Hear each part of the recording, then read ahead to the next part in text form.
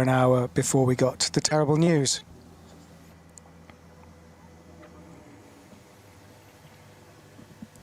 And now our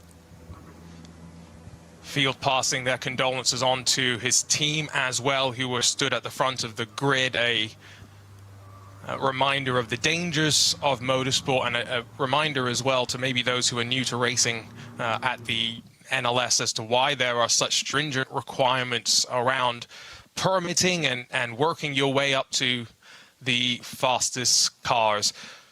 So focus then on the race that we do have today, because as we did mention, it's preparation for next month's 24 hours of the Nürburgring, Neil, but with some track running lost yesterday, specifically into the night, where, you know, some drivers would have appreciated some experience of what it's like navigating through the green hell without any external help and only with the headlights. Now it's more just about working through processes, getting through data, and maybe just making sure your car is ready to go for next month.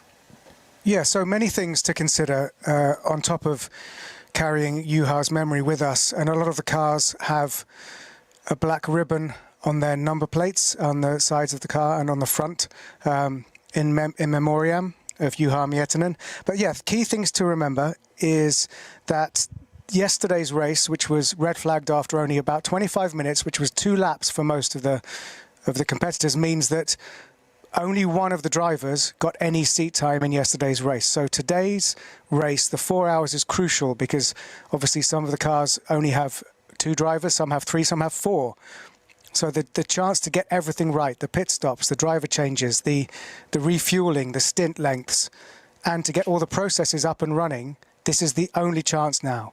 This 4-hour race, so this build-up now is to a formation lap. There will be, yes, it's a 25-kilometer, 15-mile circuit, but these cars do a full formation lap and then come around for a rolling start in grid formation to start this race. So this next 4 hours and 20 minutes is absolutely critical for everyone who intends to compete at the 24 hours, which is in exactly a month's time here at the Nordschleife Nürburgring. In some ways add 20 more minutes on as well, because once the checkered flag flies, there's, you know, time for everyone else to finish their lap, and you're allowed 20 minutes after the first car has crossed the line to finish your own race. So if you're having some issues limping the car back around, that's your 20-minute sign to make your way back to the checkered flag. For those that got the national anthem, let's get ready to go for the 5th NLS race this year.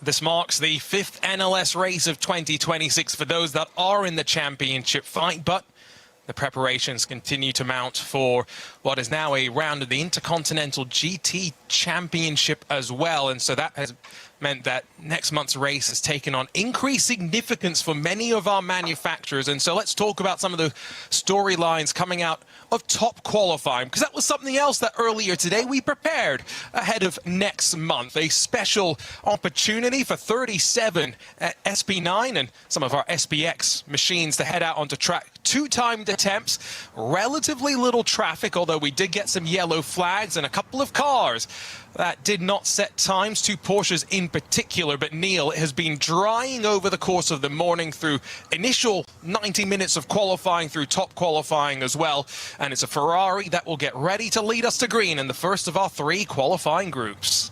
Yes, so if you're just joining us now and you missed qualifying earlier, it was thrilling. And yes, the Ferrari of Vermeulen got pole. Lucas Auer in the Max Verstappen car is in P5 on the starting grid, so 1 place better than started yesterday. And of course, you're saying it's NLS 5, but technically now this will only be the 3rd race of this series. So really, you know, limited running for a lot of the field. And conditions were damp, let's just say, this morning for qualifying. But luckily, while it is chilly, I mean, it's 10 degrees, or if you do Fahrenheit, that's about 50 degrees. And the track is, well, still, it's dry, you know, pretty much dry all the way around. But you can see it's overcast and humid, and only pockets of sunshine as the clouds drift across this Nordschleife. And don't forget, this is on a huge scale. This circuit is unlike any other circuit in the world. So you can leave the pit lane now in bright sunshine, and you could, probably not today, you could hit snow when you get to the top of the carousel. But it is a tricky circuit to predict what you're going to come across corner after corner, even notwithstanding traffic of the huge field and the different groups that will set off on this formation lap. You know, you could very well still have a sprinkling of snow at this time of year. You never say never in the varying microclimates that surround this wonderful track. 3 starting groups to be split by around 5 minutes, and in this first of the groups, which is just heading out through the longer Grand Prix section. Remember, this is the first time this season that we run the same track layout that will be used next month for the 24-hour race. So that means we cut the Mercedes-Benz Arena, where there's some machinery that is instead sitting in the place of where we would go racing, and run all the way down to the very bottom of the Grand Prix track, climb up through the Michael Schumacher S in towards the back half of this Grand Prix lap before you round the left at the Sabine Schmidt curve and duck down onto the Nordschleife. I was stalling slightly, trying to see if I could figure out, there, I found the right page. About 42 cars entered this weekend in this first starting group. That's likely come down through attrition from various bits and bobs, but 41 cars in Group 2, 49 cars in Group 3, which are the production cars. And Neil, because they start almost 10 minutes behind the SB9, the GT3 machinery, effectively, by the time the fastest cars are finishing their first lap, they are catching up to the slowest cars on the track. Yeah, and crucially, we know we have a lot of hardcore fans, and there is many high-level motorsport happening around the world. So we really appreciate you joining us for this extraordinary race we're about to get underway. But yes, so once the cars start to reach traffic, which, as you say, could happen on the beginning of the second lap, the crucial thing to remember is one of the many unique things about this race series and this race track and its specific set of rules is that the onus is very much on the approaching driver, the faster driver, to carry out a clean overtake. Yes, there are blue flags. Yes, the slower cars need to be aware that the faster cars of the different class are coming up behind them, but they don't need, the onus is not on the slower group, the lower class, to get out of the way. The onus is on the passing driver to make a clean pass. So that's something a little bit different among all the other different things you need to get your head around when it comes to racing the circuit, which is why you have to have a very specific permit, which Max Verstappen had to get to be allowed to race in this series. And it is because so much about this race and this race series is unique to this circuit. For example, yesterday's tragic incident was very, very rare for us to see a red flag. What will normally happen if you're used to other racing series is around this circuit you'll get slow zones. You'll get code 60s, you'll get yellow flags, but you will see recovery vehicles on track while the race continues. So it is drilled into all these drivers that you have to respect all the signals from race control, because otherwise you will lose your license. And we saw that already this weekend. A driver having their license revoked for breaking the specific Nordschleife rules. So plenty to get your head around in this unique style of racing. Well, as the SB9s head out to the Nordschleife, they have seen one of their contingent head down to the pit lane. It's the 35 Trinity Solutions Aston Martin Pro-Am machine, intended to start that car. In fact, never mind, that was not actually sent over to us in the list of starting drivers. Let's run through the starting grid, though, for the very front of the field, as slowly but surely all three of our groups are beginning to warm up the tires and heading out on the adventure into the unknown. That is a formation lap at the Nürburgring Nordschleife. After a great effort in qualifying, the only Ferrari in the field, the realized Condor Racing with Rinaldi at number 45. Thierry Vermeulen punched in an 8:10.275, but it will be Dennis Marshall that leads us to green alongside the Gamotta Racing BMW, just 1,000th of a second slower, around 25 plus kilometers of racing and 170 corners. Less than a blink of an eye is what covered them. Starting that car is going to be Moritz Krantz, while in third in the Scherer Sport Audi, it will be Christopher Haase, who did also qualify that car. He starts, and alongside on row 2, Thomas Preining in Grello. He splits that car with Matt Campbell, while starting in 5th position, lots of eyes will be on Max Verstappen, who does indeed take to the green flag today in that Mercedes-AMG Team Verstappen Racing, powered by Windward Racing entry. Alongside of him will be a lot of storylines. Adam Christodoulou starts the Pro Sport Racing Mercedes-AMG. However, in that car is also Chris Lullum, who Verstappen fans will recognize that name as a long-time sim racing teammate. Lullum and Verstappen combined to win NLS 9 last year, and Lullum getting ready for a crack at the 24 Hours next month. 7th will be the Mercedes for Schnitzelham Racing. Alongside of them, it's the Porsche for Loesch Motorsports by Black Falcon. That's another pair of Pro-Am entries just inside of your top 10 overall. While behind them, the Mercedes-AMG Team Ravenol. They've got alongside of them Black Falcon Team EAE. That's the top 10 in your SB9 class, but we don't want to just focus on SB9. There are so many different classes to work through, and that's what makes this so interesting. In that leading group as well, as our German TV colleagues get the chance to we had catch up since with the qualifying, where the number 35. Let's listen in. Is completely gone. We've determined on the grid, on our way to the grid, it was already cutting itself, so no power. The steering wheel was just heavy. We determined it was, of course, way too dangerous to be racing like this. So we did the lap just to get the car here. And then, I guess, DNS, we don't understand what the issue is. We don't have a solution for it at the moment. So really frustrating, not even to be able to take part of the race, but cars one piece at least. And it happened here on the formation lap, not well in the race, which I think is a good scenario. If you say you don't know, or you guys don't know what the exact problem is, there's no chance of seeing you guys on the track today. Yeah, I think it's on for us. Yeah, we have to come back for 24 hours, hopefully figuring everything out. But for the time being, yeah, that's our race done. Sorry for that, and best of luck to get the car back for the 24 hours race. Thank you very much. Zurück zu euch damit.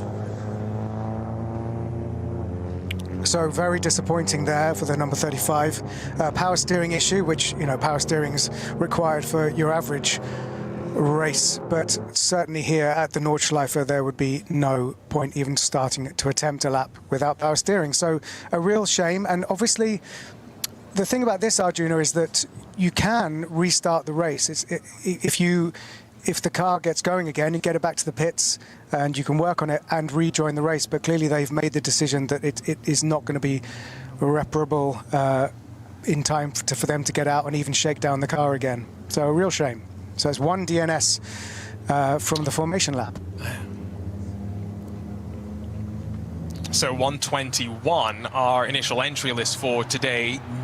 now becomes 120, and you know that attrition always plays its part. But you go back to the shakedown part. What makes this track so unique is that because it's a public road, even if you have an issue, you may not want to limp the car back around on the track itself. But if you can pull off at the appropriate point, find a connector to one of the other public roads around, you can maybe meet up with your team, or maybe even drive it back to the paddock on a flatbed potentially, get it repaired there. Maybe not so important today, Neil, but when we go racing for the 24 hours, that's where the spirit of endurance racing, as I always say, comes in crucial. Exactly. You've got to, it's called endurance for a reason, because you have to endure. And it's always been the sort of classic test of cars, that the race-to-road technology, which is what motor racing and endurance racing has always been about, is fixing it and getting it going again. So if you can do that for the 24s, then this is where to test it out in the 4 hours. So quick rundown through some of the other class pole sitters, by the way, as remember, we've got plenty of classes of competition. In the first starting group, there's a couple of entries that we'll call out.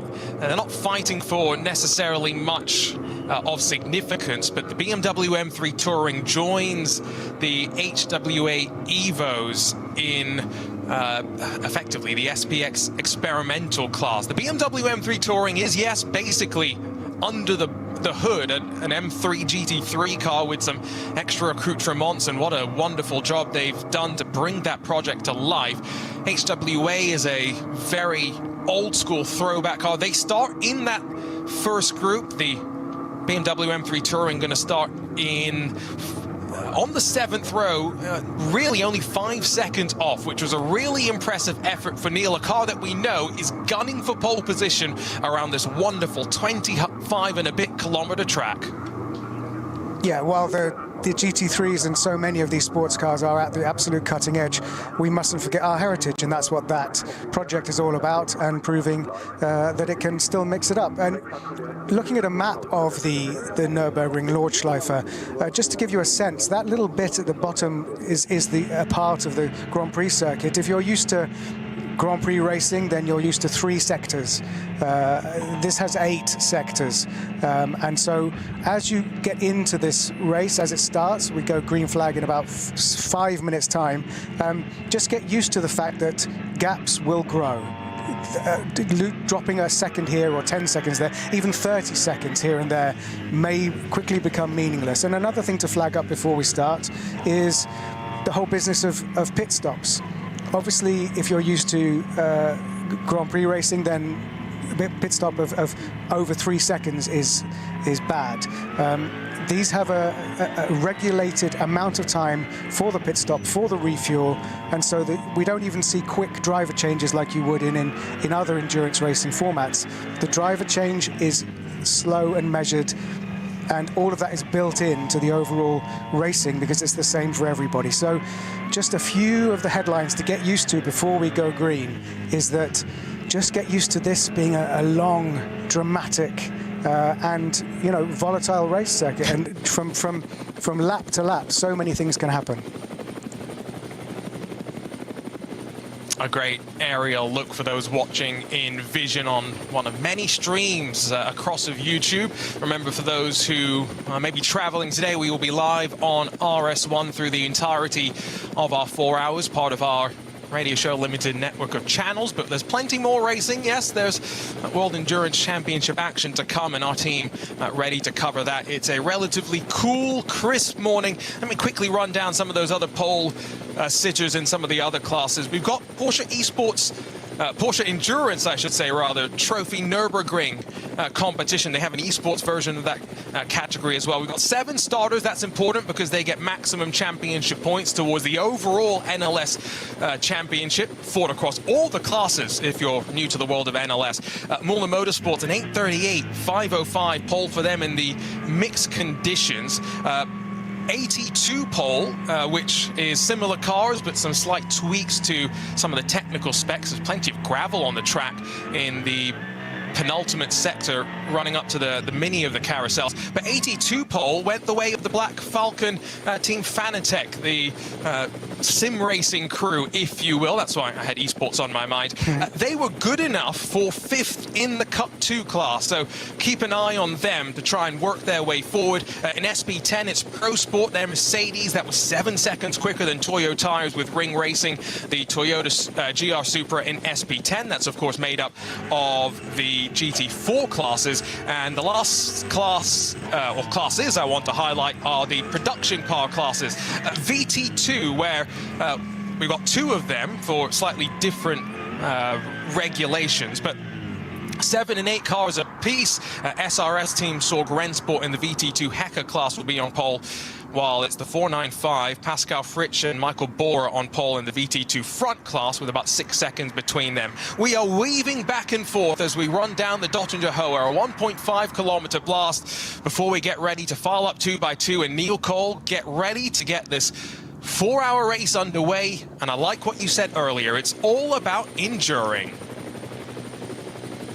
Yeah, and the body language of all the cars trying to get some warmth into those tires. The first real chance to get those slicks gripping to the tarmac, and such a changeable surface.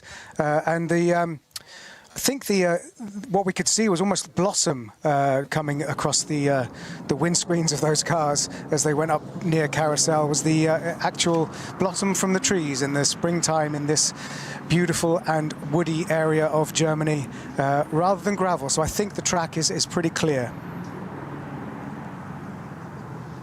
It's a good sign, and it's a reminder as well that we are springing into the most glorious time of the year. Summer for race fans is always great, Neil, and it's still chilly, like we said, 11 degrees Celsius in the air, but that's always great for the cars themselves in the second race of the Ravenol ADAC 24 hours of the Nürburgring qualifiers.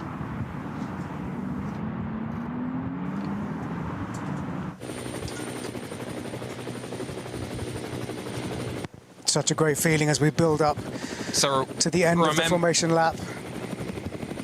The cars building their way up, checking everything, a last chance to fully make all your final checks, because when they hit the start line and the flag goes green, and the safety car will pull off, we will be racing at the Nordschleife.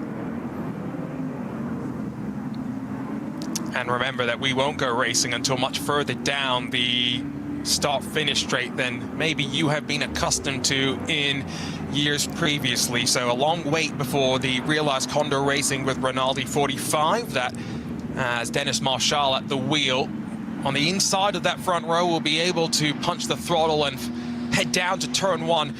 And again, remember, we're running the full 24-hour layout. That means we don't run the Mercedes-Benz Arena. Instead, we shortcut left straight out of turn 1 and run a slightly longer run through the Grand Prix loop. A final dress rehearsal, if you will, today.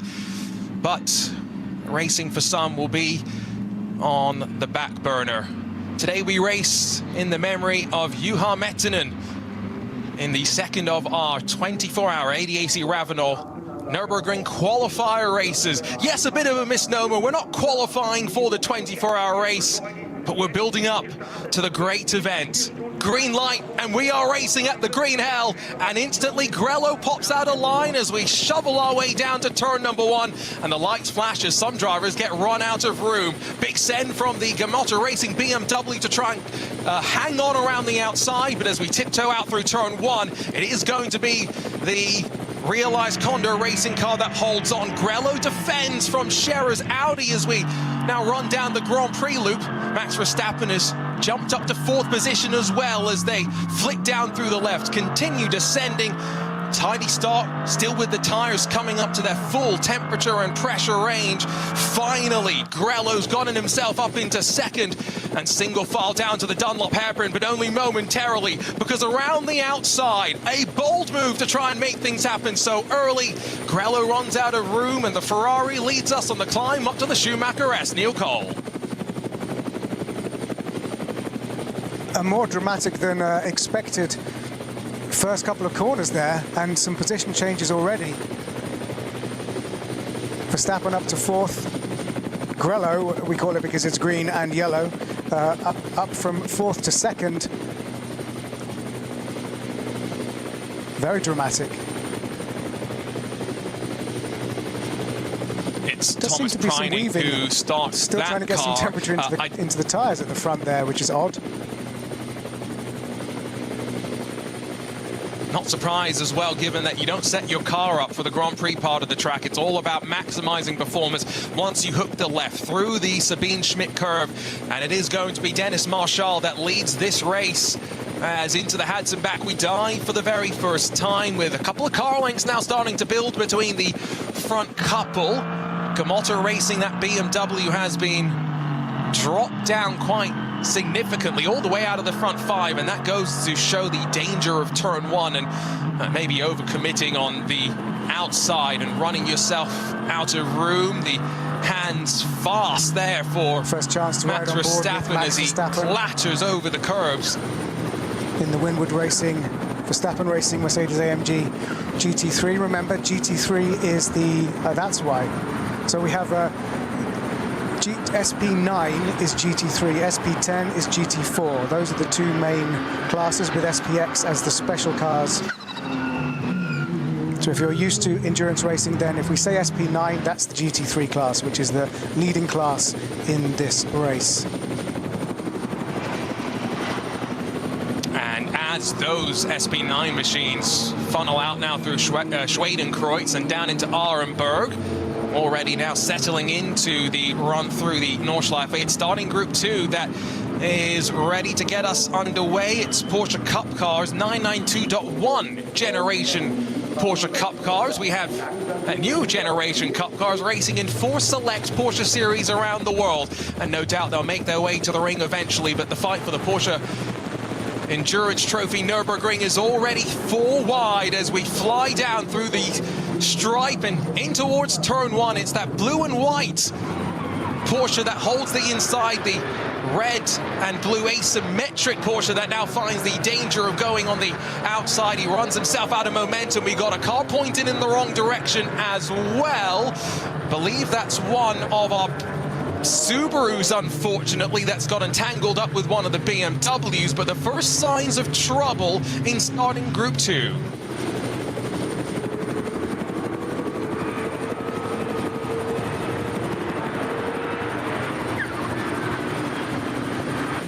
Down to the Dunlop hairpin, they continue in the second group.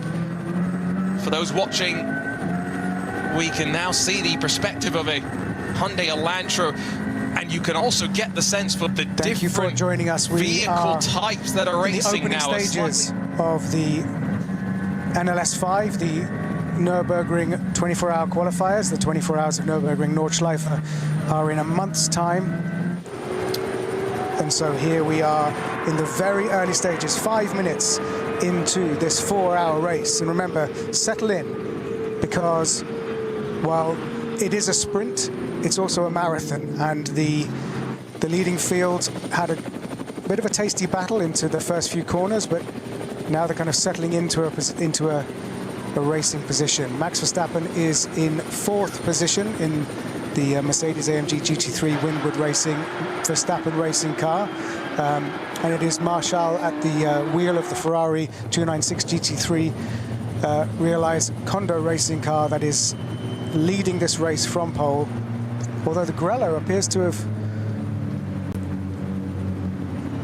taken the lead. I'm just trying to see from the pictures here, while we await the third group to start the race. It's still the Ferrari for Kondo Racing that leads as they head off to the carousel. Remember, the third starting group starts effectively 10 minutes or so behind, and so they won't get much more than one clean lap before the traffic is all on top of them. Third and final starting group has a 120 car field, already with one car, remember, having headed down to pit lane. Our SB9 field slightly reduced in numbers. A BMW on one side of the starting grid, a TCR on the other side of the starting grid. As the third group gets underway, that TCR gets a big launch courtesy of the extra power, while the BMW M2 Racing tries to defend. We've got all different production cars now, remember, trying to fight with each other. Group 2 had a bit of a tangle as they worked through the slither of the left-hander at the bottom now of this turn 1 and 2 sweep back, but the slower cars navigating through safely, tiptoe their way through. A big send from one of those red BMW 330i's, I believe, as onto the brakes hard, continuing to descend down the hill. And now you can continue to see the gaps continuing to grow as they settle into their rhythm. The SP9 cars, they are right around the Stefan Beloff S's right now, and that's going to mean short run in through that mini carousel and out through Galgenkopf. Such a hard corner sometimes to judge. It requires patience. You stab on the throttle, you get it wrong, and then you're off throttle, understeering out wide and into the grass. Already a 0.8 of a second lead now built up for Dennis Marshall. Our timing is clever enough to eliminate these gaps in the starting groups, so it's finally just clicked through that we've got about 10 seconds covering 17 of our SB9 machines. The BMW M3 Touring is also included in that mix, but the Audi sits in the draft of Grello. Closing is Christopher Haase and Thomas Preining as they rise to the end of the Dottinger Hoa in towards Antonius Bucher. And he'll pull alongside, and this is where side drafting plays its part. You can see him pull to the left side of the track, try and avoid Preining, pulling alongside, disturbing the air and slowing that Audi down. But no matter, the Scherer Sport machine through to second, and Neil officially now will come through the final corner and realize Condor Racing with Rinaldi have converted pole position into the lead of this race. Yes, and that's a classic overtake that we will see many, many times during the course of this race, because there's no push to pass, there's no energy recovery, there's no extra power that they can put into the powertrain or the engine to get an advantage, and no DRS. This is simply racing skill, aerodynamics, and reading the road ahead of you. Although there was the Max Verstappen seemed to have worked out a hack about the optimal distance behind the car in front, even through corners, to continue to get aerodynamic efficiency to build up to an overtake. So I wonder if he can deploy that during his first stint here before he hands back over to Lucas Auer, who put this car in 5th on the grid, and the car is now in 4th. And as you can see, Max Verstappen is now putting himself in the optimal position behind that Porsche car number 911. But as you quite correctly pointed out when we were rolling on the formation lap, blue flags, unlike what Formula One viewers may be traditionally accustomed to, are not the pull out of the way and get out of my way sign. Instead, they are just informational, and that's where indicators, yes, the same things that you use on the road to try and communicate to those around you on your highways and interstates that you're trying to change a lane, well, they are crucial to the communication between the cars when we get into the midst of that traffic. The slower cars will use them to indicate which direction they're going to go, and similarly, some of these faster cars will try and use them to say which way they want to go. Mistake, uncharacteristic from Thomas Preining, and it almost allows Max Verstappen to squeeze alongside in through the Hudson back, out wide over the curb. It unsettled the Porsche, and now Verstappen staring up the gearbox of the Porsche 911 GT3R Evo. And that's the crucial thing here, is that there's so much about momentum on this circuit, is if you lose a couple of tenths through a mistake going a little bit wide, like we saw the Grello Porsche, then that can carry on for the rest of the lap. You'll be slightly on the back foot, and here we go. Are we going to see an amazing overtake up into 2nd place from Max Verstappen, because he is continuing to capitalize on that slight mistake earlier in the lap? No yellow flags on the track just yet. We'll keep you abreast as to where those develop and maybe where code 120s and 60s build through there. That was, by the way, for those who are watching, one of the most amazing camera angles I've ever seen in motorsport. We were literally inside, behind the grille of the Mercedes AMG GT3. They found a way to nestle a camera in there, and it gave you a great perspective of being down close to the road at speed through Schwedenkreuz, which is one of the most precarious points on the track. Verstappen's going on the offense. In front of him, Christopher Haase. Let's not forget, Verstappen and Haase had a great tussle between the two of them a couple of weeks ago. Haase's really pressuring Dennis Marshall in that Ferrari as they head into the first real switchback sections of the Nürburgring Nordschleife. Yeah, we've got several battles right up at the front, and of course that will be being repeated out of vision right the way through the field. A note that Mikel Azcona in the touring car class has pulled into the pits, so that's way too early for it to be a standard pit stop, so that's a shame for one of our internationally known drivers. We hope that they will be able to get out successfully. But yeah, these battles out the front, and as you said, that grille shot, that onboard camera from the front of Max Verstappen's car will, I'm sure, be doing some rounds on social media later today. There's very much. I come from the world of sim racing, as you know, some of our RSL listeners may know, but that is right up there with sim racing camera shots. Race controllers, no one will be surprised to hear, are investigating the start for Group 2, so the Porsche Cup cars, where we saw some of that tussling further down through the field, including that Subaru that was pointed in the wrong direction. Very much under review. Climb the hill, though, out of Bergwerk, one of the most important corners on the track. Ferrari almost looks like it might be a sitting duck as the Audi breathes closer and closer. Jinx one way, then the other. It's forced to the left, not quite into the grass, but nothing Dennis Marshall can do as Christopher Haase in the Scherer Sport Audi started a little bit further down than maybe he would have wanted to, but in towards Bravery, sweeps through to the lead as we hit traffic for the very first time. Timed that to perfection. It was an absolutely clinical move, and as you say, to get it done just before they start to come upon the back markers for the first time. Brilliant overtake. Verstappen through, and Verstappen, Neil, through on Thomas Preining as well. He is hunting to try and make his way past that Ferrari as well. But the problem is, as you rise to the highest point of the track here towards Hoa Act, it becomes very, very difficult to find your way through. It is single file at best through here, and that's why traffic management is so important. Lucas Auer, when he was qualifying this number 3 Mercedes AMG Team Verstappen racing car yesterday, got involved in some contact with one of our slower cars and got a grid penalty as a result.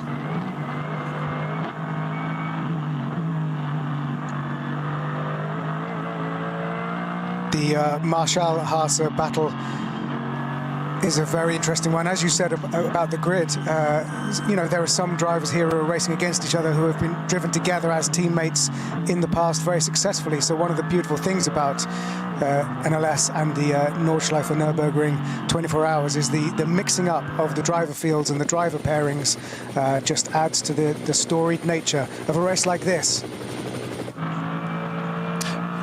Neil, we've got to move. Verstappen bullies his way forward. He saw his chance in traffic, and Dennis Marshall is dropped to third in through Flansgarden. That was clinical. That was clinical, and up to second for Max Verstappen. Ooh, I had to breathe in a little bit as we watched that happen, because they were doing it. Max was doing that while navigating traffic, while navigating the Nordschleife. You know, chapeau. That was kudos for that move. And up into second. And so now his next target, Christopher Haase. We're in for a repeat of NLS2. Remember that the Verstappen Racing Mercedes ran by Windward Racing, unfortunately lost the win post-race for using too many tires, and I have no doubt that they will be not making that mistake anytime soon. Back onto the Dottinger Hoa we go, second lap about to be complete. And how big will the gap be between Christopher Haase and the chasing contingent behind? It's not just these four that we've been focused on so much, but Mirko Bortolotti in the best of the Lamborghinis for the Red Bull team apt. He's slowly been closing on the back of Thomas Preining as well, and Grello is looking vulnerable. Draft played out as we run up the hill, continuing to climb before you drop down into this final complex. Bertolotti's going to run out of time, but Lamborghini's looking good as well, and so it's an Audi that will lead from a Mercedes, Ferrari, Porsche, Lamborghini. 5 different manufacturers at the front with 17 or so minutes complete in our second qualifier race of the weekend. Yeah, it's a real matter of pride, isn't it? That there's so, you know, the key German manufacturers that are famous for success, but then you've got your Lamborghinis, your Ferraris, your Aston Martins, all try, and McLaren to topple the German brands at home.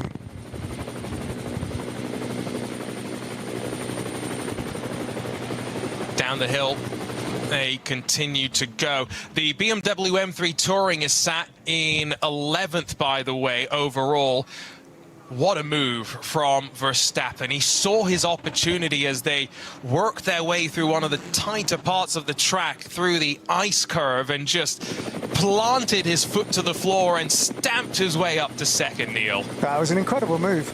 There didn't seem to be a gap, and I don't think the car in front of him thought that there was a gap, and that's where such a skilled driver and the instinct and precision of being able to squeeze that Mercedes into that gap where there didn't seem to be a gap is exactly why Max Verstappen is a 4-time Formula 1 world champion. But it's a very different skill set, I would argue, racing these sort of scenarios with traffic as compared to Formula 1, and maybe that's where his iRacing experience, and he's run some of the digital Nürburgring Landstracken Series races. I remember commentating on one of those going on 2 or 3 years ago now, where Verstappen was teamed up with Rudy van Buren, and kind of that effort was the catalyst for a change in the DNLS rules, where now those that are successful in that championship earn some progression towards their Nordschleifer permits in the real world. If you needed any further proof of sim racing's ability to develop talent, well, look no further than both what the Nürburgring Landstracken Series are doing, but also Max himself. He is hungry as they drop down on the run towards Flugplatz. The lights flash, the mental mind games are being played. Verstappen, no stranger in the sim racing world, I have no doubts, to using that headlight button plenty. Yeah, and it's obviously, you know, if you're the car in front, it's a distraction. These guys have got an incredible mental ability to put distractions out of their minds, and otherwise, you know, most of them wouldn't be able to go racing today after yesterday's tragic event. So that is one of the tools that Max and the drivers can use to try and break the concentration of the car in front, but you have to, you know, you have to try a little bit harder than that, I would say.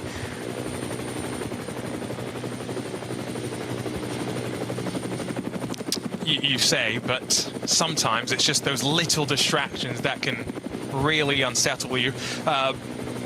Back through the traffic, up through Unnah Forest, where those curbs can help you rotate the car potentially, but now it's Verstappen that gets balked behind. I believe it's one of the Porsche Caymans. He blocks the path of Dennis Marshall all the way to the right side of the track in that realized Condor Racing Ferrari. And now slow that momentum once again in through Metzgveld down towards Kallenhard. The gap at the front, though, doesn't really grow as a result of that. The give and take of traffic, even though the number of cars over the years may have slightly reduced, by no means has quelled the challenge of traffic. Mirko Bortolotti might have used that traffic to pass Thomas Preining, because Thomas Preining is starting to lose ground. Hand over fist, probably sits close to 6 seconds adrift from our race leaders.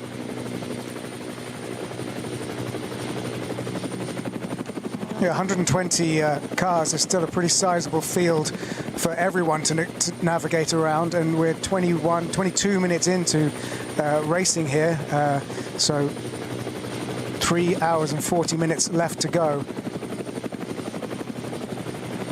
There'll be many, many passes of different classes.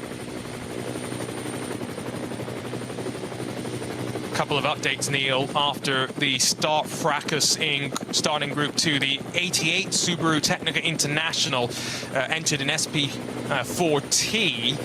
That has entered the pit lane, and I don't believe it has left just yet. Also, one of our BMW M240i's, the number 665, has been pushed back into the garage, so that's a slightly worse sign, I would say, that the crew needing to make some more significant repairs on the Gitti tires. Motorsports by WS Racing, one of our Permit B cars, so laps important for them as well. Our SP9s fully breathing now as they continue to climb, working their way towards the Caracciola Carousel, with Christopher Haase enjoying a couple of car lengths over Max Verstappen. And as much, Neil, as yes, you know, we're not talking so much about managing batteries and things. We shouldn't forget that they're still managing tires, managing fuel, and managing traffic. There are elements of management in sports car endurance racing. It's not just 24 hours of an all-out sprint, as much as maybe some sometimes believe.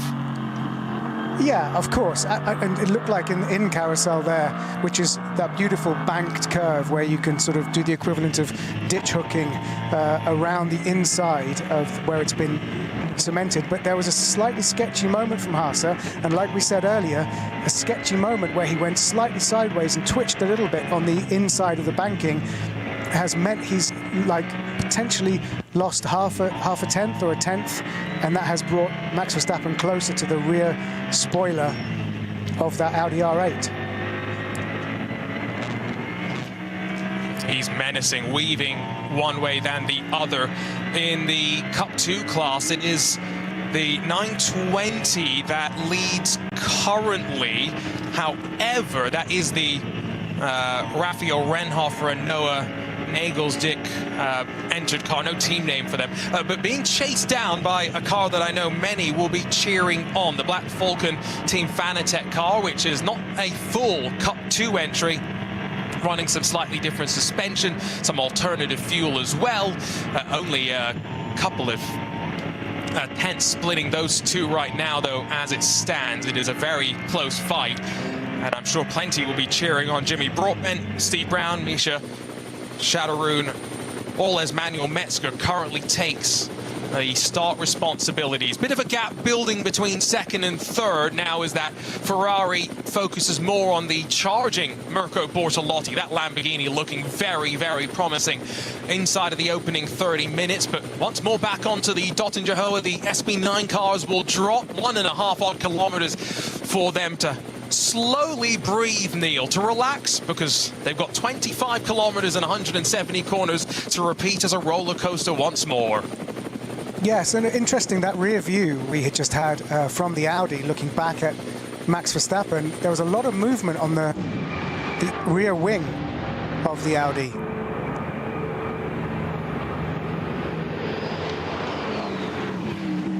Lots of airflow, I think there's no question about that, and see the disruption sometimes when they sit in the draft. It's always interesting, the fluctuations. Mirko Bortolotti breathes past Dennis Marshall as they crested over the top of Antonius Bucca and dropped down in towards Tiergartens. That's third now that swapped hands, and the gap at the line that Mirko Bortolotti is now trying to close up to the top two is going on about 2 seconds. A half-hearted look from Verstappen there as they drop down into turn one, but let's be real, Christopher Haase is a wily veteran. He will not be fooled by that.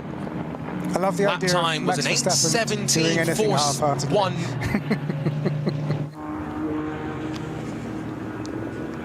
It's the mental mind games at play.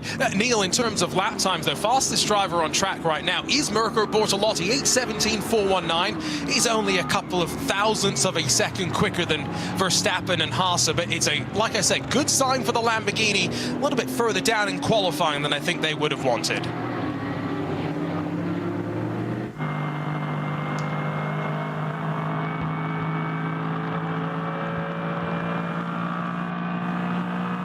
back up through the Schumacher S. They work.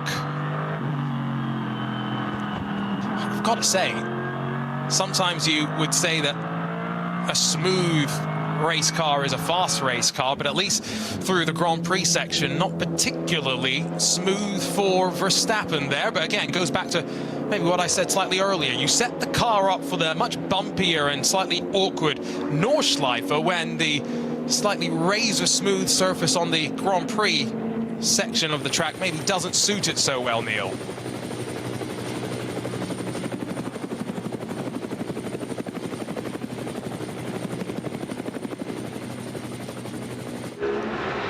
Back down into the Hudson back. Our race leaders go. Remember, Thomas Preining had the moment into Hudson back a lap or two ago. Since then, continuing to drop back. Now sitting 5 seconds off the lead. Let's give you a quick look at what happened first, though, for one of those close moments. And indeed, actually, through the traffic, the red and gold BMW, that might be the 937, gets forced off the road on the entry down towards Flansgarden. Very fortunate that wasn't worse. Yeah, a very expensive lawnmower for about 3 seconds there.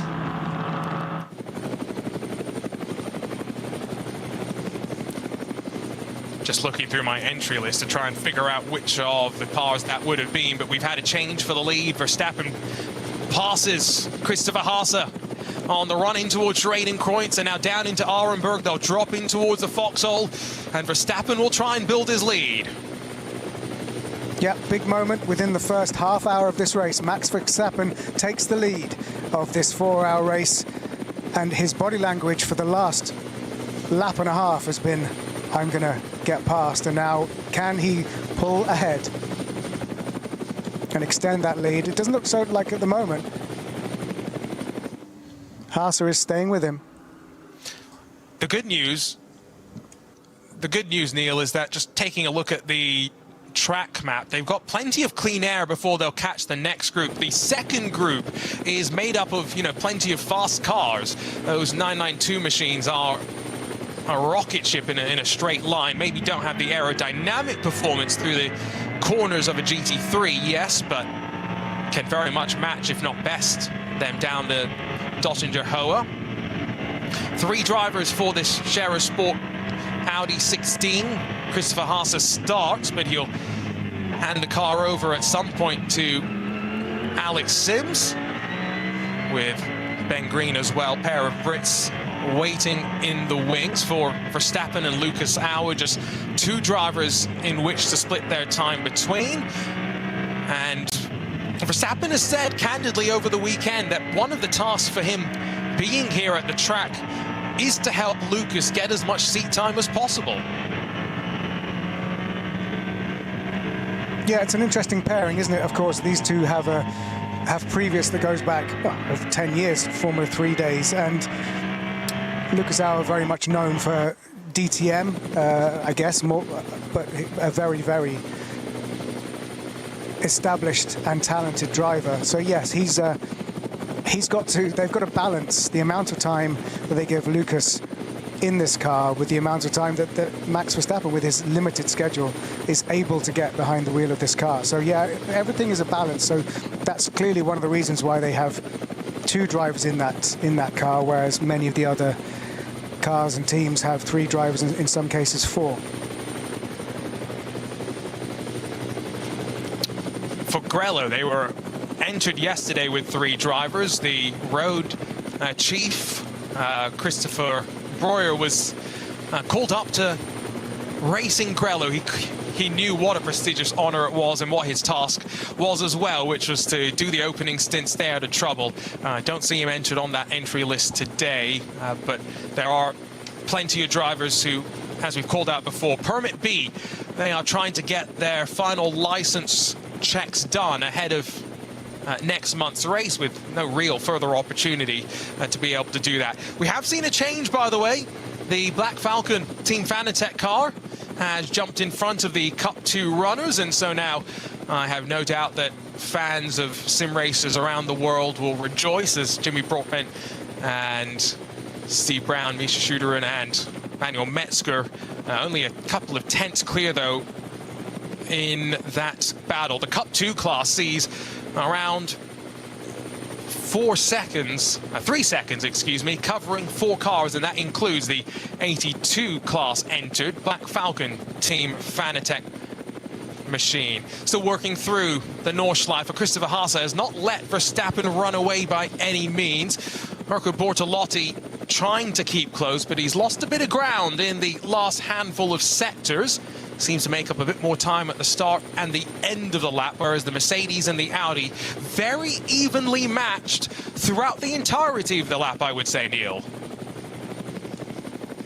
Yeah, very evenly matched, very similar style of driving, but, you know, 0.6, 0.7 of a second is the gap, Verstappen to Haase, which is a little bit bigger than it was the other way around, if you see what I mean. That when Verstappen was behind Haase, he was much closer than that. So this is a reasonable gap, and he's probably just about outside of getting any kind of draft or slipstream on Max. So a little bit of a chance for Max, at least until they come upon more traffic, to extend the lead and get into his own rhythm without having to worry about a car in front.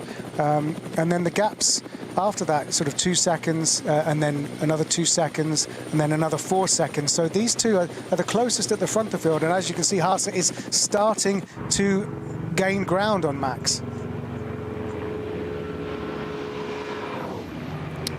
Trying to figure out where these drivers may decide the fight isn't worth it, but Christopher Haase decides long way around, down in towards Tiergarten, around Antonio Spuka. I'll try it. Max Verstappen says, no thank you, I'll hold on as we close out the 3rd lap of this race. Remarkable racing, and again, cast your mind back to NLS2 when these two tangoed plenty as well. Verstappen punches in an 8:10.453, a new fastest lap of the race, and everyone behind is a couple of seconds off. These front 3 drivers, Bertolotti included, the class of the field right now. Slight slip up from Christopher Haase, deep on the brakes through the opening switchback, and Verstappen opens up that gap slightly.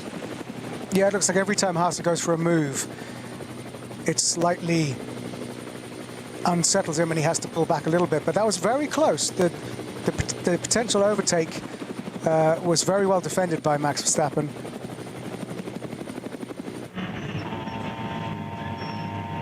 There's been car off the track, the 651 BMW, so slightly misidentified that number, I believe, down at Flansgarden, but for the Adrenaline Motorsports team, Manhattan Wheels, 4 drivers at the wheel of that BMW M240i Racing Cup car.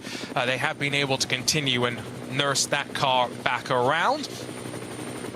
Back through the Grand Prix loop. Let's run you down through the top 5 in SP9, where it's the Mercedes-AMG Verstappen racing car that's only half a second in front of the Scherer Sport Audi. Verstappen being hunted down by Christopher Haase. Then the Lamborghini for Mirko Bortolotti in 3rd. The Red Bull Team Apt number 84 with Realized Condor Racing by Rinaldi 4th, and Manthey Racing's Porsche in 5th, and almost now 9 seconds off the lead. It's not often, I think, that you see someone reassert their authority on the race lead like that on the climb up towards the final corner, but Max Verstappen, maybe he's done that in sim racing enough that he trusted Christopher Haase he could do it here as well. Yeah, extraordinary. The car was a full half a length ahead, but Max just did not back off. Don't think I've seen that before.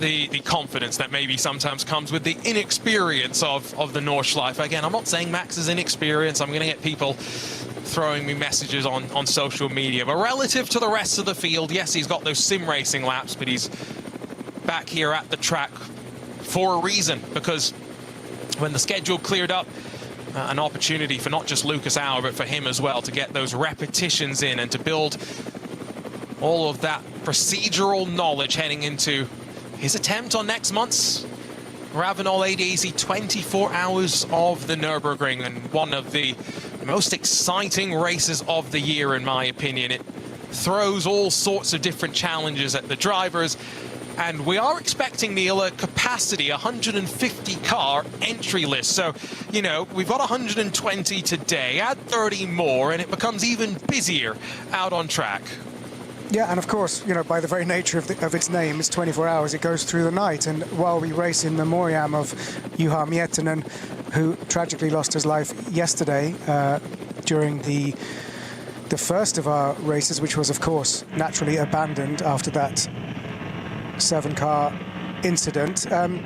One of the key things was Max Verstappen was going to race into the dark here at the Nordschleife for the first time in preparation for doing it for real in a month's time. So that is one aspect of this racing that he hasn't managed to get under his belts this weekend. But this track time, this navigating around traffic, and this taking the lead of the race and defending the lead of the race is all crucial experience and muscle memory for him.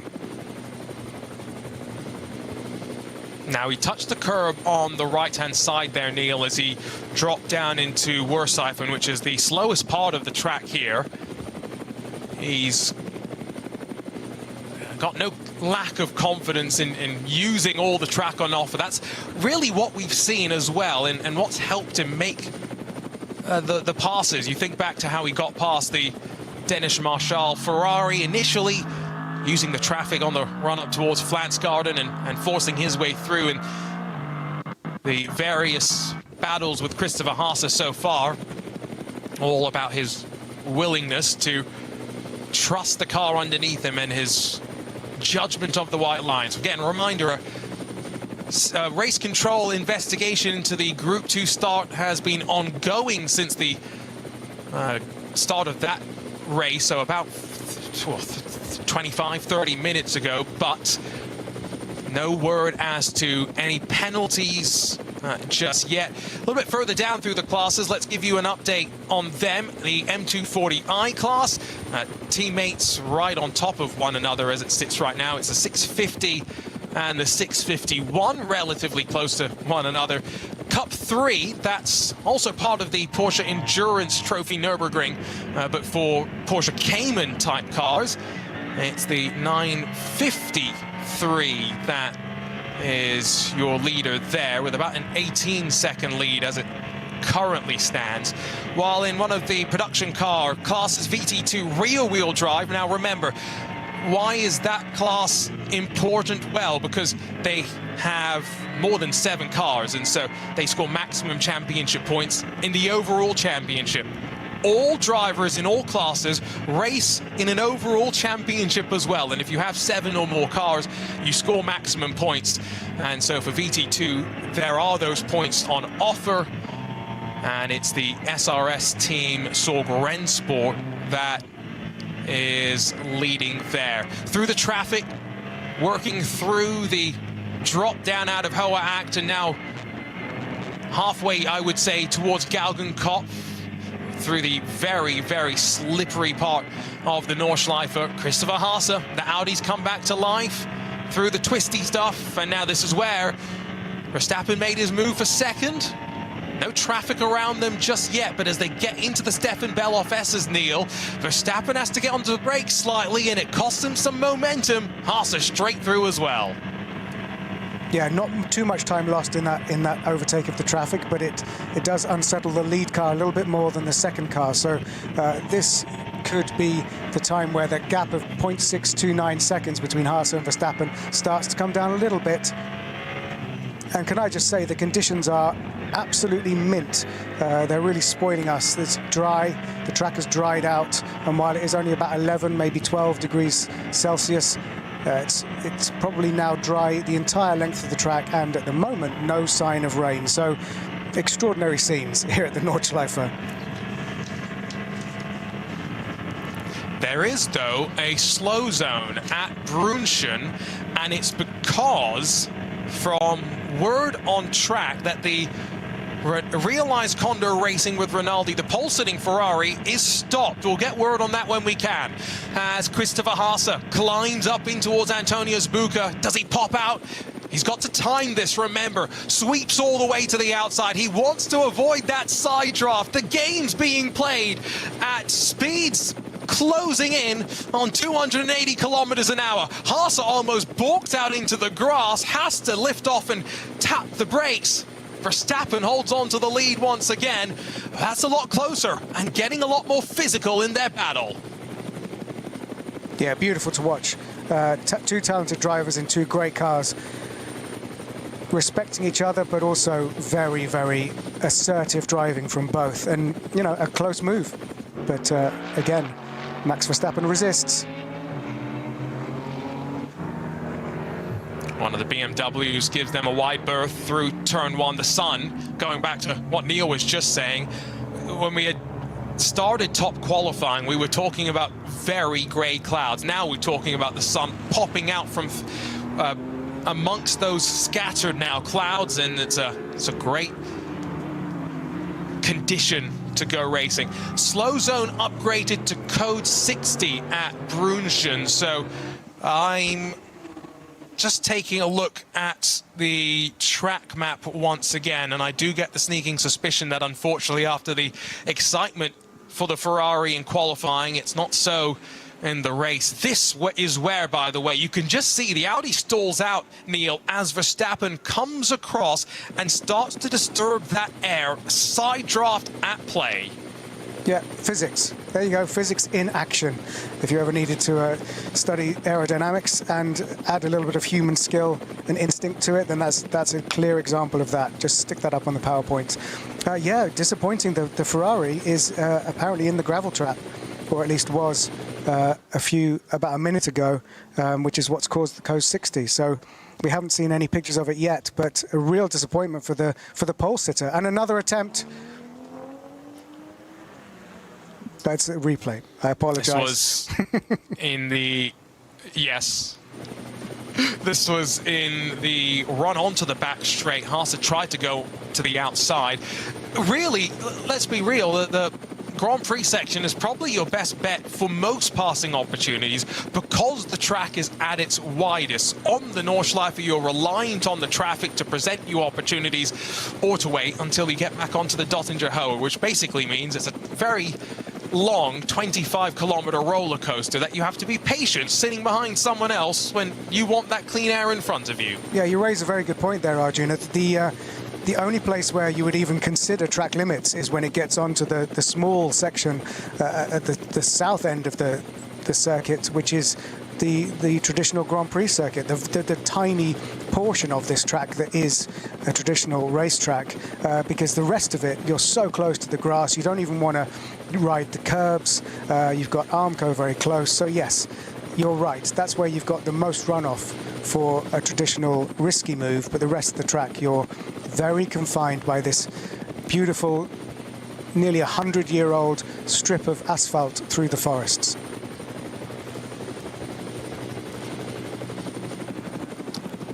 I've got to say, I have watched many a race at the Nordschleife, commentated on my fair share of virtual races in the DNLS. Trying to commentate on one of these races in the real world is one of the most interesting experiences I think I've ever had. With all the different classes, all the different storylines, trying to keep on top of what is happening. There's a whole handful of cars that seem to have had issues, but we've also had some drivers head down towards pit lane. That includes Nicky Thiem in one of the Trinity Solutions Aston Martins. The number 34 has been in and out, as well as the Halps Racing Ford. That's the number 65, which is dipped and dived with, that will be Halpt Hubert at the wheel. Does raise one of the points to be aware of, that this series has minimum pit times, and there's a website you can go on with all sorts of tables to try and understand. It's 24h-rennen.de/STAND Zeiten. The reason why I'm directing you there is because that is important for both your first pit stops of the race, but also the last pit stops of the race. Basically, Neil, there's this simple table. It's actually not that complex once you dive into it and wrap your head around it. But based on how many laps you complete at the start of the race, that will determine how many seconds you have to serve in pit lane for your first and second pit stops.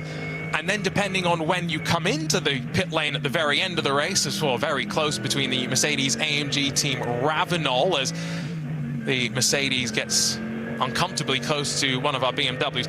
But the final pit stop, Neil, to finish the thought, you go take the minutes remaining in the race, and that will give you the number of seconds that your pit stop has to be. I love it's a brilliant thing to witness, is you trying to describe a table, which is something that obviously the teams understand. I'm sure the drivers understand, and we kind of understand it, but explaining it is almost impossible. You did a very good job. So yes, what we see from a potentially early pit stop from someone like Nicky Team is the nearest equivalent you have in this racing series to an undercut. Considering a lap is over 8 minutes long, the undercut is almost meaningless. But your strategy throughout the race depends on, as you say, when you then time your last pit stop to have enough fuel to finish the race.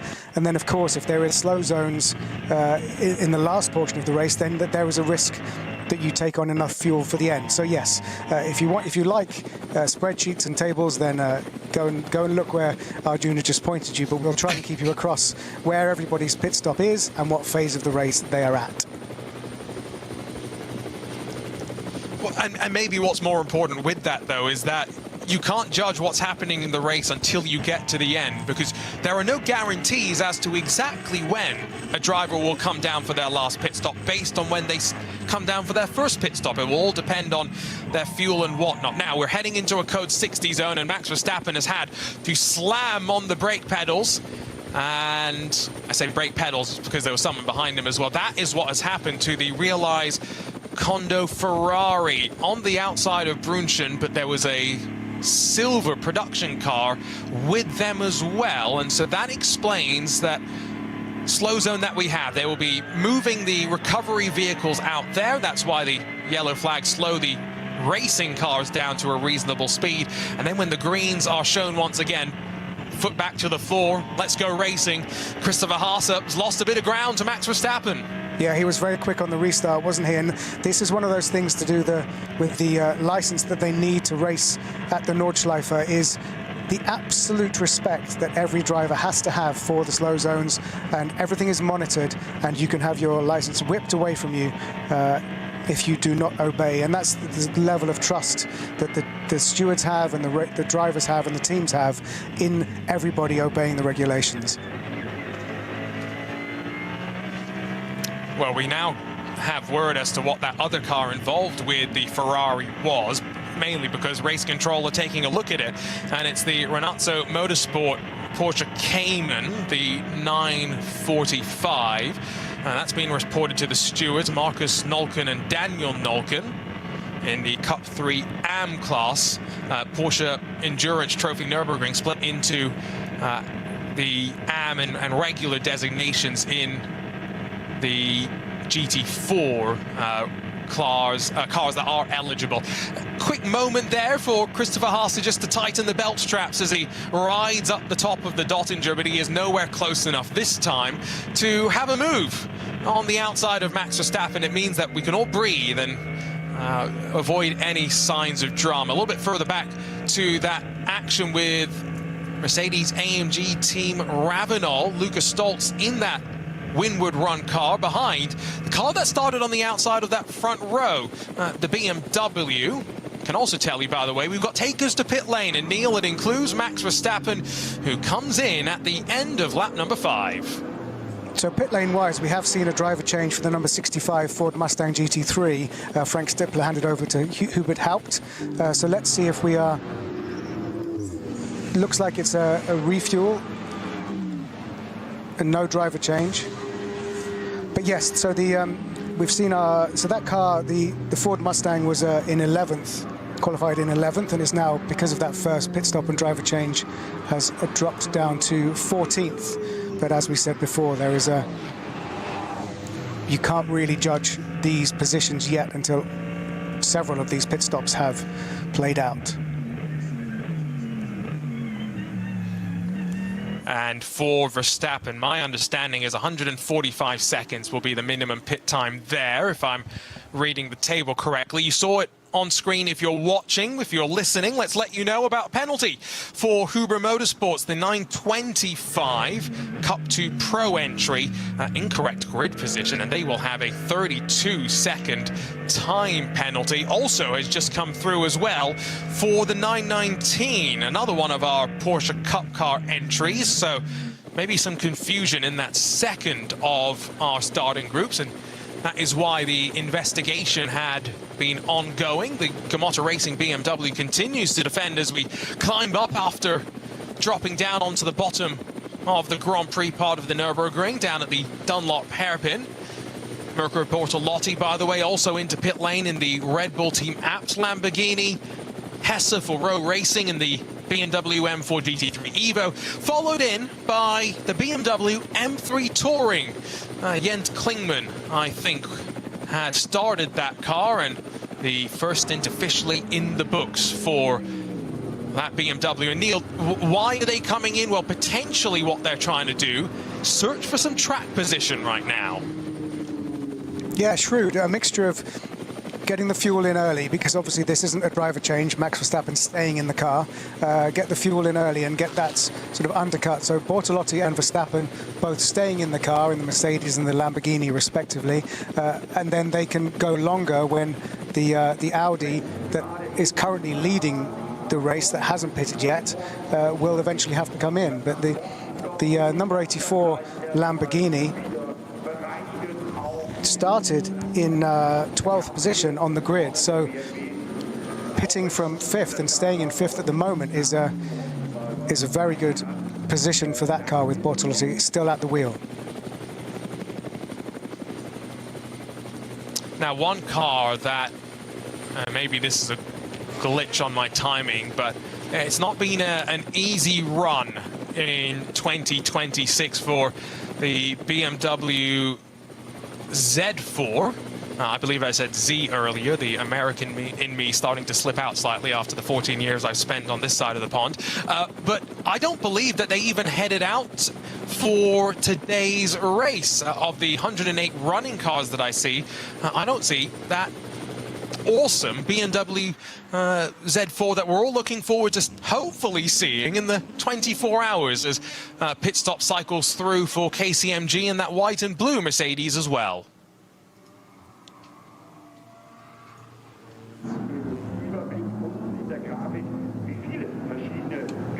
So once we start to get some more sector times,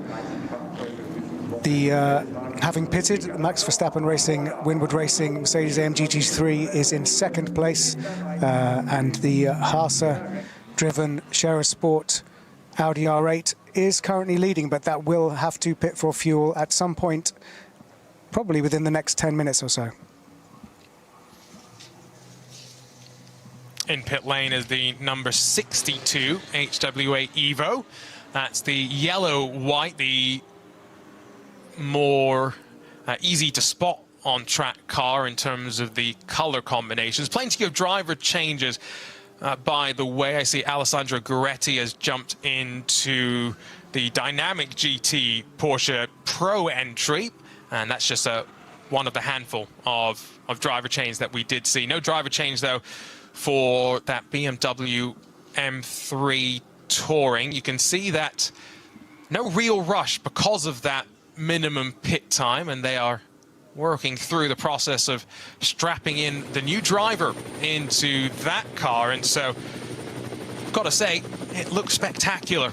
Slightly awkward dimensions when I first maybe saw it, but now that I've seen it out in full motion, especially now that we've got 2 of them in the SBX class, what a fantastic addition to this year's entry list. Climbing up out of Bergwerk in the SB9 class, Gamotta Racing still trying to fend off the blue and yellow Mercedes-AMG Ravenol powered by windward Mercedes. And this is where it does take some bravery to make a move. I'm not sure if that's necessarily what Lucas Stoltz was trying to do.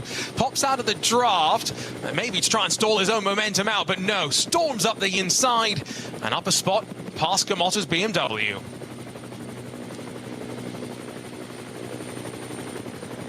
Battle for sixth there, with puts the BMW in that battle with the Mercedes.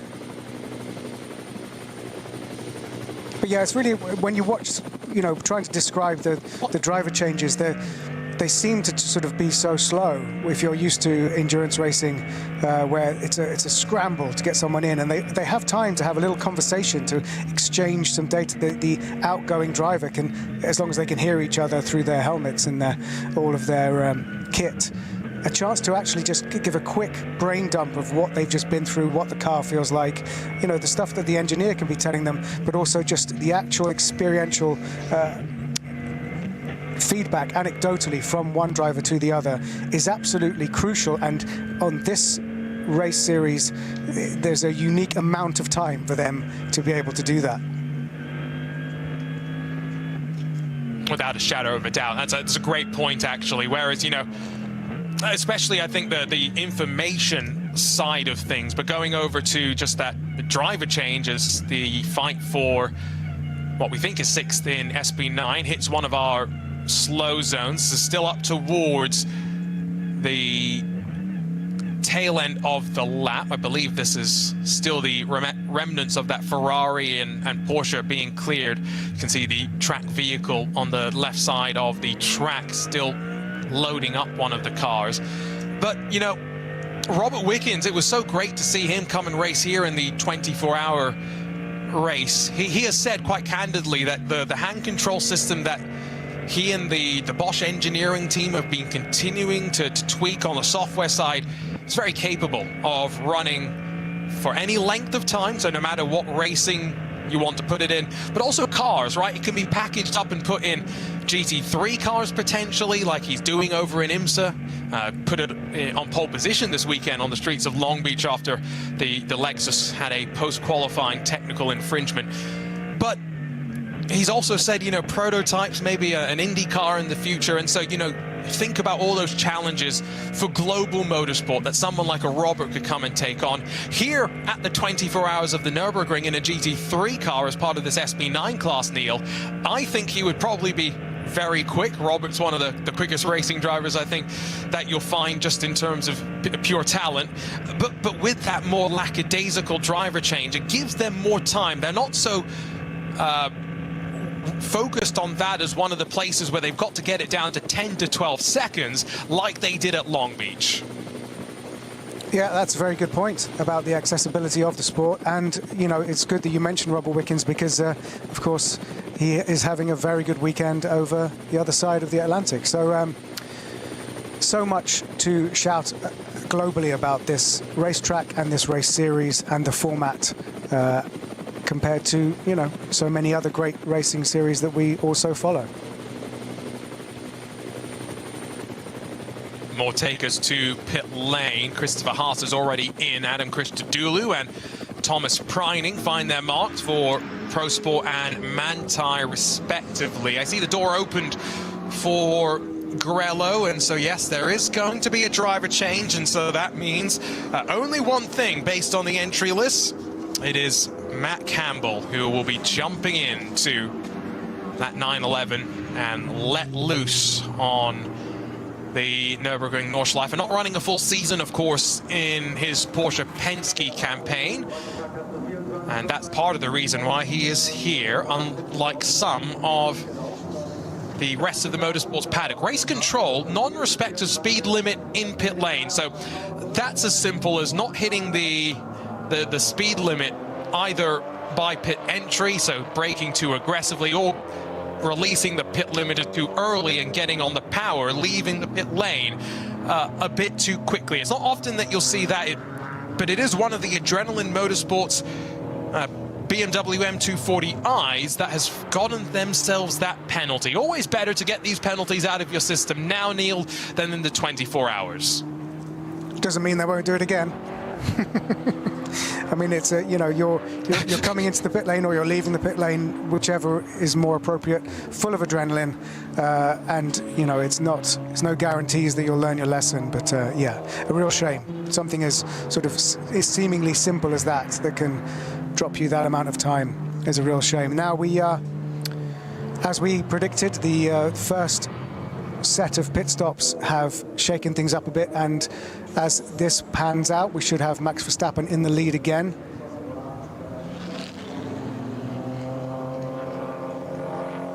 Just wait for things to cycle through. Quick update on some of our other classes. We have been very focused on that SB9 fight now, with an hour complete in this NLS 5-second Ravenel ADAC 24-hour for the Nürburgring qualifier race. Although, as Neil had pointed out earlier, technically is NLS 3, with 2 of our races, unfortunately, not being run now effectively halfway into the scheduled season. In the Cup 2 class, it's the 919 that leads the Klickverschung.de car, but they are 14 seconds adrift from the Black Falcon Team Fanatec 82 entered Porsche Cup car. Slightly different suspension, slightly different fuel, but running very, very well and on course for what would be a very strong performance if that pace continues. Now that we've seen the cycle out through for Alexander Sims, who has taken over the Scherer Sport Audi from Christopher Haase, he is going to end up being quite considerably back from that Verstappen Mercedes, who's already flicking it left and right and onto the back straight on the Nürburgring Grand Prix part of this racetrack. All as Alexander Sims is trying to get his tyres up to temperature and pressure much further down the Grand Prix part of the lap. Great to hear. We've had a report from Mirko Bortolotti, who did a driver change. Luke Engsler's now in the number 84 Lamborghini Huracan GT3 Evo 2. Quoting directly, I got a great start from 12th on the grid. This is Mirko Bortolotti. Great start from 12th. I was able to overtake a few competitors in the first 2 corners. I was then in 6th place, had a fantastic stint. I made the most of my opportunities and came in for my pit stop in 3rd place. Everything is going to plan at the moment. The traffic is as crazy as ever and the atmosphere is amazing. It's always fun to drive here. So quite effusive, enjoying his first hour behind the wheel of the car. That's a report from Mirko Bortolotti, who's done his first stint. He won one of the Intercontinental GT Challenge races last year, the 24 Hours of Spa. And of course, this is next month, the 24 Hours of the Nürburgring, the ADAC Ravenel 24 Hours, is one of the rounds of the Intercontinental GT Challenge. It's such an interesting championship that stretches across the year, across the continents, as the name maybe implies, yes, but some of the most spectacular tracks as well. We started that season off with the Maguire's Bathurst 12 Hours. John Hindhaugh went down for that race alongside of Richard Crail and the entire team on site there. Next month we'll get the second round, the 24 Hours of the Nürburgring, the ADAC Ravenel race. Before then, in June, the 3rd round, the 24 Hours of Spa. Then a bit of a wait before a trip to Suzuka in September for the 1,000 kilometers. That's one of the races that I know Alexander Sims raced in last year and really enjoyed the experience of going out there in what was a Corvette. And the Indianapolis 8 Hours in October rounds out the championship. But the manufacturers, it doesn't really matter which team wins the race. The manufacturers want their car on the top step of the podium, Neil, and scoring maximum points. Yeah, sounds simple, right? We were just on board for a little while there with the SPX BMW, which is making its way back through. And now we are on board with Sims. Alex Sims has taken over from Haase. This M3 Touring, by the way, just remarkable. It is underneath. Oh, well, almost running into a touring car there as slight mixed signals onto the start-finish straight. That was a replay of slightly earlier hand in the air. Clear frustration from, I believe, Jens Klingman. A couple of updates, by the way, from our team scattered around the track as a couple of race control investigations continue, including into the Milner Motorsports 999, one of our Cup 3 Permit B cars. But the 524, which at one point was leading the VT2, or one of our VT2 classes, I should say, they are stopped on track, and I don't think it's, no, in fact it is. We are running down to Callenhard, and so that will be the Toyota Supra on the left side of the track, Neil, ground to a halt from the leading class. Yeah, sad to see that. Don't quite know what's happened there. But yeah, one of the slow zones being caused by that Supra. That car, by the way, sorry, Neil, that car won the 2 rounds of the championship that have been scored. And so go back to the overall championship that I'd mentioned slightly earlier, where all cars are scored in their class, and we then put those points together for an overall championship. That's going to potentially hurt their championship hopes in the VT2 rear-wheel drive class. Some of our BMWs, the Cup BMWs, navigating their way into what is a slow zone at the end of the lap as well, Neil. So we are seeing a couple of signs of struggle around the track, and what this does mean is something I was kind of wondering earlier. If there's more slow zones on the track, is it a better choice to come down to pit lane if you are scheduled for service? Yeah, for sure. I mean, now, because there are several slow zones around the track, code 60, slow zones and code 60s around the track, yes, you will, your aggregate loss for coming into the pit lane, very much like pitting under a safety car in a Grand Prix, is reduced. So this could be, having held out a bit longer, could be a good chance to pit. For those watching, a brief look at the battle between a trio of BMWs. This is a really fun fight, as well as they drop down on the Grand Prix part of the lap. They've got that Black Falcon Team Fanatec 82 Porsche working past as well. They've had a driver change. Misha Sharudin has jumped in, so Manuel Metzger has done his driving responsibilities, and now they'll continue to work through the 4 drivers that they have in their lineup. For a driver to be classified on the results, they need to do 3 laps today. So for some of our teams that maybe have entered a few extra drivers, not all of them are expected to complete laps in their respective cars. Max Verstappen has completed 7 laps so far, and now continues to try and work his way to an even bigger race lead. Alexander Sims has settled in quite nicely, and now about 15-20 seconds later drops down into the Stefan Beloff S's as well. You were talking earlier, Neil, about the rear wing movement when we were seeing some of those camera angles. Always fascinating watching the movement of various things in the cockpit. Those little tie downs and stuff moving around. As someone who gets easily distracted, I think I get distracted by those things. Yeah, me too. But of course, that's why we're not doing it at this level. We were just on board with Alexander Sims there, and we can hear, I can read what Christopher Haase said from his first stint. I quote, "Max and I had another duel. To be fair, I have to say I had a harder time this time. I don't think we have the balance we need. We have too much oversteer and it's therefore too unpredictable. It's due to the cold conditions. That makes it a bit harder for us.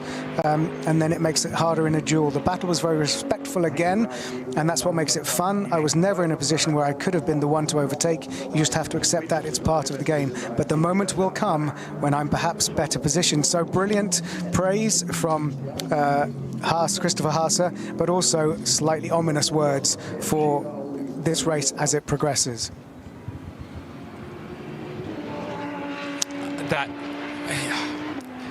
That sums, I think, Christopher Haase up. The 38-year-old, the German, just so experienced, and he said it best. He was never really in a position to force something around the outside in that final complex. As much as he may have put his car in that position, it was more speculative than anything else.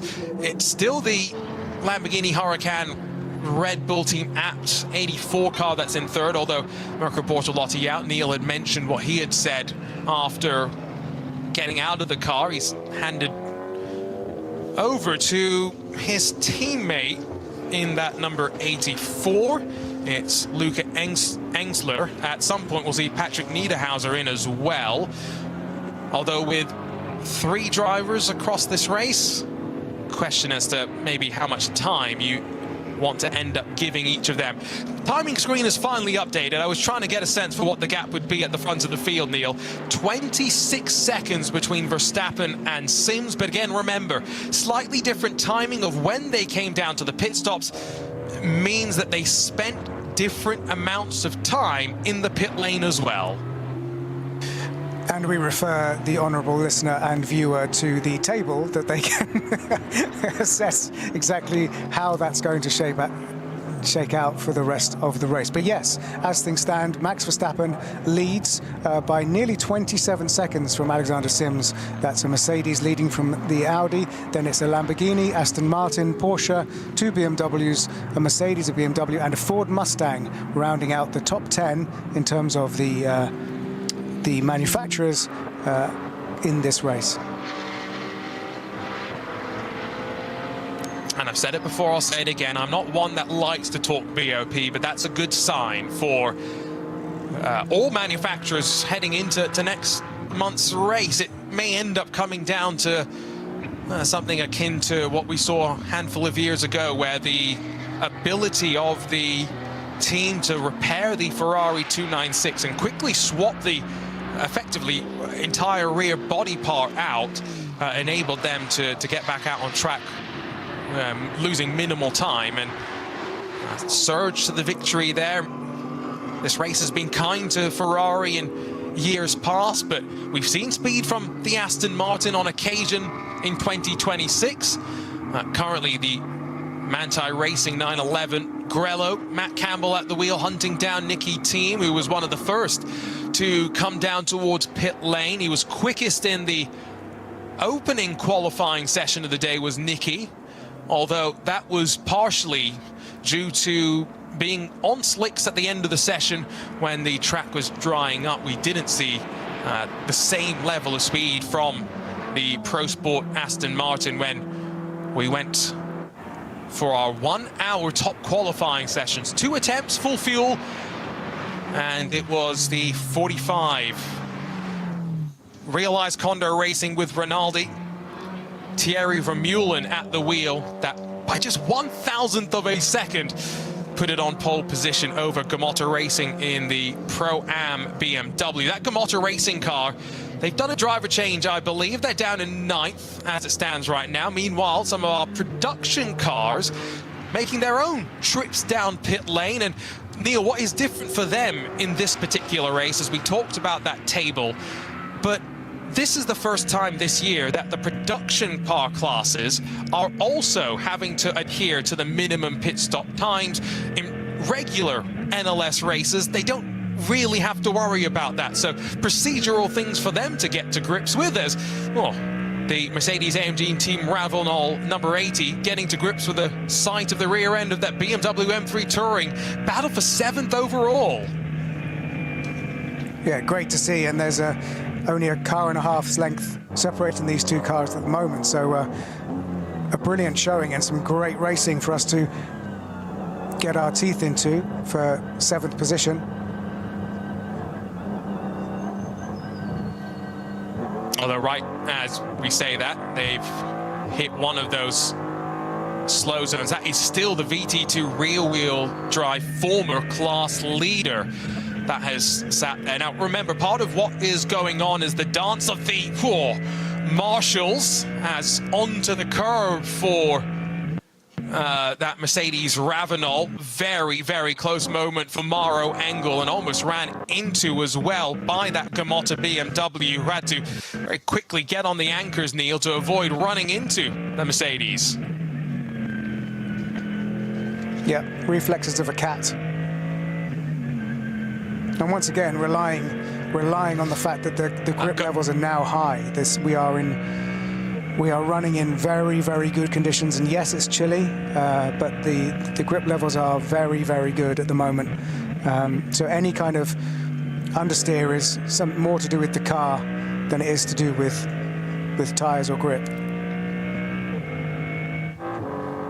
And look how quickly that BMW M3 Touring has scampered up the road, listening in to what is effectively still the BMW M4 GT3 turbocharged engine, although now not singing at full song as we work into one more of those yellow flag zones. So yeah, just to, if you're new to this sort of racing, it's very, very rare for us to have red flags unless you're in a circumstance like we were unfortunately in yesterday with a tragic accident that unfortunately saw the passing of Juha Miettinen. What instead the track team is trying to do is coordinate a dance of safety vehicles. So they will be sent out onto track. There's various places around the track that they are positioned. They can then enter as close to an incident as possible. And then effectively what the Marshall team is doing is yellow flagging the sections as those safety vehicles are moving on track and moving to where they need to recover.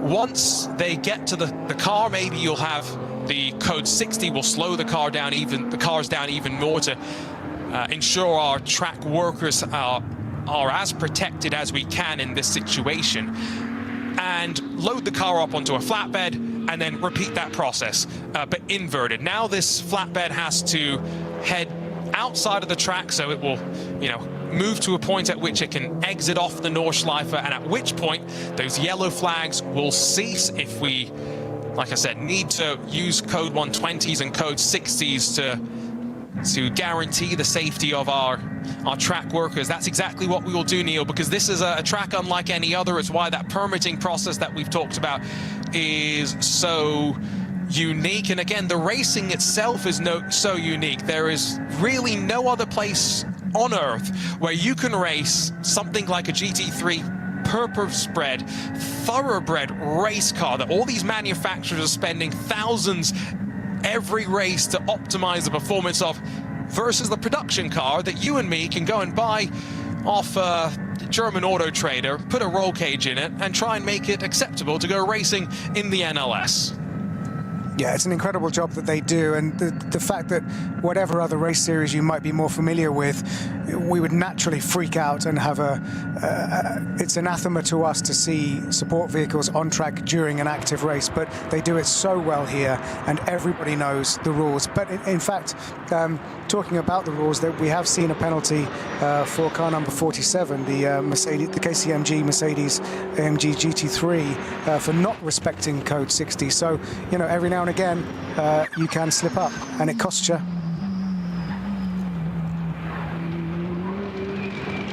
Sometimes it's intentional, sometimes it's not. And when I say intentional, I mean trying to just push that little bit extra to catch that car in front, to ensure the gap is as minimal as it can be.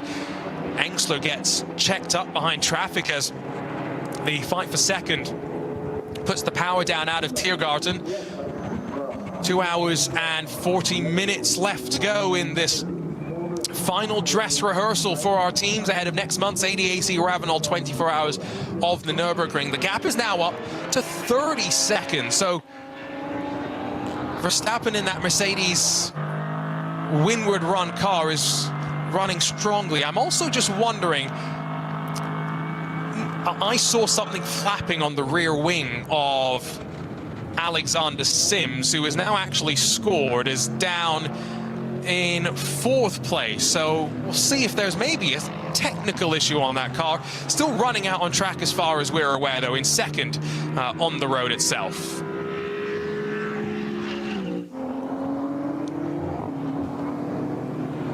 But yeah, that's sort of sizable gap. Maybe it was a screen glitch. Seems to be solid in second, but in a bit of a battle with Engstler in the Lamborghini.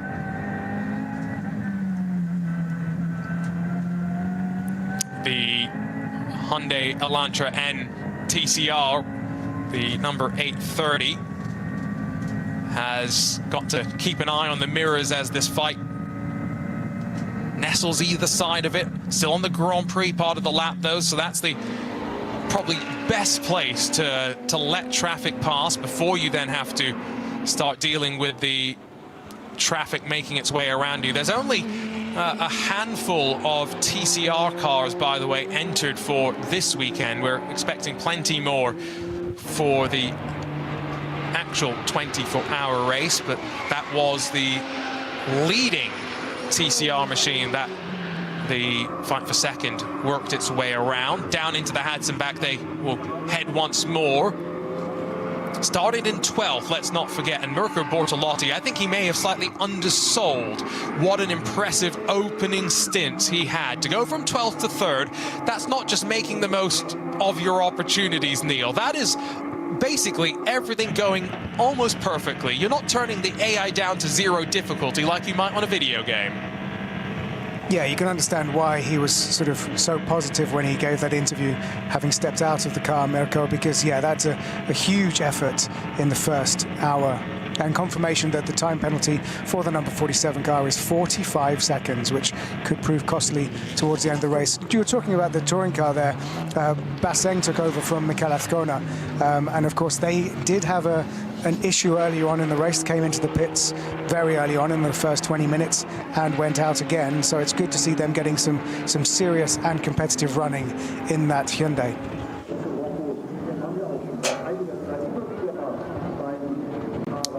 The TCR class as well, we were talking about Robert Wickens earlier. This is the class in which he came and raced with Hyundai, with that Bosch system. Hyundai has seen so much success in the touring car world.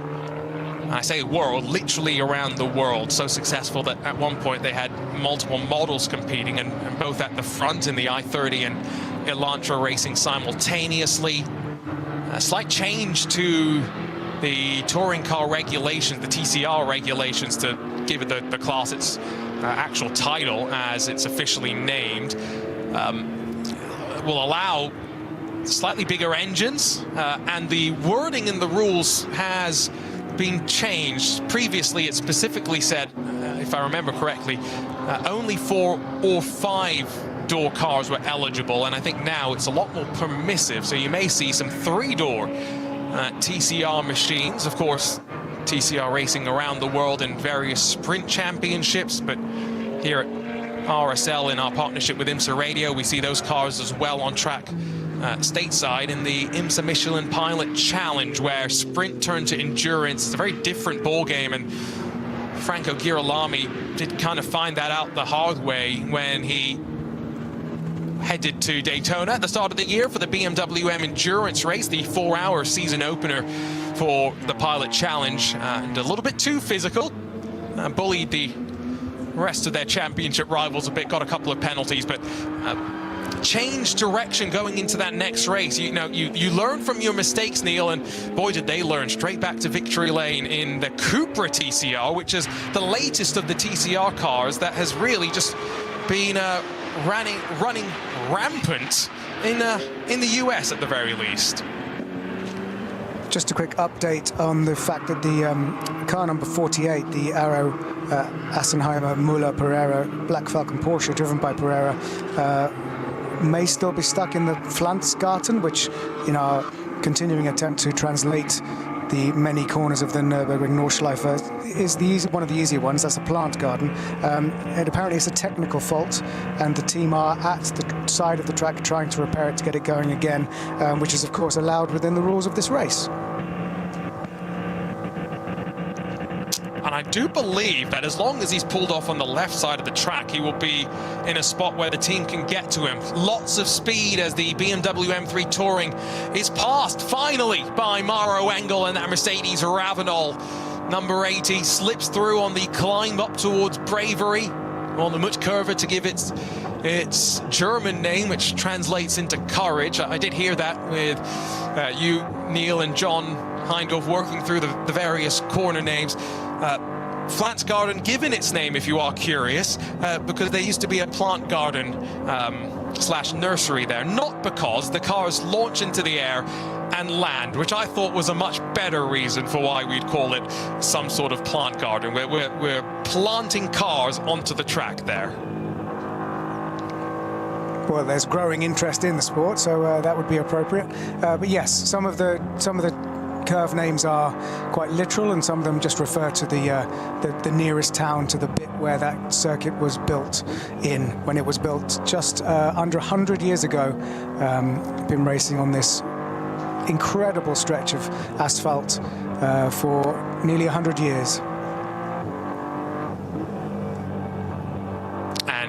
Sometimes it's corner sections that get the names. So many famous parts. You drop down here, use the curb on the left-hand side. You've got some runoff to use before the cars have dug out a ditch effectively on the outside of the track through all the running that we've seen here. There's plenty of fighting outside of the SB9 class where, courtesy of our pit stop, things have somewhat settled down right now, I think it is fair to say. This is 64th and 65th positions overall that are contesting positions. It's two BMWs that are heading down to turn one. Of course, a variety of different BMW classes. There's the BMW M240i class, the just now BMW M2 Racing class with the G87s in that.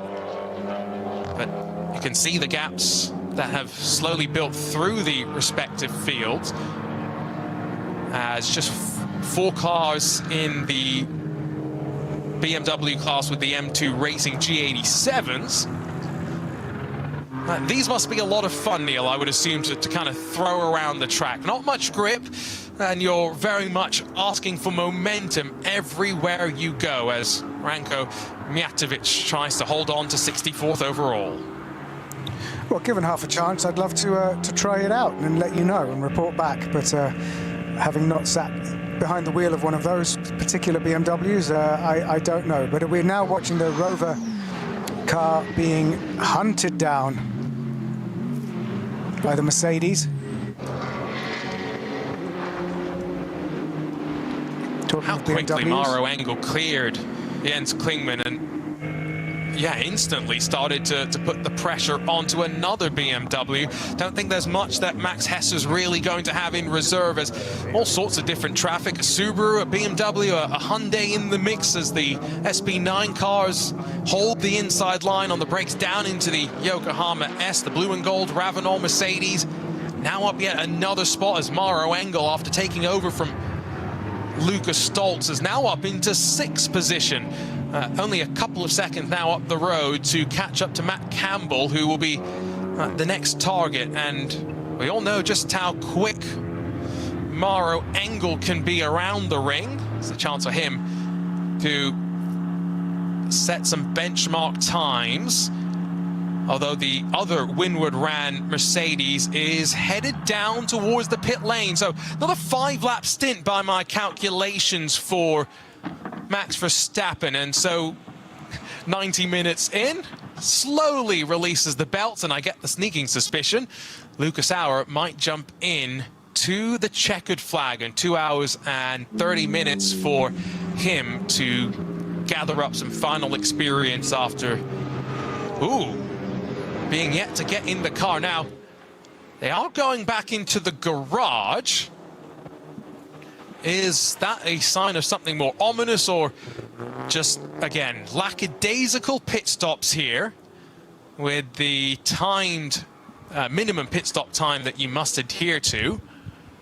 The driver's getting in, so that's a good sign for Lucas to still be strapping himself in. Now, I'm looking at this table once again. I have to hit the translate button because the headers are in German, and I definitely do not speak German. This should be 136 seconds, the pit stop, I believe. So I wouldn't argue that it's lengthy enough to warrant going back into the garage for any work to be done on the car. But it does seem as though Lucas has strapped himself in. Door's about to be closed. He's just adjusting this. This is the great thing about these modern race cars, the ergonomics. You obviously would love to have two drivers of identical proportions, but that's not a realistic thing. So those seat inserts play their part, movable pedal boxes, and of course the movable steering column as well. Just getting himself comfortable. Yeah, but very exciting to have. Whoa, there is the reason. Big damage, a gaping hole on the front of that Mercedes as they get to work looking into something. So that's why they've gone into the garage. And we'll have to wait for more news from the pit lane, Neil Cole. But after being a contender for the race win in the opening 90 minutes of the race, you can see Max there trying to figure out what has gone wrong. But this is not a good sign. Yeah, this is bad. This is very, very bad. You know, they're hemorrhaging time, but we haven't seen what caused that damage to the front end of that Mercedes AMG. And as you said, Max Verstappen is watching on, clearly reporting back, but he's powerless now. And we'll see shortly that we just saw there our reporter looking like asking if he could get in there to get an interview, and being told very firmly 9. So not right. Maybe not right now. Maybe we'll get some answers in the future, Neil. yeah, so I wonder what happened. And it's not the kind of view So it's that definitely going to be longer than Lucas 136 Yes. seconds. It's not the view Lucas Auer was hoping for when he was going to get into that car and head out onto the Nordschleife. He's looking at the apron of the pit lane, and for every minute that he sits there, he can just lose the momentum of the race. So for those who may be by the track, if you have seen something, at Arjuna Kankipati on X, Twitter, if you have any information for us. But, you know, difficult to tell if they had taken the grille off or if it had been damaged in some way. It did kind of look like they were, yeah, there's a bit of, right by that Mercedes emblem on the front, there is a little bit of that blue vinyl that's been ripped off. And so I get, they're lifting up the bonnet. I get the sneaking suspicion, Neil, they're about to take that front part off and do a bit more work than we were initially thinking. Yeah, I think your prediction is correct, or at least they're trying to reattach it better rather than replacing the whole front unit. Get in there with some cable ties and some duct tape, I reckon. But yeah, I think the engineer on the right was simply trying to hold it in place so they could reattach it more firmly, but this doesn't look like it's going anywhere soon. It's a disaster. So while we wait for the official word, we'll send our team off, of course, down to try and gather up what we can. Three-way fight between SB9 and, well, the SBX BMW M3 Touring. But again, remember, it is effectively just a GT3 car with some extra accoutrements and bodywork added onto it. Penalty has come down for the 945 Renato Motorsport team. Now, I believe that was the one that was involved with the Ferrari, the Realized Condor Racing with Rinaldi Ferrari that was on pole position. They had their issue at Kesselchen, if I remember good spot, correctly. Good spot. I think you're right. So I wonder if that is maybe... On, yeah. Yeah, so, I mean, clearly if they've given a penalty out, the car has been able to return to the pit lane and head back out onto track. Small shots for those watching in vision as the crew's still working. The Windward Racing team, and we should give them, you know, some some recognition as well. They're not just running one car for Verstappen Racing, they're running the Ravenel car as well that's in this three-way fight, Neil. And Windward Racing, they've got this European operation, but we see them as well in IMSA WeatherTech Sports Car Championship, where the Windward, Bryce Ward and Russell Ward, they race, and we really enjoy the passion that they bring both sides of the pond to racing. Yeah, I completely agree. And they've got their work cut out now, because the eyes of the world are watching them repairing the front end of that Mercedes. No pressure, guys. No pressure. Quick update then on some of the other classes. Cup 2, it's still Mulner Motorsports leading in that Porsche Endurance Trophy Nürburgring eligible class. Raphael Renhofer in the 920. That's the team without a name. It's Raphael Renhofer alongside of Noah Nagelsdijk. They've been running up and down, but second on the road, 20 seconds adrift. And then third on the road, but in a different class, is the Black Falcon Team Fanatec Porsche Cup car. It's running slightly different suspension. It's got some alternative fuel. And so while it is the same car as what's being competed in Cup 2, it races under a slightly different designation. In SP10, it's one of the Pro Sport Mercedes that leads, the 176, currently up front in the car class that is run with GT4 machinery. That is the Pro-Am Pro Sport machine as well. While in Cup 3, Smiralus Racing in the Porsche 718 Cayman GT4 have got a healthy advantage over SRS Team Sorg Rennsport. In the production class is V2 rear-wheel drive. That's now led by Adrenaline Motorsport, while V2 front is led by one of our entries without a team name, but it's an Audi S3 that leads in the T2 front-wheel drive. Maro Engel's been able to build a bit of an advantage on this first half of the Grand Prix lap over Max Hesse, but Max Hesse still looking over the shoulder at the Gamotta Racing BMW. Started on the outside of the front row, still in 7th. Yeah, and then that BMW M Touring a little bit further down the ways, Neil. I think you're right. I think it's a distraction for Hesse having David Jahn behind him, because David Jahn put that car, the Gamotta Racing BMW M4, on pole yesterday. Was in P2 today, first row of the grid. So he is pressuring that Rover Racing BMW M4 being driven by Hesse, and that is allowing Engel to get a little bit of breathing space up ahead.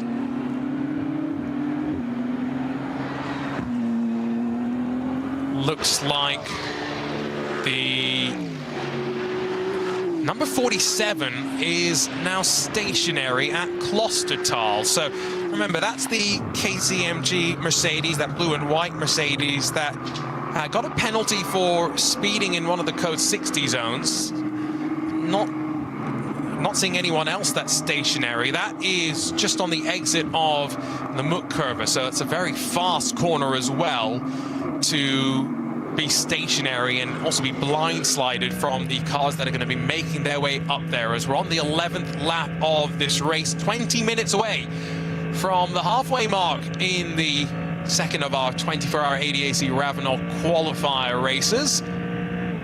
The 9:45 corrected penalty for them being sent through the race control message board, but fortunately race control relatively quiet right now. They're having to work some of our track safety team out to Klostertal to help the 47 Mercedes, the KCMG Mercedes, but outside of that, we have a relatively clear track right now as Alexander Sims leads for Scherer Sport with Luca Engsler only 2 seconds back in the Lamborghini for the Red Bull team Abt, and suddenly what had been looking like a 30-second deficit, we weren't sure how the pit stop times were going to cycle out at the end. With the Verstappen Mercedes sitting in the pit lane, Neil, this fight between the Audi and Lamborghini suddenly becomes for the overall net lead of the race. Yep, and it looks like it's going to stay that way. I'm keeping an eye on the pit lane, and there's still no sign of movement from the garage for Lucas Auer to come out and rejoin the race. So as things stand, you're absolutely right. That is a two-car battle for the lead of the race between the Audi R8 LMS and the Lamborghini Huracan. It's confirmed, by the way, a front splitter defect for Verstappen and Lucas Auer. Lucas Auer still sat in that car and waiting to be released once more.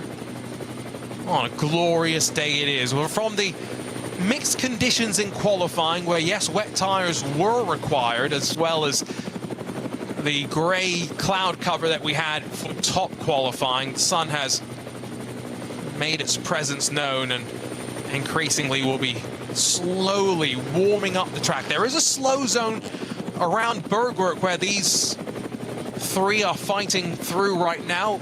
Engel a 1.3 second gap back to Hesse and to David Jahn, who have actually now found themselves trapped behind one of the slower cars, and Mauro Engel has been able to close right up onto Matt Campbell, who's really lost out through traffic and some of these slow zones. He's a full 30 seconds adrift of Nicky Team in third, and on the wave of the green flag, is there an issue for Grello? Because very slow to launch, still not up to speed, and here come those other three, including the M3 Touring, to breathe by on the climb up towards the Mutkurve. Yeah, there must be a problem there. Something must have happened, because that lost a lot of time and momentum. Bergwerk, of course, in our translation, is mountain factory, and there used to be a lead and silver mine close to the track there, which is why it's called Bergwerk. I've just had a report, by the way, Neil. I want to give a thank you to Ruben Bonga, who I've commentated on many a sim race for, but he has just told me that Verstappen went around the Grand Prix part and then hooks the right. Instead of going onto the Nordschleife through the Sabine Schmidt curve, he returned to pit lane. So clearly something went wrong on the Grand Prix lap. As part of the report that I've been told is there was some vibrations on the Dottinger Hoa as well. That part I'm not 100% sure about, but clearly something went wrong, and maybe that does explain the awkward sort of visual that we had of that front grille on the splitter. Yeah, I wonder if the use of the word defect in the report that we got means that it was like a part failure, or if there was an incident, and based on your reports, it's still no clearer.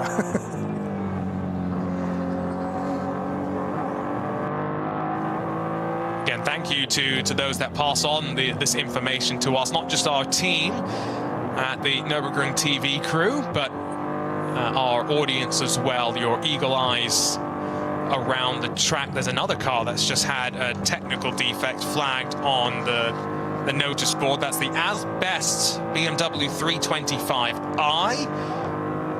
So reaching that point of the race where you've been pushing for closing on 2 hours. Remember, we had that full formation lap as well, so the cars have been circulating for the full 120 minutes at this point. I'm sure the AC system in that BMW M3 Touring must be quite comfortable, must be keeping Jens Klingmann quite cool, almost as cool as he looks, because you know how I know he looks cool? All those little white things on the car are filled with messages about this BMW M3 Touring project, Neil. It's such a great concept for a livery. Yeah, it's great to see. I love all the messages that are on the wrap of the car, but it's not just it's not just a bit of fun. It's currently running in 8th overall. You know, it's got 7 SP9 cars ahead of it and a lot more behind it. So a proper bit of kit being handled very well by Klingmann. I had a conversation with someone from BMW at Sebring and ask the question. So when are you going to start selling a BMW M3 Touring in the US? Because right now the only touring option I have is an M5, and my wallet's maybe not big enough for that. And he said, hopefully soon. Keep your eyes open. They'd love to. It all comes down to market timings and whatnot. Grello's going to cross the line, not in pit lane as Nicky Team is right now. That Trinity Solutions Aston Martin, the grey and highlighter yellow, is sitting in the box. Pokes the nose, does David Yarn on Matt Campbell, and I don't think I've ever seen a Matt Campbell piloted car have such a almost forlorn body language right now. The speed is definitely not there. Last lap, Campbell lost about 4 seconds to the leaders. Actually, excuse me, that was his fastest lap. Last lap, he lost 13 seconds to the leader, Neil. So that's a great indication of some issues on the previous time. Yeah, I mean, it looks like during the course of this lap, he might succumb another place to that Motor Racing BMW. And of course, that would be good for Jan to make up a place back to where he started the race, which was in P2. But we need to find out more what's happened to that, to the Grello 911. Yeah, absolutely. I've got to say that Pro-Am Motor Racing BMW, the pace has not dropped off just yet by any means. And that is really great to see, because, again, remember, pros, the main differentiation between a pro and a Pro-Am, or if you want to talk about it in FIA driver ratings, the platinums, the golds, the bronzes, the main difference always in my mind is their ability to navigate some of these traffic situations and their ability to be consistent, Neil, which is where you get that utmost performance that the pro drivers are looking for. Yeah, it's a very, very fine line between some of those categories of driver, and as we can see, the difference between Pro-Am and Pro wafer thin in this race.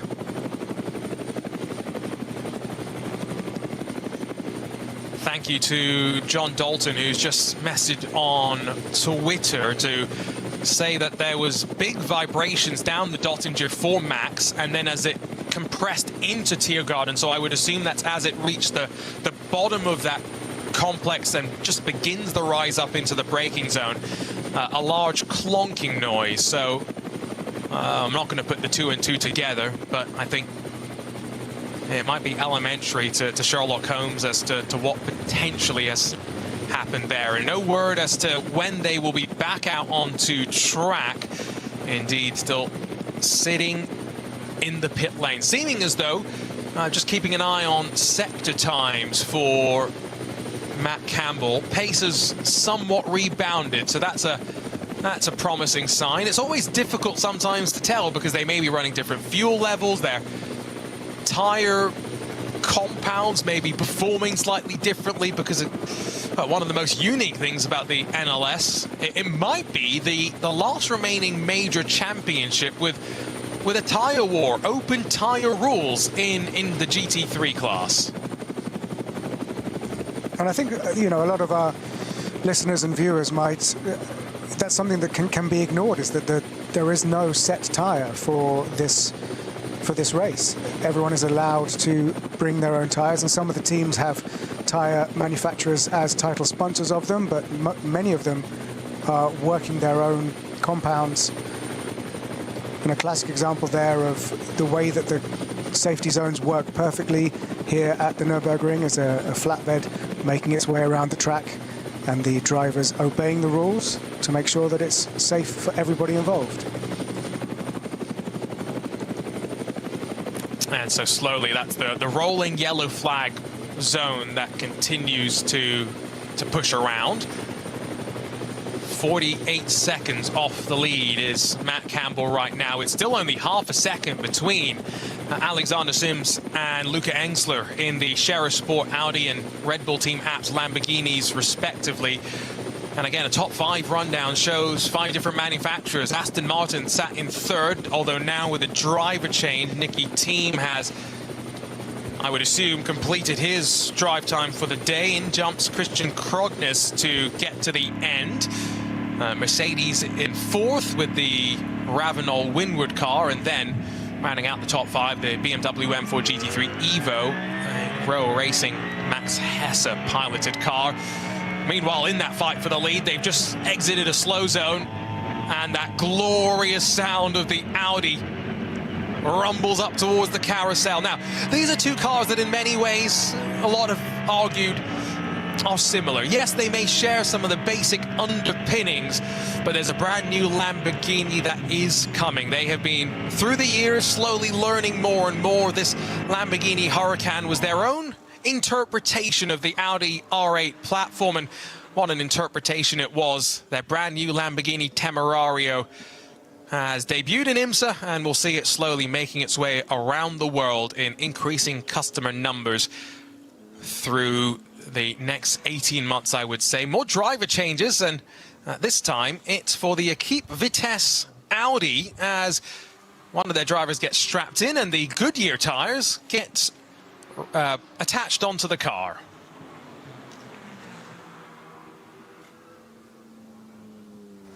So I wonder if the message that we're, like, you know, a few doors down from where we're seeing this driver change is still the Max Verstappen car with Lucas Auer in the cockpit. And I'm still keeping an eye on the wider pit lane camera. And when they say that they're looking to prep now for the 24 hours next month, I mean, you've got to presume they'll try and go out and shake down the car a bit more and give Lucas Auer some seat time, but they are fully out of this race now. I think you've got no option, right? He did 40-ish minutes yesterday before our race was red flagged, and he is the driver in that four-driver lineup that has the least experience this year. I was framing that as carefully as I can, because Lucas Auer, no stranger to the Nordschleife, and no stranger to a Mercedes as well. Interesting that they did give Max the start, though, which I do wonder if Max might end up starting the 24-hour race. It's not the most important of race starts, as long as you survive. That's the crucial thing, but some may argue the more experienced drivers might be the wisest call. At the end of the day, he's the one bringing the entry in. Might he be given that opportunity and privilege to start the race? But it's going on 23 minutes now since it entered pit lane, and no word as to when it will leave. It's just been a fastest lap punched in one of our Porsche Cup cars, so there is some time out on track if you can find your way through our slow zones, and that's exactly what the overall leaders have been doing. It's still only half a second between them as they will cross the line and end lap number 12. Yep, less than a second separating our leaders. Sims leads from Engsler. Audi leads from Lamborghini, but they're coming up against traffic as they enter the traditional Grand Prix section of the Nürburgring Nordschleife. Conditions very good, and of course, you know, in theory, lap times should increase because the track rubbers in. The conditions are perfect for racing.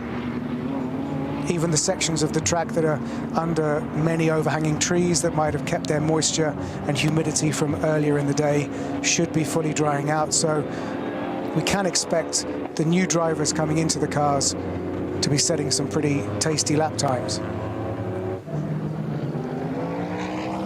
And maybe a new driver into the Rowe Racing BMW, because the 99 has just made its way down to pit lane, and expectation would be for Max Hesse to jump out, one of Jordan Pepper or Kelvin van der Linde, a pair of South Africans, to potentially take over in that BMW M4 GT3 Evo. Kelvin, if I remember correctly, has been jumping between various different BMWs this year. He's been testing out in the hypercar a little bit. I think also did some of the running for the M3 Touring, so the versatile South African back in the regular M4 GT3 right now. To give you a quick update on one of our classes, I won't give you a full rundown right now. In 33rd position overall, it is still that TCR Elantra Hyundai that is running out on track. Mark Basseng is the best of our front-wheel drive cars on the road. 33rd overall. We don't have many TCR cars on track, and so his main focus, Neil, is going to be finishing as high up the overall positioning as he can. He's doing a great job so far. Yeah, and again, just to remind that when Mikel Azcona was in that car in the first hour, that did have to make an unscheduled pit stop. So there, you know, that could be running even in the top 30 if it hadn't been for a slight hiccup earlier on in the race. So yeah, very impressive from that front-wheel drive TCR car currently being driven by Basseng. On board with Alexander Sims, we're listening to the engine note as he heads up towards Schwedenkreuz. Let's listen in. Nary a lift, and if there was a lift, it was about as imperceptible as you're going to get down through the gears, in through Arenberg. Some glorious sounds from the gearbox and all the different noises that the Audi R8 makes. So much success at this track in years previous as well. There's a big SB9 field, though. Let's keep that in mind, and so they are starting to get strung out quite considerably through, including some of the Porsche Cup cars that are continuing to show their pace. The Mulder Motorsports 904 still leads in Cup 2, but only 2 seconds in front of Raphael Renhofer. And I'll go back to talking about the importance of sim racing, Neil, because Raphael Renhofer last year won the Porsche Esports Endurance Trophy Nürburgring, the virtual edition of the championship that he's competing in now in the real world. It goes to show that crossover exists at the grassroots level as well. And for Porsche, they have recognized the importance of sim racing to the point where their Porsche Junior shootout to pick their Porsche Junior drivers for the next year, the first thing they did at the end of last year was send them to the Porsche sim racing team to see just how quick they were. I mean, quite rightly, it's almost a conversation we don't really need to have anymore. You know, the difference between esports and real sport, you know, the difference between sim racing and racing. The lines are more and more blurred, and quite rightly, because the skill level is being proven time and time again, weekend in, weekend out, that real world experience and sim racing experience are directly translatable. And you were talking earlier about Kelvin van der Linde, and I do think it's worth a mention that considering just how much racing is happening internationally this weekend, it's one of those pinch points in the schedule for a lot of endurance racing. The class of the field and some of the big names we have racing here in NLS at the Ravenel ADAC Nürburgring 24-hour qualifiers is particularly impressive, and it just goes to prove the draw of a race like this. We are closing in on the halfway mark of this 4-hour race. I can inform you that Lucas Auer has left pit lane. There he is, if you're watching us in vision, carving his way through the chicane at the end of the Grand Prix track, but after losing close to 28 minutes, the Mercedes Verstappen Racing number 3 no longer a contender for the win, but an exhilarating opening hour or so of this second 24-hour ADAC Ravenel qualifying race.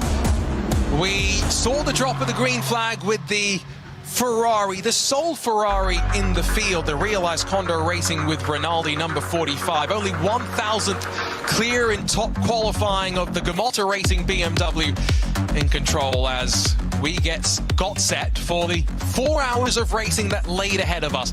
The track continued to dry as we headed out on the exploratory formation lap here. And then finally, green lights, racing underway, and the Ferrari would pace us down to turn 1. Not the wisest call, I would argue, for Gamotta Racing to really overcommit down to turn 1. It left them off canter as they then switched back through the left as we ran through the Yokohama S, all in build-up for next month's 24-hour race. Tidy start for the SB9s for the most part. Mirko Bortolotti went from 12th to 6th, but in the second of our starting groups, 5 minutes down the road, a little bit more hectic, and a couple of cars were out of position. That saw them incur some penalties, but as the top 15 or 20 in this group funneled through, the Subaru tagged around, and a couple had to come to a complete stop to avoid barreling in. Christopher Haase was one of the drivers on the charge at the start. He flew past Thomas Preining in the Grello Manthey 911 as we saw plenty of the side draft on display and the drivers trying to time their runs to perfection. In traffic on the run down to Flansgarden, Max Verstappen saw his opportunity and planted his foot to the floor and swept through to second, demoting the pole sitters down to third. And then, when he saw his chance to go for the race lead, never say no. Around the outside on the run-up towards Schwedenkreuz, Christopher Haase didn't really want to fight it too much. They would go on to fight several times on the run down in towards Tiergarten. Several times, Christopher Haase was more than a car's length, I thought, in front. But Max Verstappen, not one to say no easily, bowled and held on to the lead as we cycled in to the first sequence of pit stops. That went through smoothly. However, Max Verstappen bringing that car in about 28 minutes ago with front splitter damage has seen them drop out of contention. It means, for those just joining us, Alexander Sims in the Scherer Sport Audi leads the way in NLS 5, the second of our ADAC Ravenel 24-hour of the Nürburgring qualifier races. But on the hunt is Luca Engsler for the Red Bull team apps in a Lamborghini Huracan. The Bulls are seeing at full blast. Arjuna Kankipati alongside of Neil Cole on RS1 if you're listening to us on the Radio Show Limited suite of channels and across of, well, a whole host of different streams if you're watching us on video. Lucas Auer back out on track and crucially trying to pick up some experience. Neil, as we head into the closing 2 hours of this 4-hour event. Yeah, it's a shame for that car, but Lucas Auer, you know, he started the race yesterday, which was, of course, red flagged, and we raced today in memory of Juha Miettinen, who tragically lost his life during that race. So Lucas didn't get much running yesterday. He was qualifying this morning, but this is his first chance to really get to grips with that car today in these conditions, and presumably we'll see some of these conditions in a month's time in the 24-hour race. So it's crucial track time for him, and whether they had to replace the front splitter or just do a fix on it, we don't know yet, and whatever caused the damage to the front splitter, we are yet to find out. But for this race, no more chance of a victory or even a reasonable result for the Max Verstappen Winward Racing car, but a valuable, crucial seat time for Lucas Auer. I think now the only result that they'll care about is the experience they carry forward. Busy pit lane as Scherer Sport Red Bull team apps followed into pit lane by the BMW M Motorsport M3 Touring entry. I would have to assume Jens Klingmann is going to jump out of that car. Looks like Alexander Sims is being replaced as well in the Scherer Sport Audi, and expecting Ben Green potentially to jump back in unless it is Christopher Haase. I would assume maybe save him for the end of the race. BMW M3 Touring has hit its marks. It's next to the Lamborghini for the Red Bull team app, who are also doing a driver change. So Luca Engsler has been swapped out there. Assumption would be Patrick Niederhauser is going to take over. And now which of the young Americans jumps into this BMW M3 Touring? Neil, exactly what you were talking about earlier, though. The opportunity, the time during this pit stop with the regulations to have a conversation. Yeah, imagine the jealousy, the Nvidia Sana that's coming from endurance races all around the world to be able to see that leisurely driver change. There's almost enough time to have a quick espresso while you wait to get in the car. But valuable information, face-to-face, anecdotally, between driver getting out of the car and driver about to launch into the Nordschleife. Our camera operator is getting an up-close and personal view with some of those quotes on the front of the BMW M3 Touring when it was announced as an April Fool's joke, and some of those saying, now let's go racing with it. One of them said, I hope this was true. It is now, and we'll see it for 24 hours in just about 3 weeks' time. It was quick in qualifying, only 5 seconds off in what was a slightly interrupted top qualifying session. That was definitely something that played its part. So we'll see how it runs for 24 hours of uninterrupted running. The SB2T class leader, the Opel Corsa GS Line 130. This is what makes this race so cool. The fact that we've just gone from talking about the biggest and best of GT machinery to talking about an Opel being run by 4 Germans, all searching for their Permit B this weekend.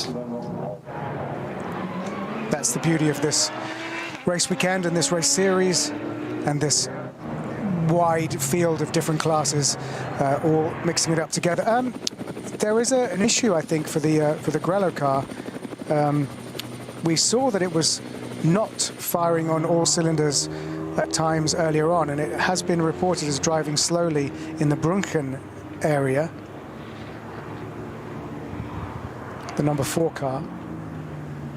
I also saw the Black Falcon. That's the number 4 car that is slow in, or was slow in the Brunchen area. The number 7, the Conrad Motorsports Lamborghini, that's on the tow truck at the Mutkurva section.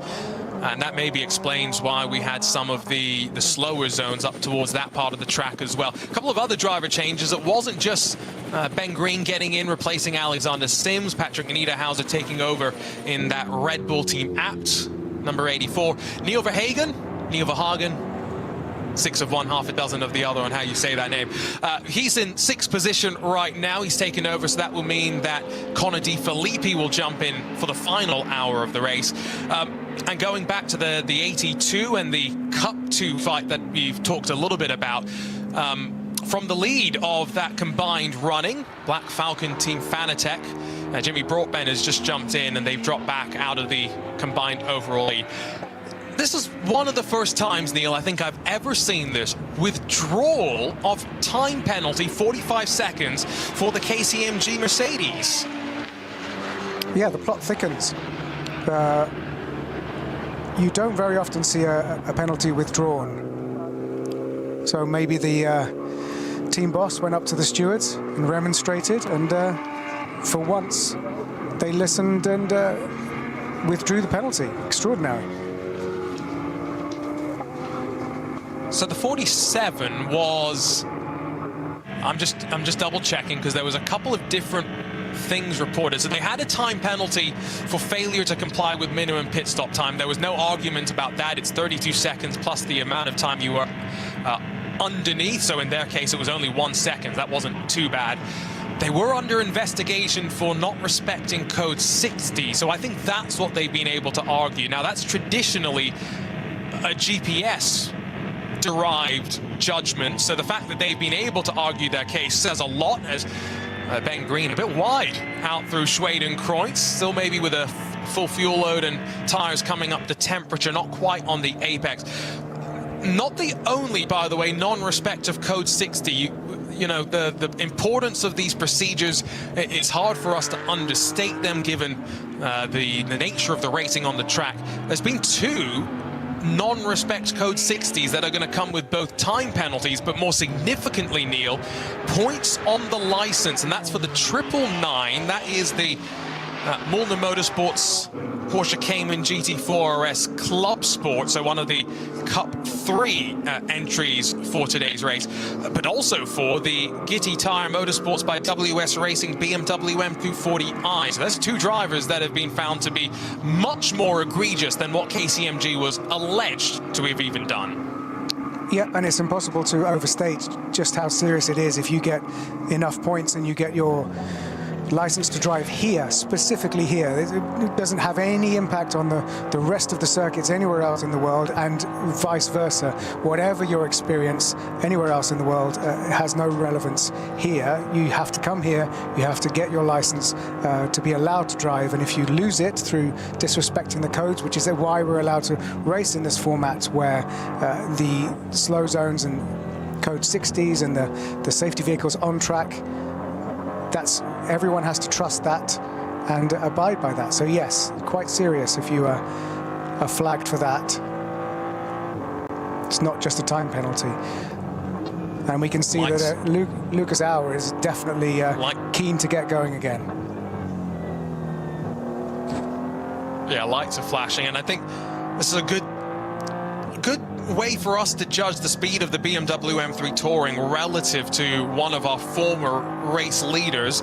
Now, yes, Neil Verhagen is getting himself up to speed and bedding himself back in. He's maybe not got as much recent running as Lucas Auer might have had, with maybe a bit more experience coming in from yesterday as well. However, I've repeated it many a time at this point, this is effectively just a BMW M3 GT3 car, a BMW M4 GT3 car, I should say, with some extra body panels and stuff, of course, to give it that touring shape, but obviously to adjust the driving dynamics as well. And they've done a great job so far. It looked very stable as they worked up towards the Lauda links, running in front of the Row Racing BMW. Jordan Pepper has taken over here after the driver changes have completed.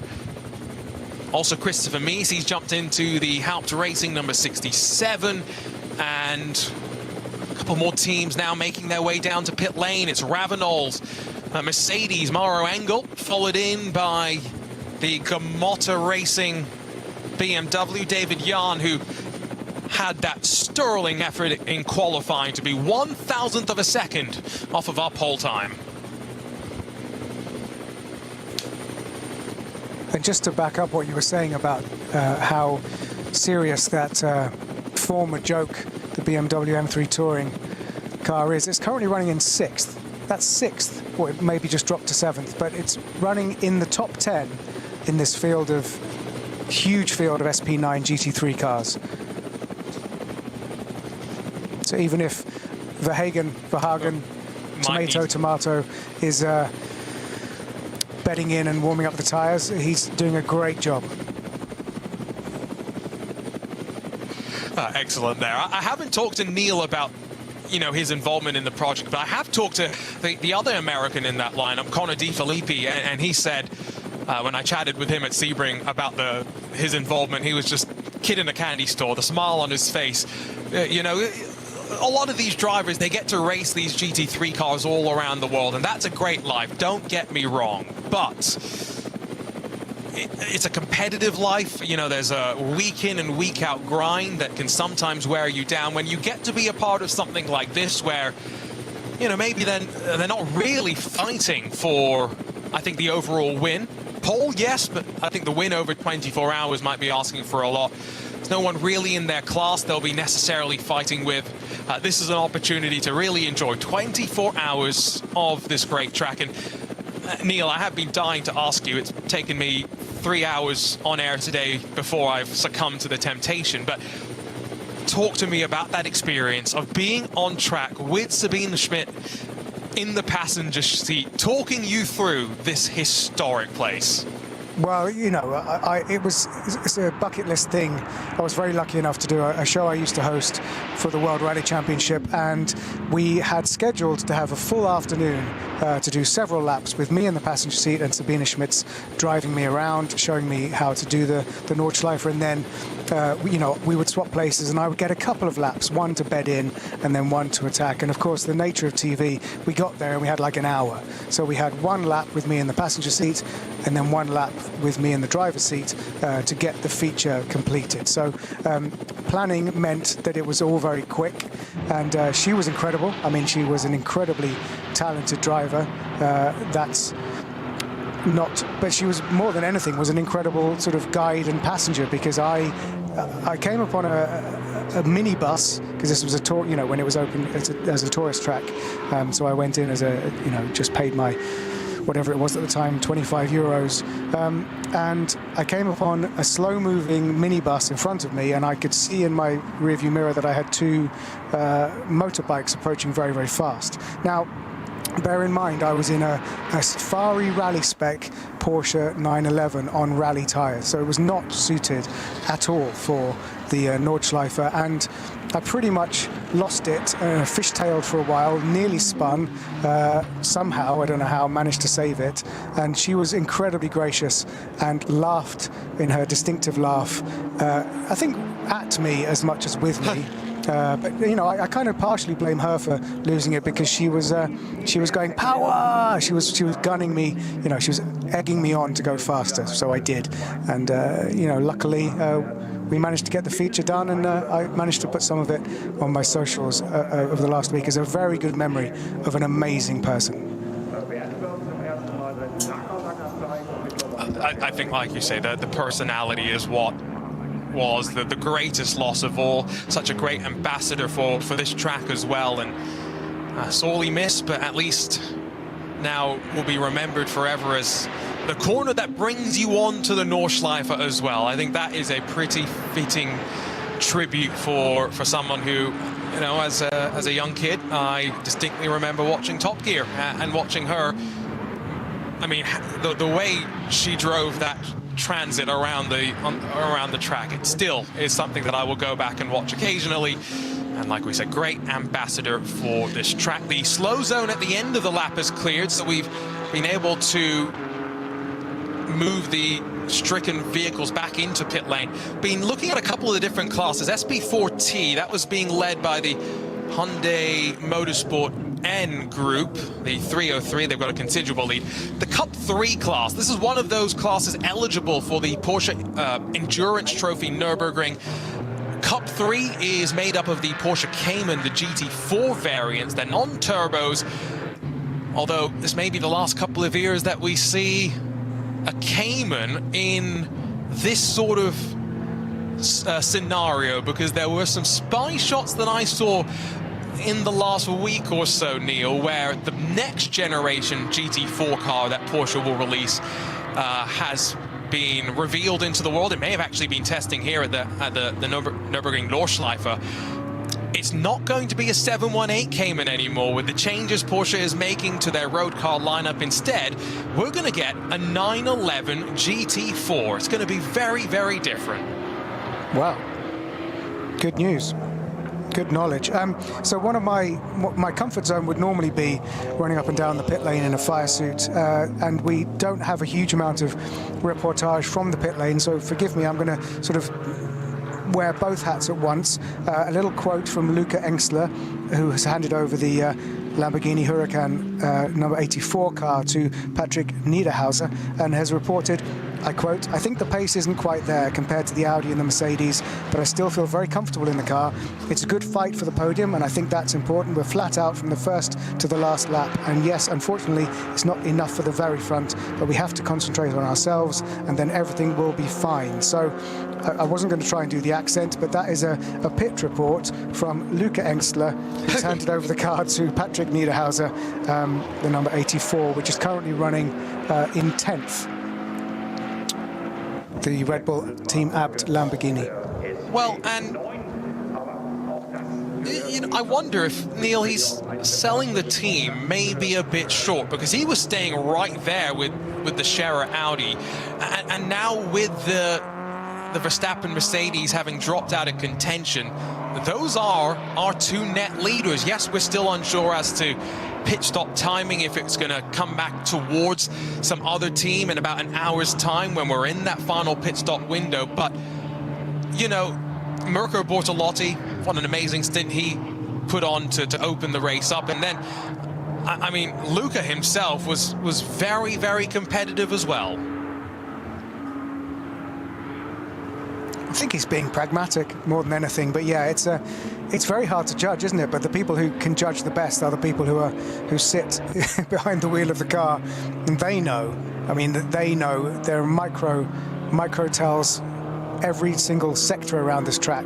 Every few hundred meters, they can tell exactly where they're ahead and where they're behind their competitors. So. Yeah, they always have to be quite careful and diplomatic with how they report back and publicly, but yeah, I take your point, definitely. Quick update on some other class leaders. I'll keep an eye on the VT2 production car classes. It's now a VW Golf that leads in the VT2 front-wheel drive category. I would assume we're still cycling through some pit stops there, with the former race leader being the Opel Corsa, of course, right on cue. The VT2 front leader is hit pit lane, and so that the Golf GTI will cycle through in V6, which is a production car-based class. This is the same car that they could drive onto the public roads during a tourist fire and day. It's about restricting the engine capacity and output. That's where a lot of these classes are made up of. Slightly older Porsche 911, slithering and sliding all over the place, but currently running 61st overall is the 415. They'll promote themselves up a spot in the overall running as a result of that VT2 class leader heading down to pit lane. VT2 rear-wheel drive, which is also one of the bigger production classes in terms of the number of cars that we have. It is Adrenaline Motorsports, the 500, that now leads, and they've got a pretty significant gap, about 40-ish seconds, I think, to those on the prowl, on the hunt, sweeping out of the carousel in the SB9 class. The Yokohama adorned GT3 reaches the top of Hoa Act. It's a white, black and red GT3 car that then wiggles as they begin the drop over the top. And now into where, again, this is where you really have your fun. Go back to what we were saying earlier with it almost being a rally stage. You've memorized where you need to be. It's easier said than done, though, Neil, to hit your marks with all the undulation coming at you and so many different nuances that you have to be aware of. Yeah, and even over the years and recent times when sections of this circuit have been resurfaced and flattened a little bit, so there aren't as many massive bumps and jolts as there used to be. It's still just, it looks deceptively smooth when you're watching it, but it is incredibly dynamic. And you know, as you do that section, Wipperman, Eisbach, Brunken, Ice Curve, that section coming down is it takes quite a lot to be fully committed.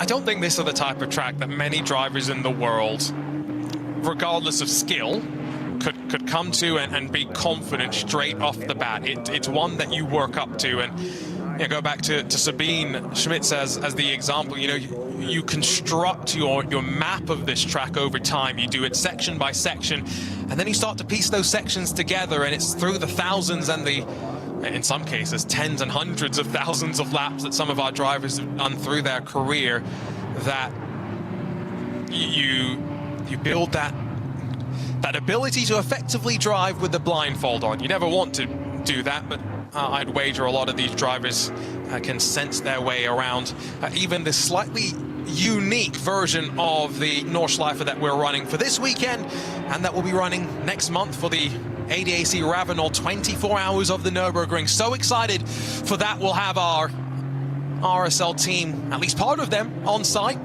Part of that commentary team will be remote as well to get you through 24 hours of uninterrupted coverage.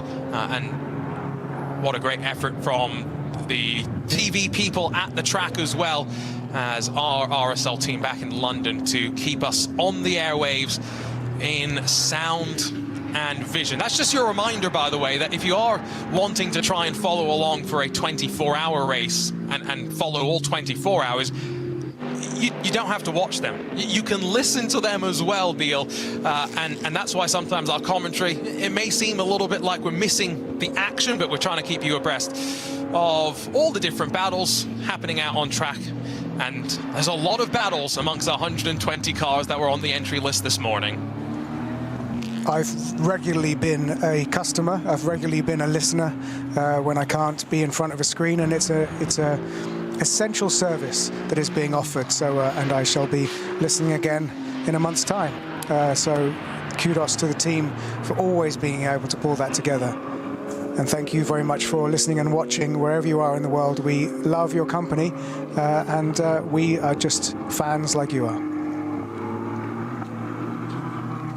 Absolutely. We're fans who are talking about racing right now because we're waiting for that race to come back to life in the last hour. The way the pit stop cycles work in the 24-hour qualifiers, it will be the same next month for the 24-hour race. But in all our classes, that in the SP9 class all the way down to the production car classes, for this weekend we have minimum pit stop times in effect. There's a whole fancy table that helps you walk through how that works. We're not going to get into those nitty-gritties. What I will say is 24h-rennen, RENNEN.E. You can find your way over to that table if you're one of those people that likes to think about all the different strategy options that are available to you, because in these 4-hour races, there are a couple of different options. Also an update for the RSL faithful that follow along for the majority of the Nürburgring Landstraßen Series races. Usual contributor to the broadcast, but we shouldn't discredit him. Accomplished racing driver as well. Peter Kate, he has just jumped out of the 145 that he is sharing this weekend. So out of the comms booth and into the Sherny Motorsports BMW M4 GT4 Evo. Just gotten out of that car, so things are going quite well. 7th in class. And if you haven't read Racing Hell, a collection of stories, not all about the Nordschleife, but many of them are included in there. It's a great book from Peter. I've got it on my iPad. I've been slowly reading through those stories and just going through not just his stories, but some of the stories of this great track. Neil, you mentioned racing here for, you know, a century plus. There's so much history around all of these different corners, and for so many drivers, this is a bucket list opportunity to come and race around this track, and specifically in the 24 hours next month. Yeah, absolutely. And we've just been treated to a very sizable section of this track on board with Ben Green leading this race. And after he cleared a bit of traffic, it was just, I was kind of mesmerized by the commitment that he had, because, you know, he's got a reasonable lead at the moment. Yes, this could switch up in the last hour of the race as pit stops start to play in again, but you know, it's just an absolutely mesmerizing to watch him, and the sound you can hear now is on board with Lucas Auer in the Mercedes-AMG GT3, the Windward Racing Team Verstappen racing car, which, just to remind you, if you've just joined us recently, is going strong, but has spent more than 20 minutes in the pit lane with a front splitter issue, and therefore is no longer in contention for a good result here. But of course, valuable seat time for Lucas and huge amounts of data to be gleaned in these glorious conditions at the Nordschleife for that team in advance of the 24 hours in a month's time. And they have just made their way past one of our 2 HWA machines in the field. I believe that would have been the yellow, white and black. So that's the 62, I want to say. They are still on the leading lap. They are having a good run in the retro-inspired boxy cars. Once you see it, you'll know exactly which Mercedes they are harkening back to.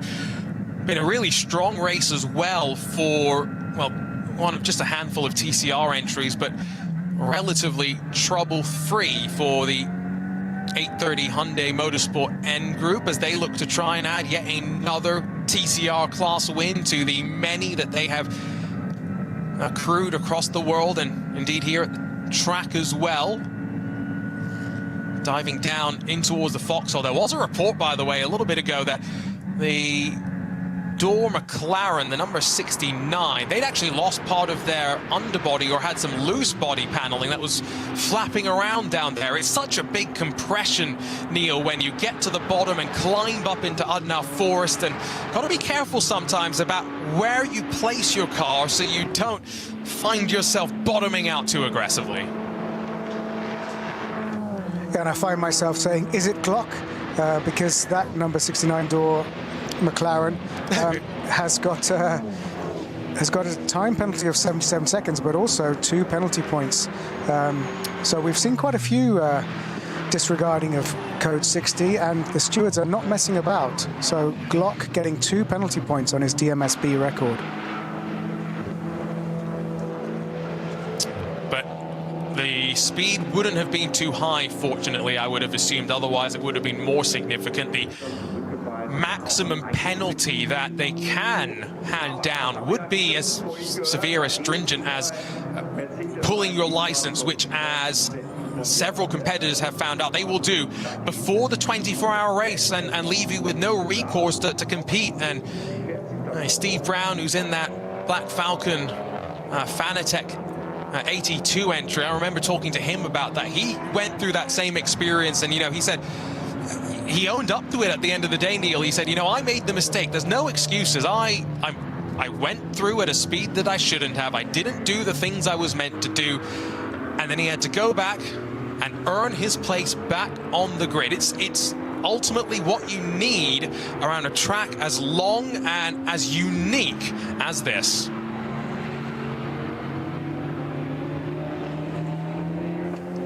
Yeah, it's very important that they and just in fact, obey the another rules. confirmation is... Sorry, I was just about to say another confirmation of those 2 penalty points for Timo Glock has just come up on our timing screens, Neil. Let's hope that's not another one. I think it's probably the same one that I mentioned. So, yeah, and it's crucial, you know, the level of trust involved in allowing a race like this to exist works both ways. It's not the only driver, though. Let's not just flag Timo. It's also Alex Schneider, who in the VW Golf GTI, who's in one of our production car categories, the VT2 front-wheel drive class.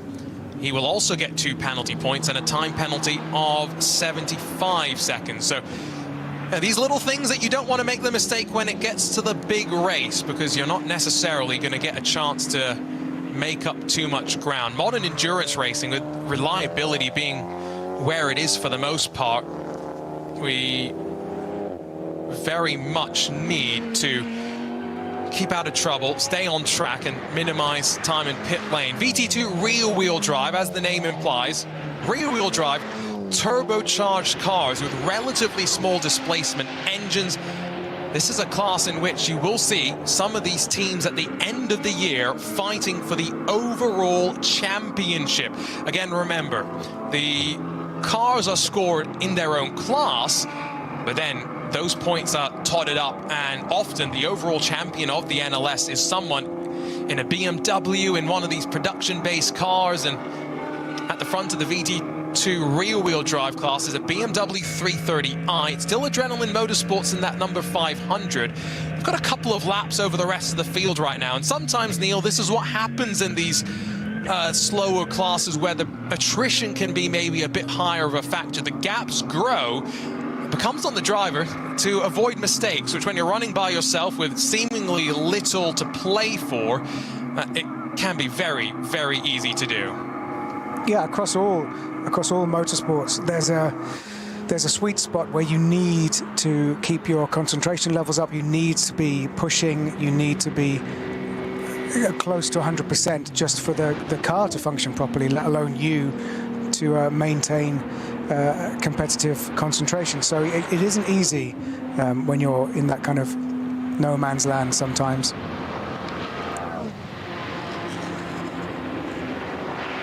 Only 26 minutes away from the final hour getting underway here. It will signal the start of the final pit stop sequences as well, you would think, with some competitors doing relatively shorter runs. Just the 5 laps for a couple to open up the race, meaning they will owe us a slightly lengthier stop at the end. It is still Ben Green that leads by 27 seconds. Is now the gap back to Patrick Niederhauser. the Red Bull team apps Lamborghini. Trinity Solution, Nicky team actually was the first to come into pit lane in the opening hour of the race, but that Aston Martin is third on the road right now. Let's see how that plays out. Jordan Pepper, he's into the Row Racing BMW, fourth on the road with the Ravenol Mercedes run by Winward Racing. Lucas Stoltz back into that car, so they've cycled through their drivers, and that completes the top five with Motor Racing's BMW, sixth Mantai's Grello car, Thomas Preining back in seventh. And then the BMW M3 Touring in eighth rounds out or is at least the best of the non-SB9s in that top 10 with Schnitzel Lahm and HRT Ford Racing. The rest of that contingent. Still five different manufacturers in the top five in SB9. Going down to SB10, it's now the BMW M4 GT4 that leads there. AV Racing by Black Falcon, the 180, although maybe still waiting for final pit stops for some. Pro Sport Racing there, Mercedes is second, that's the 176, with another BMW sat in third and fourth positions respectively. Hofor Racing third, and then the second of the AV Racing by Black Falcon BMWs, the 177, is fourth with the Toyota Supra for Toyo Tires with Ring Racing. That started up towards the front of the class. Fifth as it stands right now. Arjuna Kankipati alongside of Neil Cole. Remember, if you've got any questions, feel free to shoot them in our direction as the checkered flag gets closer and closer. Neil, I think we have another update, by the way, from one of our teams down on the pit lane, talking about conditions and how their stint went out on track. Yeah, car number 188, the BMW M4 GT4 Evo. Philip Biskecken said, it's very warm, but my stint went very well. The car ran perfectly. We're currently in third or fourth place in our class, which is very competitive. There's still an hour and a half of racing left, but of course, we're hoping for a podium finish. There was apparently some contacts with Max Patel, and after that, we were driving without the rear hatch. It was quite loud as a result, but we didn't have any problems, and this car is running with the hatch back on now. So, great sort of live update, but you know, it's very warm. We've been treated to quite a few, you know, the best part of a lap, looking at Mikel Azcona, of course, the former WTCR champion in his Hyundai, who's, you know, he's driving his own race, really, in the Hyundai Motorsport N TCR car. Nice and clean, nice and fast. It has warmed up nicely, that is for sure, given the somewhat cooler, was it 11 degrees Celsius that we started out with, which is relatively cool for when you jump back into the car itself. Then you ratchet up all the heat that the electronics and things can generate. That's one thing that the Lamborghini Temerario has been apparently designed with in mind. You don't need the AC to stay cool. Driver's got the door open on one of our Porsches, and I don't think that's because he's trying to stay cool. That is a car that has ground to a halt. The red, white, and Lambda? Blue. Not sure if that was.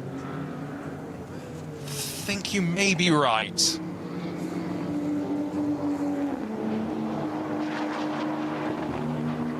Luckily, well off. Try and get an update track on that, Neil. But yeah. I think,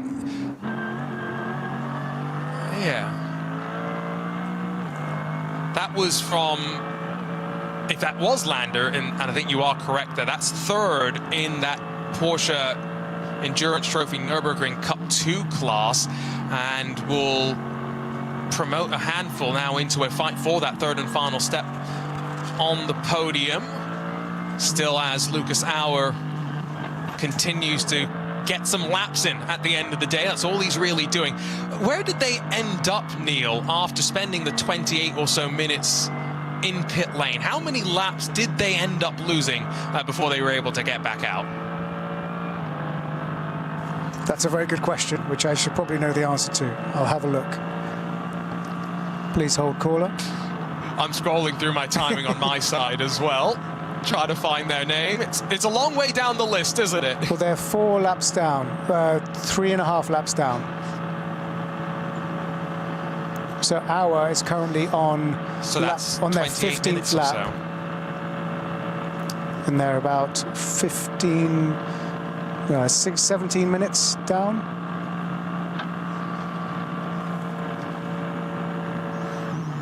again, what could have been, that definitely was a car that was contending. By the way, the Dacia Logan, I'm trying to judge the body language of the crew getting to work. They've just changed the left rear tire, but it is so great to see the Logan back out on track. We've often talked about these sort of historic cars at the 24 that increasingly sometimes seem out of place. What's happened on the Dottinger, by the way? This is with Lucas Auer at the wheel that we're grabbing a look at him tightening the seat belts at 280 odd kilometers an hour. I wonder what he saw up ahead. That's normally a sign that you're bracing for a battle, or maybe he'd just felt I could do with a little tighten at this point. Making a pass. Lucas Auer is going to slip past the Gamotta BMW. At the wheel right now is Moritz Krantz. Remember, this is a Pro-Am car, so we're expecting that it's not going to consistently have the speed to be at front as much as in the one-lap pace. We've seen that it's got the potential to match the pole time, but an easy path there for Lucas Auer. Maybe that's what he saw in front. Strap the belts in, focus on the move in front. Confirmed, by the way, Neil, good eyes. It was Lander in the 925 Porsche Cup car that was stopped on the GP lap. Another look, by the way, at a replay. This is how the gap actually closed up between Auer and Gamotta's BMW. On the entry into the Stefan Belloff S's. Very, very close moment with the Porsche. Yeah, I felt like there might actually have been a bit of contact there. But yeah, Lucas Auer currently running in 59th overall.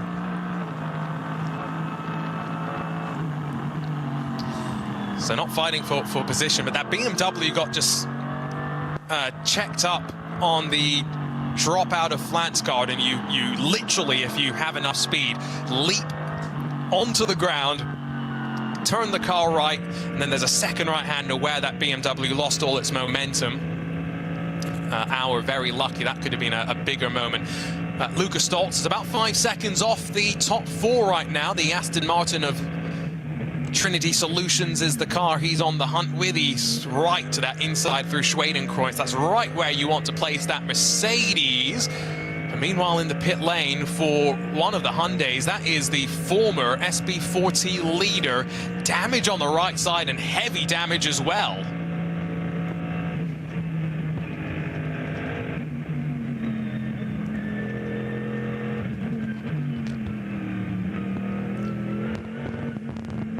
So that leaves just one of the Hyundai still out there. Excuse me, it was not the leading Hyundai. So that's still out there on track. It was a second place Hyundai, which is surely, just based on that, had either some contact with a car or some wall, and they're going to get out the magic tape and hopefully strap that car back together and send it back out, Neil, to, again, get these drivers those final laps as we head into the final 75 minutes. We are inching closer and closer to next month's running of the 24. Yeah, get it out there by any means necessary, really. And we're seeing a few more penalties coming in. In fact, the oldest car in the field was speeding in the pit lane, car number 275, the BMW 318 Ti. Has got a penalty of 60 seconds. That's significant for a car that, at least right now, is leading in class. Where's the gap back? There's actually no other cars in SP3, so that's going to be a penalty with seemingly little consequence. SB40, just quickly on that, yes, it was the second place car that was involved, but that could be of consequence because there is a Subaru WRX, one of the cars that was involved in the starting fracas in Group 2. That could take advantage to grab a spot as a result. Great to see the Subarus out on track.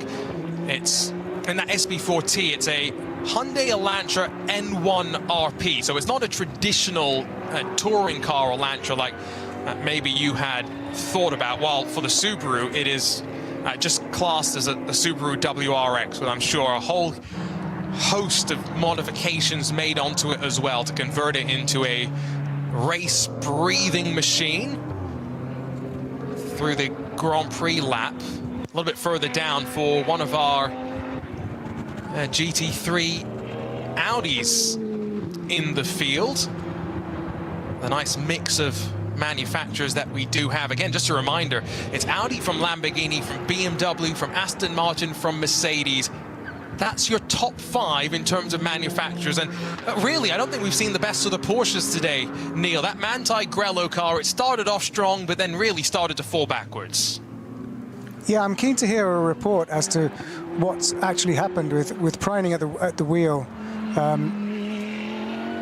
We still don't really know, but it has not been as competitive as we expected to see it this weekend. And it is, you know, technically the four-running Porsche 911, and then the next one is the Mullner, which is currently in 14th. So yes, we need our spies to inform us what seems to be the problem with the Grello car. That would be the benefit of our on-site coverage of the 24-hour race next month, when we'll have some of our team indeed back at the track. Last year it clashed with the Watkins Glen 6 hours, didn't it? So our RSL team was kind of split in 2 directions there. Not as split as we are this weekend, with World Endurance Championship action alongside of this, Creventic, IMSA. Lots coming for you on the archive if you want some racing to follow up on in the next week or so. Lights on for our drivers. The darkness maybe has slowly settled back over the track, and that is really just in terms of the cloud cover right now. Still as Ben Green continues to run at the front of the field, but the gap has been going back and forth to Patrick Niederhauser in the Red Bull Team Apt Lamborghini Huracan. It's now 21 seconds. Last time by, Ben Green gave up almost 6 seconds, so must have lost out with a slow zone or traffic. This time by has found a couple more seconds, but based on the speed here, I would not be shocked, Neil, if we see another driver change and potentially Christopher Haase back into the Scherer Audi to close out the race. Yeah, I think you're right. That would absolutely make sense. And just if you've wondered, we haven't really given a full update what happened to the Lamborghini Huracan number 7. Patricia Stalizzani, the Latvian-German driver, she said, we tried to push for 1 lap and ended up with a puncture. I had to retire the car. We tried a risky strategy and it didn't work. The car is running perfectly, but I don't think it's worth it for us to go out again now. So puncture for the number 7 Lamborghini Huracan GT3 Evo 2, with Patricia Stalizzani at the wheel, is retired from the race. And might this be the last year in which the Lamborghini Huracan is the main focus of the Lamborghini brand? The Temerario has debuted already with FAF Motorsport racing it out in IMSA competition. We'll have some more of them racing in Europe, and indeed increasingly you would assume customer cars to come in the years to come. But could we see a Lamborghini Temerario, the first fully in-house GT3 car built by the team at Lamborghini, with lots of nuances that they have focused on? If you want to hear a bit about that, Peter Mackay did a great piece with Andrea Caldarelli at Sebring. They walked around the car together. Unfortunately, there's no cameras, it's just the audio, but Peter was smiling like a kid in the candy store.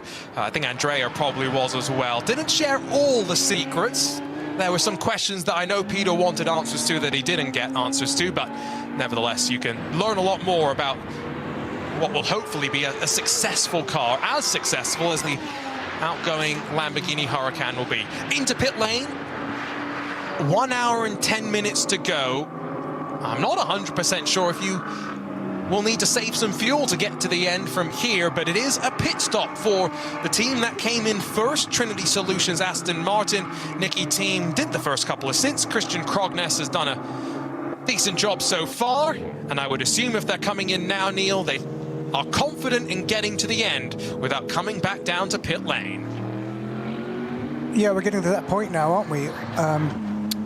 But it looks like Krognes stayed in the car. So if they are going to the end, that means that Nicky team will take no further part in this race.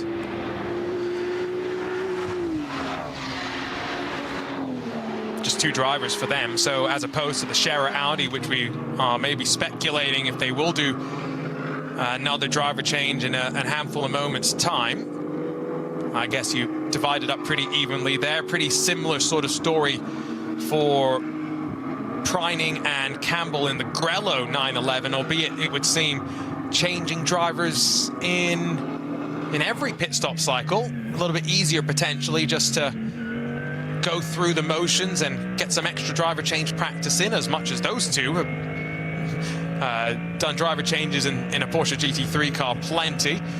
Down in towards the foxhole for the Mercedes-AMG Team Ravenol, the white and orange. But an issue now for the 830. You can hear the right front dragging on the ground, the only of our TCR entries. And unfortunately, it is going to be a painful half a lap, because only at the Mut curve right now is this car.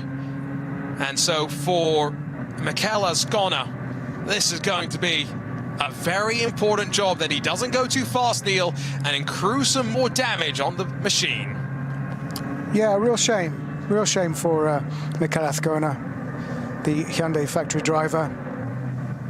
But he just has the job of staying out of everyone's way and getting that safely back to pit lane. But despite the fact that he'd managed to get that car up to 28th overall, despite a couple of problems earlier in the race, but that we yet to see if that's terminal. But was dragging it back around the rest of the track to get it safely either to an exit road if they're going to retire, or back to pit lane, but just staying out of everybody else's way, because they, as you say, that car and Mikel Azcona on a race of their own, really. The thing is, Neil, the report that we've just been sent is this happened all the way at Schwedenkreuz. So that is, I mean, he has already dragged the car through, I make a guess, at close to 10 kilometers, maybe a little less than that. And Schwedenkreuz is one of the fastest points of the track as well, depending on which car you are in. So to have gone in with the right sides there, probably a similar sort of incident to what happened to Laurent Vantor last year in top qualifying for the 24 itself, where, I mean, absolutely hellacious. They didn't look like an Audi, rather a race car, what was left of the Porsche, with now, of course, Scherer switching from Porsche to Audi entirely for 2026. You can't really tell if you're ever watching, I think, these onboard cameras, but for anyone who's ever been strapped into a race car, once you get the Hans and the seatbelt on as well, it's a very claustrophobic experience, and you don't really have great ability to turn your head and look into the mirrors. And so this must be a very difficult prospect for a driver. You're also relying on your team, who will be telling you on the radio where cars are behind you, Neil, and what you need to be aware of.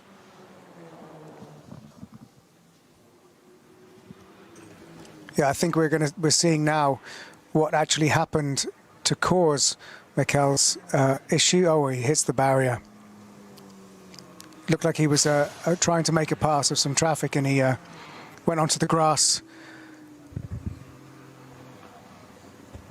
Yeah, that was a mistake. And he's dragged bits of gravel back on from Arenberg, but I mean, it just looked like understeer. He was winding on the steering lock, trying desperately, but that Armco will have taken a hit, and I would assume that some track services teams are heading in that direction for potentially some work into pit lane in one of our Porsches. Meanwhile, as a bit of a blend between GT4 production cars and the Dacia Logan, which is back out on track. We talked about the BMW 318, one of the oldest cars in the field, but this is up there as well. The second coming of everyone's fan favorite, the Dacia Logan.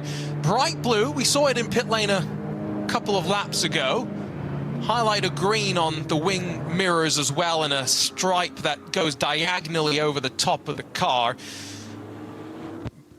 But if you're curious as to the specs of that machine, it puts out about 280 brake horsepower. It's about 80 extra from the version that unfortunately crashed out of the 24 a handful of years ago. The other old car that many fans, of course, will have fond memories of is the Foxtail, the Opel Manta, but at least for now, that is going to be restricted to the more classic racing, which, you know, there has been plenty of on-track activity this weekend, Neil, not just our 4-hour NLS races, but plenty of other things as well.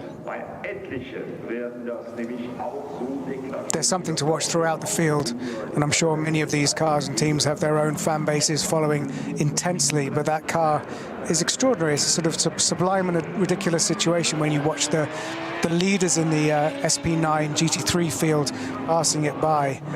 It's just a beautiful moment. Gap at the front's coming down. Patrick Niederhauser, slightly compromised line, I thought, there down into turn 1, but he's the racing driver, I'm the one in the booth, and he's made it work. And now just 15 seconds in arrears to Ben Green. If we are closing on that final pit stop, 3 and a bit minutes left to go till the top of the hour, and remember, with already at least one, we think, having trundled down the pit lane for the final time today. What more excitement do we have in the SP9 class as the pit stop times equalize out and the race comes back together? The former leader in SP2T, the Opel Corsa GS Line 130. The slight differences between what you and I, Neil, got to see at Daytona with the air jacks and the dance of the IMSA WeatherTech sports car pit crews versus a much more grassroots campaign. Meanwhile, the Pro Sport Mercedes-AMG TT4 off the track, and I think that's down at the Dunlop hairpin. Yeah, that's looks fully embedded in the gravel there, so I can't see that going anywhere under its own steam for now. With just over an hour left to go, that's a real shame. While we're watching body language and actual language taking place in the driver change in the pit lane, and it looks like the TCR, the Ascona up as well, not a good sign. The Hyundai has made it back to the pit lane, so kudos to Mikel Ascona after hitting the guardrail at Schwedenkreuz and hitting the gravel at Arenberg. Ascona has nursed that car back to the pit lane, so let's see if they can fix it up and send it out again for a few more laps. It took 13 minutes and 25 seconds, if you're curious, instead of the 8 minutes and 50 that it would normally take to run around the circuit. Good effort there. We'll see if it does head back out onto track at any point. There was one more car in TCR, but they're quite a ways down, so we'll see if there is going to be an advantage. And when I say quite a ways down, it's 3 laps the difference between the Hyundai that now sits in pit lane and the VW Golf. This is a Mark 7 Golf GTI with the DSG in it. No team name associated with the entry, but at the wheel currently, as they run in 75th position overall, is Marco Knapmeyer. He's sharing the car with Dirk Groniek. But again, remember, we'll see a lot of these TCR cars, a global formula, a global BOP as well. It's great that we've got one of these slightly older entries eligible to run alongside of the latest TCR car that Hyundai will offer as well. Yeah, depending if the Ascona Hyundai comes out of the pits, we might actually have a battle on our hands between those two, depending on how many laps the car number 8830 stays in the pits.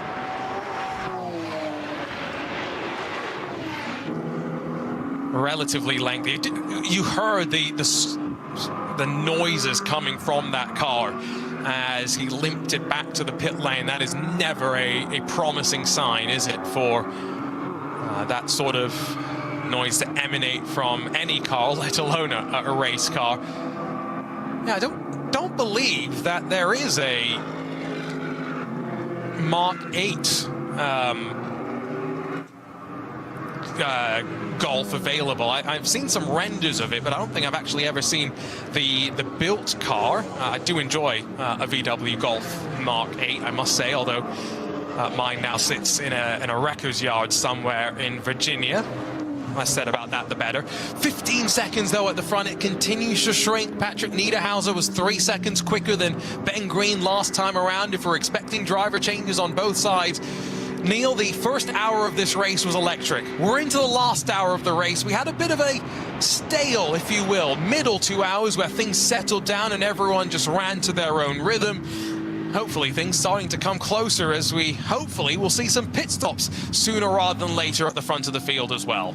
Yes, we've got to hope for that, because the front five have got quite a hefty series of gaps. But you're right to point out that Niederhauser has made up quite a lot of time on the leader, Green. Less than 15 seconds now is the gap to the leader. So this is where the strategy will sort of start to come together, and the different staggered pit stops will come into play, and we should hopefully get a nice race to the checkered flag in the next hour. Quick update for the Jimmy Broadbent, Steve Brown, Misha Schauder and fans listening in. Well, remember how I was saying at one point they were leading in the combined 82 and Porsche Cup class? No longer, however. It's still some time to go in this race. They lead in 82, of course. They're second on the road when you factor in the Cup 2 car, so quite remarkable. For those that don't know the story of Jimmy Broadbent, go back about a decade or so, and you know he was going through a really difficult time in his life, struggling with his mental health. He moved into a shed, quite literally, with space for a bed and a sim racing rig. And from there, he's now here, racing in a Porsche Cup car and hoping that next month will be the year that after 2 consecutive second-place finishes in the 24 hours of the Nürburgring, that he and his team will finally be able to taste success in the 24-hour race from a shed to victory lane. What a story that would be, and that's exactly why Bilstein, Black Falcon, their program had come together in the last couple of years to build them up. Last year running a GT4 car, albeit not in the regular SP10 category. Stepping up in speed once again, and Jimmy behind the wheel right now. Likely to see Steve Brown jump in at the very end of proceedings to close out the race. Steve, of course, unfortunately has not finished second in the 24-hour race. He might not like that I mentioned it, but did lose his license that one year, so he's hoping to just try and win alongside of the team. 15 seconds, still that gap up front. It's another 15 seconds back to Jordan Pepper in the Row Racing BMW. They've been a bit quiet on occasion, but you can never count out a team as experienced as them. The Ravenol Mercedes, only a couple of seconds behind in that fight for third on the podium as well. There's a lot still to play for Arjuna Kankipati alongside of Neil Cole here on RS1 if you're listening in, and live on a whole variety of video streams with so much excitement building up to next month's race. Neil, this is your first experience of the NLS in the Radio Show Limited booth. What are you taking from this weekend so far that maybe you've not taken from it as a spectator, as a fan in the past? The quickest answer to that would be brain explode emoji. There's a lot going on, and I have to keep reminding myself that I'm not just a fan watching and listening at home, that I occasionally have to speak. So that's my experience, is trying to keep across all the different classes, all the different drivers, and trying to work out, which normally, you know, I'm relying on the commentator to explain to me. I've got to do that a bit. So I'm doing my best, but I'm loving it. And, you know, being in your capable hands today, Arjuna, and being alongside John Hindhaugh for a very difficult session yesterday. It's been a great experience so far. And we've got 55 minutes until the checkered flag, and let's hope we get some action picking up towards the end of this race. I've got a quote from Max Verstappen, allegedly, I should say. I'm just checking social media here. But according to the tweet that I saw from Vincent Bruins, who's a very trusted source, to be fair, so I feel in good light sharing this. But Max said, "I suddenly felt a lot of vibrations. The splitter started rattling loudly, so then I knew it had broken off." So sounds like what had happened is maybe the splitter fell off and then maybe comes back up into the path of the car, and maybe that was the scratches on the front vinyl that we had noted. Very strange. To continue quoting, "I didn't touch anyone, so I don't know what happened. We need to see exactly where it went wrong." My gut assumption here, and I'm not going to try and say this as a fact by any means, Neil, but based on what he said there, it just sounds as though, you know, you pushed the limit of the track a few bit many times here, which we did see Max doing. You catch that splitter maybe on one of these curbs a few too many times, things come unsettled, and then you just get a vibration or some sort of what's the right word, frequency through the chassis that does the damage that ultimately we saw on the car.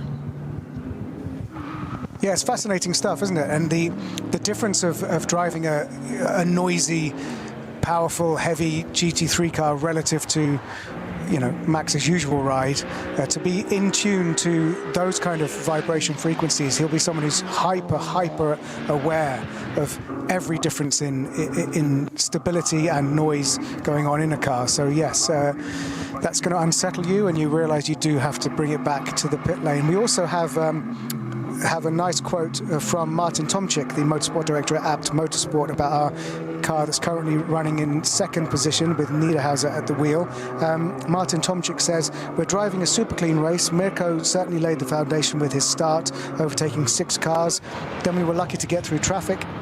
And now you can see that the lap times are quite far apart. However, it must also be said that this hasn't been adjusted for pit stops yet. So basically, Martin's doing our job for us." He says, "In other words, the Mercedes behind us is virtually ahead of us. The Audi has a considerable lead. Now we'll see. It's pretty even between Audi and Mercedes in terms of pace. Now we'll just finish the race and see where we end up." So thanks to Martin Tomczyk for giving us that quote and a guide to what to expect over the next 52 minutes.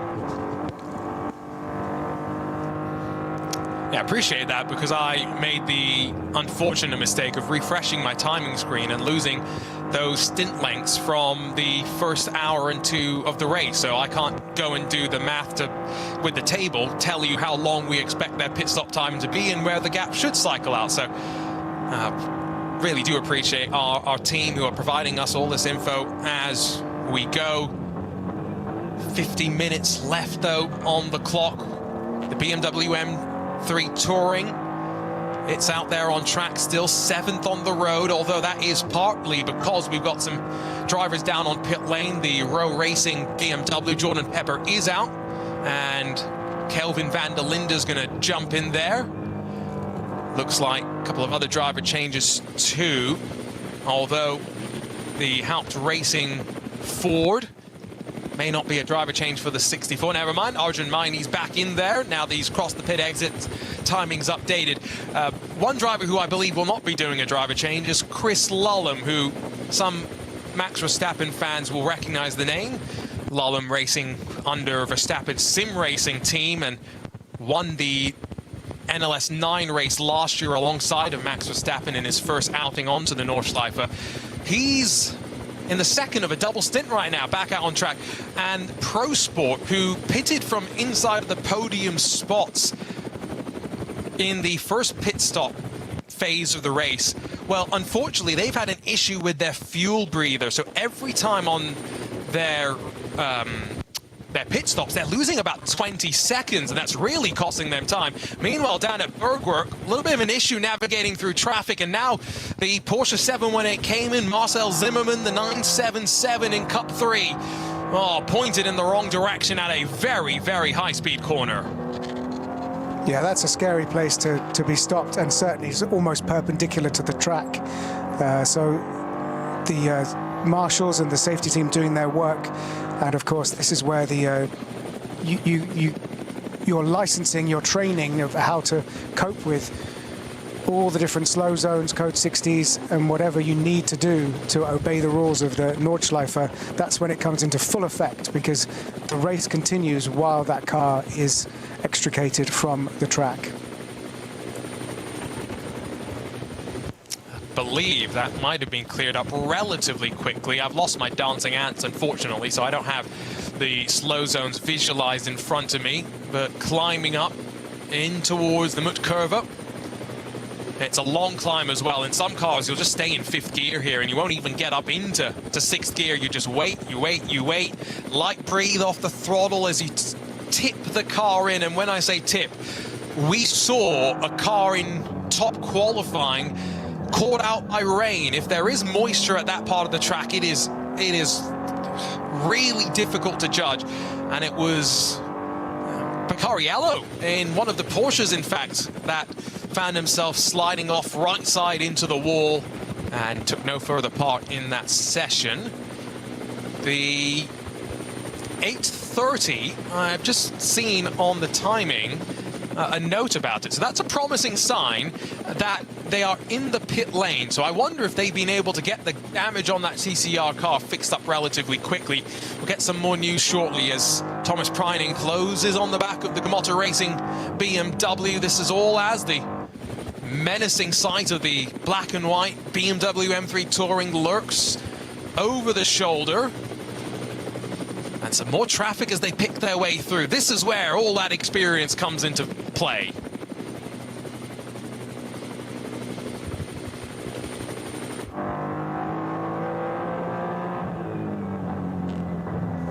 We've got a note that the car number 175, Lalum de Oliveira, Couch Sparred, Mercedes AMG GT4, parked in the gravel bed at the exit of the Goodyear hairpin bend. I think that we saw that a little bit earlier. So here's a direct report from Michele Ascona.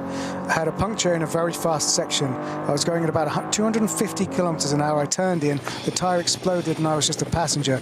Even though I hit the barrier, I managed to bring the car back to the pits. It wasn't easy as I was driving on the rim. So it was actually a blowout that caused Michele Ascona to hit that barrier in the dramatic style that we saw.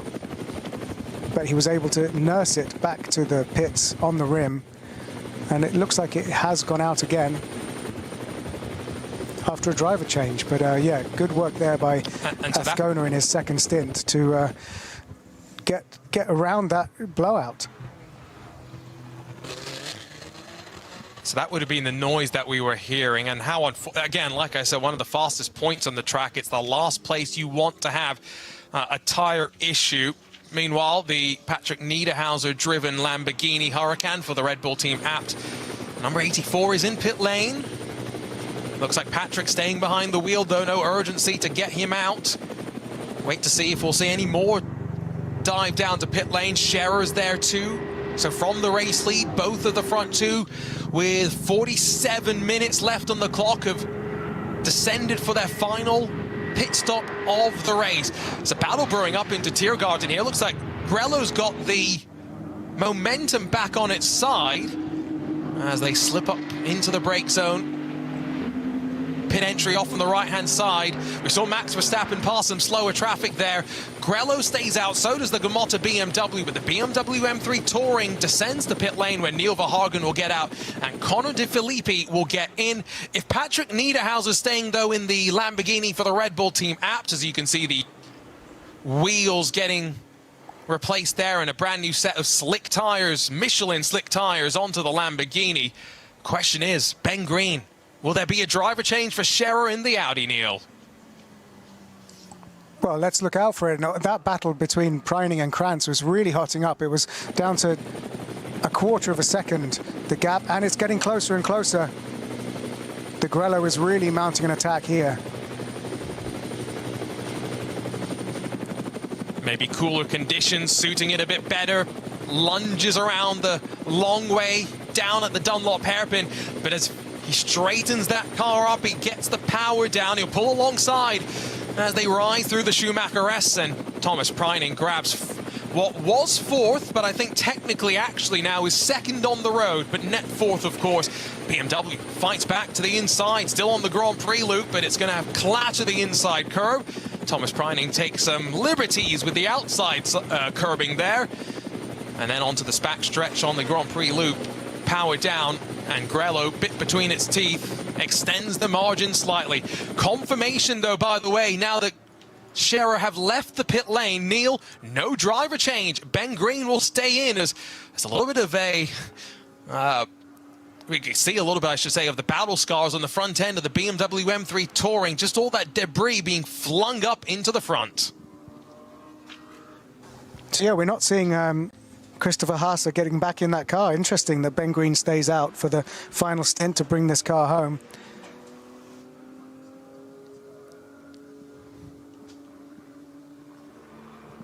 There was a message from race control. We will change to replacement penalties with all new penalties. I'll get you confirmation on exactly what that means at some point. Future NLS winner right there. BMW, I hope this program has legs beyond the month of May, and we will see the M3 Touring continue potentially for a couple more NLS rounds here and there. Crucially, though, we talked about minimum pit stop times. One team has fallen foul of that. It's the Ravenel Mercedes, powered by Windward Racing. Lucas Stoltz and Mauro Engel have shared the vast majority of the driving duties so far, but they will get a 32-second penalty. And it's not the only one that I would expect. They're all going to be running this as close as they dare to whatever their limit is, Neil. Yeah, just a minor calculation error, I would imagine there, and that's costly on the timing screens, but not sure how much of a difference that will make position-wise. Meanwhile, the Grello is stretching its legs a little bit ahead of the BMW after this overtake. What a great move it was. Not the traditional place, is it, Neil, to go around the outside down at the Dunlop hairpin?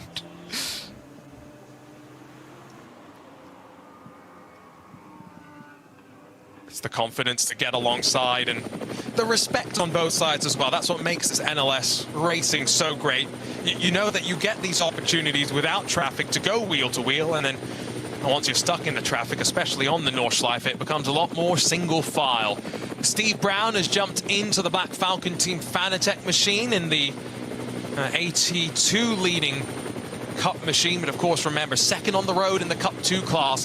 Their goal is to win one of those races on the road. It is as simple as that. They may be running different suspension, running some slightly different alternative fuel, but everything else on that car is a Porsche Cup machine through and through. It's a slow zone that Grello has just entered. It neutralizes this fight very momentarily. Now, this is all the way, I believe, at Worshifen. So just before you begin the run up out of Bergwerk and climb towards the Muttkurve. See if we can spot any of the vehicles who are being recovered. Down through Worshifen, slowest part of the track. Must feel even slower, Neil, when you're under the slow zones and yellow flags. Yeah, I guess it's a chance to actually take a breath, because that already is a slow part of the track, but you're fully concentrated because it's tricky. But then we couldn't actually see what it was that was causing the slow zone, so maybe they just finished clearing it as we came to it. So hopefully that'll be clear by the time we come round again in just over 8 minutes. 8 minutes for the fastest drivers. Of course, for some of those production machinery, it's a little bit of a longer lap. I'm just trying to look, what's the slowest, fastest lap that we have right now? That might be for one of our BMW 325s. There's a close moment there for Grello, just around the outside of a GT4 car on the climb up towards the Muttkurve. One more that he'll pop to the left of and make that move nice and easily, but 11.55 is the slowest, fastest lap that I see on the timing screens. So about a 4-minute delta between the fastest and slowest cars that we have on track.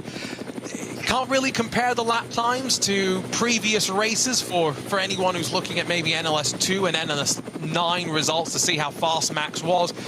Because again, remember, we're using a slightly different version of this track. We have the longer run through the Grand Prix loop, and that means 25 plus kilometers is what we have. Confirmed, by the way, there is now a code 60 down at Worsifen, so Grello probably got through at the optimal time. It didn't cost them too much momentum.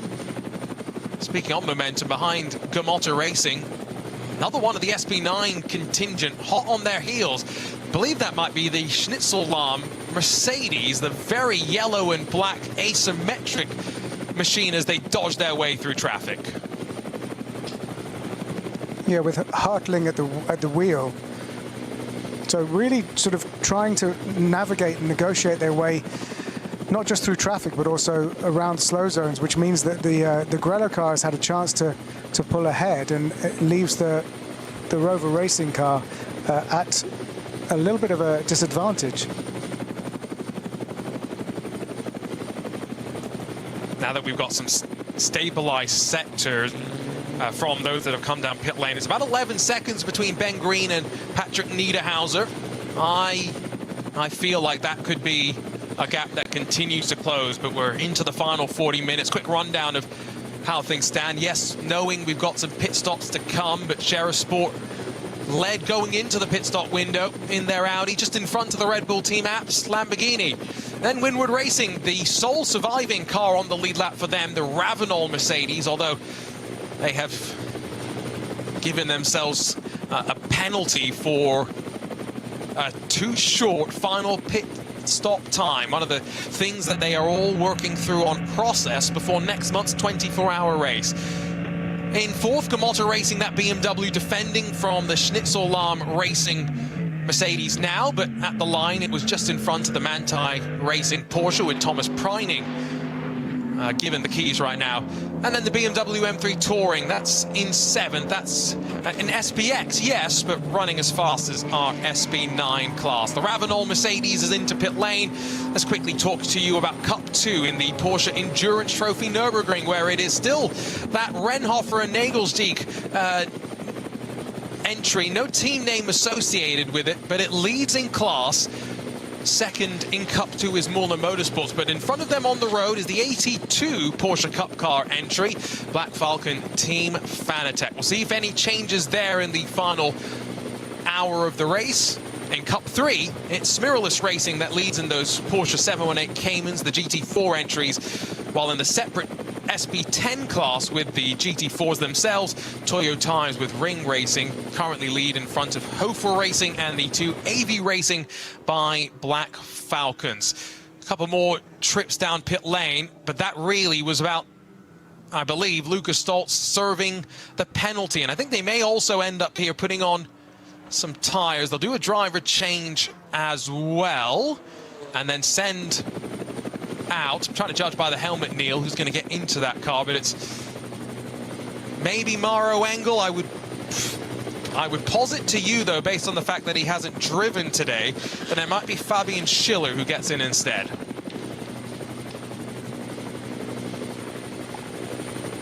Let's see how the timing screen updates us with that. Just a nice quote from the pit lane from Lena Strychek in the 380 Opel Corsa GS Line 130. I received a last-minute call this week asking if I wanted to participate this weekend. I mean, we all dream of getting a call like that, right? After a break of over 4 years, I had to quickly update my permit this week, and now I feel right at home again. Our Bitter Corsa is actually an Opel Corsa that has been customized by the company Bitter. So a last-minute call-up after a hiatus for Lena, and she's been driving in the Opel Corsa GS Line 130. Those are the stories as well, that in a field of 120, that, you know, there's so many that will slip through the cracks. I often feel like, even when I'm down on pit lane in our work with IMSA Radio that, 50-something cars, it's hard enough to get all the stories there.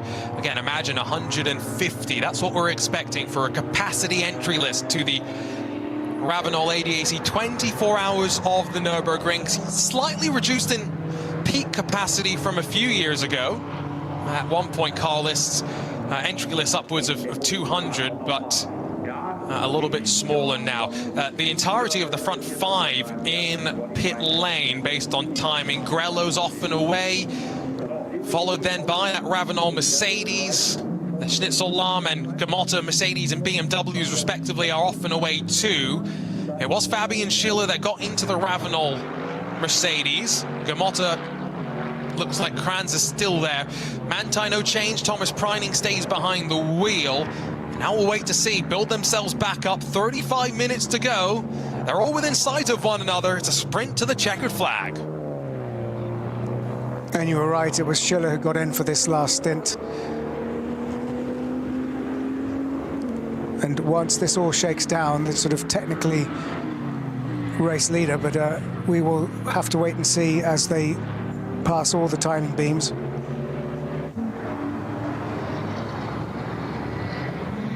Getting into the Schubert BMW, the number 77. Another driver change there. It's Hugo de Wilde who gets in, takes over from Charles Wertz. It's a pretty quick lineup, although have maybe not seen the most of the BMWs this race. Rowe Racing have been up there, Gamotta Racing there, yes, as well, but that's one lap pace. I don't know if we've seen them show the kind of speed that will break them clear in a 24-hour race. In pit lane as well is the number 62 HWA Evos. They have done a great job of ticking off the laps as they continue to build up experience heading into next month's race, where they'll have two of those beautiful HWA Mercedes-inspired race cars out on track. Also driver change for the Gamotta BMW as well. Now just waiting for that driver ID to officially go through. It's now Ansel Zigo who takes over, and so we'll see how his pace develops. Remember, Pro-Am, we were expecting at some point that car to maybe be a little less consistent, and maybe that's why you put the less experienced driver, the less consistent driver in, Neil, for just the final 33 minutes. Yeah, it sounds counterintuitive, doesn't it? But that makes a lot of sense, because fundamentally they don't need to build up a lead or build up consistency during the bulk of the race. They just need to bring it home. So that's a good call by the team there.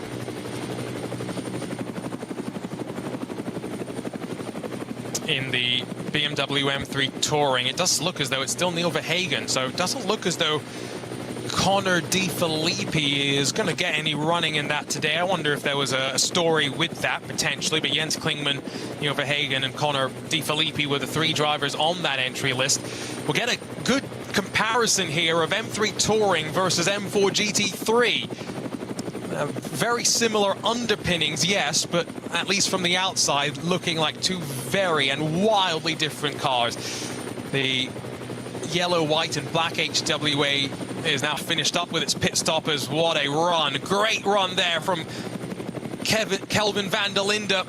Almost too much speed in towards Schradenkreuz. Had to get down to the inside and makes his move nice and easily.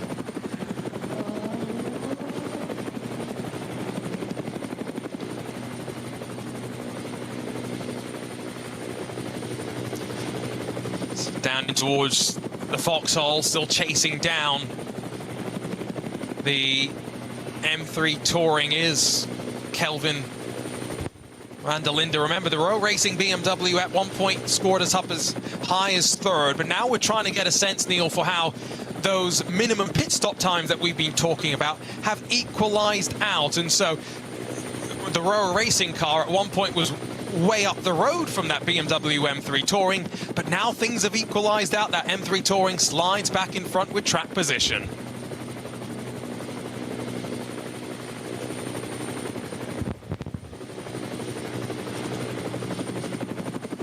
And it's great to see such an effort from Kelvin van der Linde. Of course, spends a lot of time with the BMW M team, WRT, driven with Valentino Rossi. And it's fascinating, isn't it, that the eyeballs of the world come to GT racing with the influx of the enthusiastic drivers who choose to come into this sport because it's such an amazing motorsport class. So Rossi and now Max Verstappen bringing so many people, and then they lean on the skills of drivers like Kelvin van der Linde to help them, guide them, and fine-tune their existing incredible talent and instincts to this very specific form of motorsport.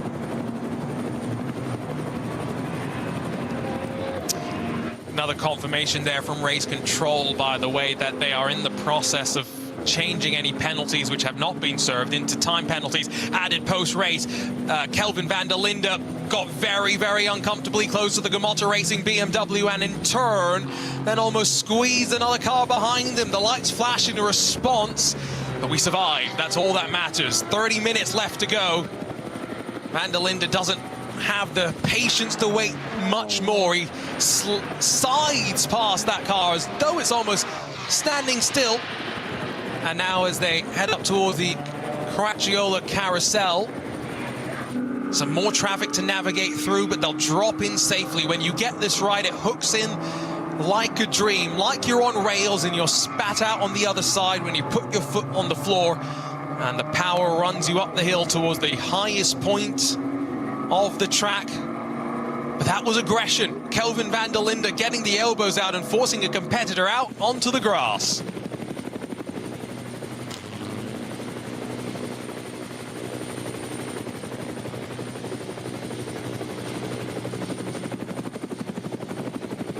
Some great aerial coverage from our team at the Nürburgring TV compound.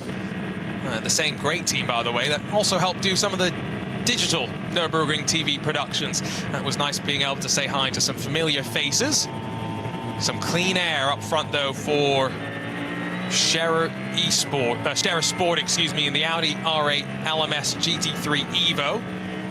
Scherer, a team that have crossed over into the virtual world to great effect, and Raphael Renhofer, in fact, that leader in Cup 2, he's run with this team in the esports world on many a time. But Ben Green, it's a 8:16.285. It's a much more competitive lap time than anything we saw from him in that previous stint of the race. Maybe managing the situation, trying to save a bit of fuel. Get back to Patrick Niederhauser, 17 seconds. He's pulled out 3 extra seconds on that last lap, Neil. Yeah, Ben Green, it seems to have switched it back on again, and he's extended that lead. And is this just going to be the run down to the checkered flag now? Because those two other leading cars, not a huge amount of opportunity for anyone to catch them from behind. Maybe Neil Verhagen has a chance.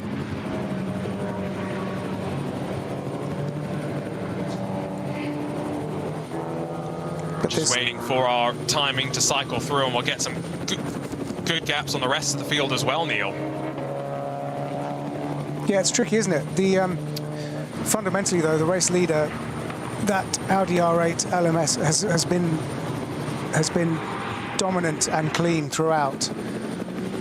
And with penalties for the number 80 car helping to push that back a little bit further, we wait to see how this settles down into the last 20 minutes of this race to the checkered flag to settle our top 3.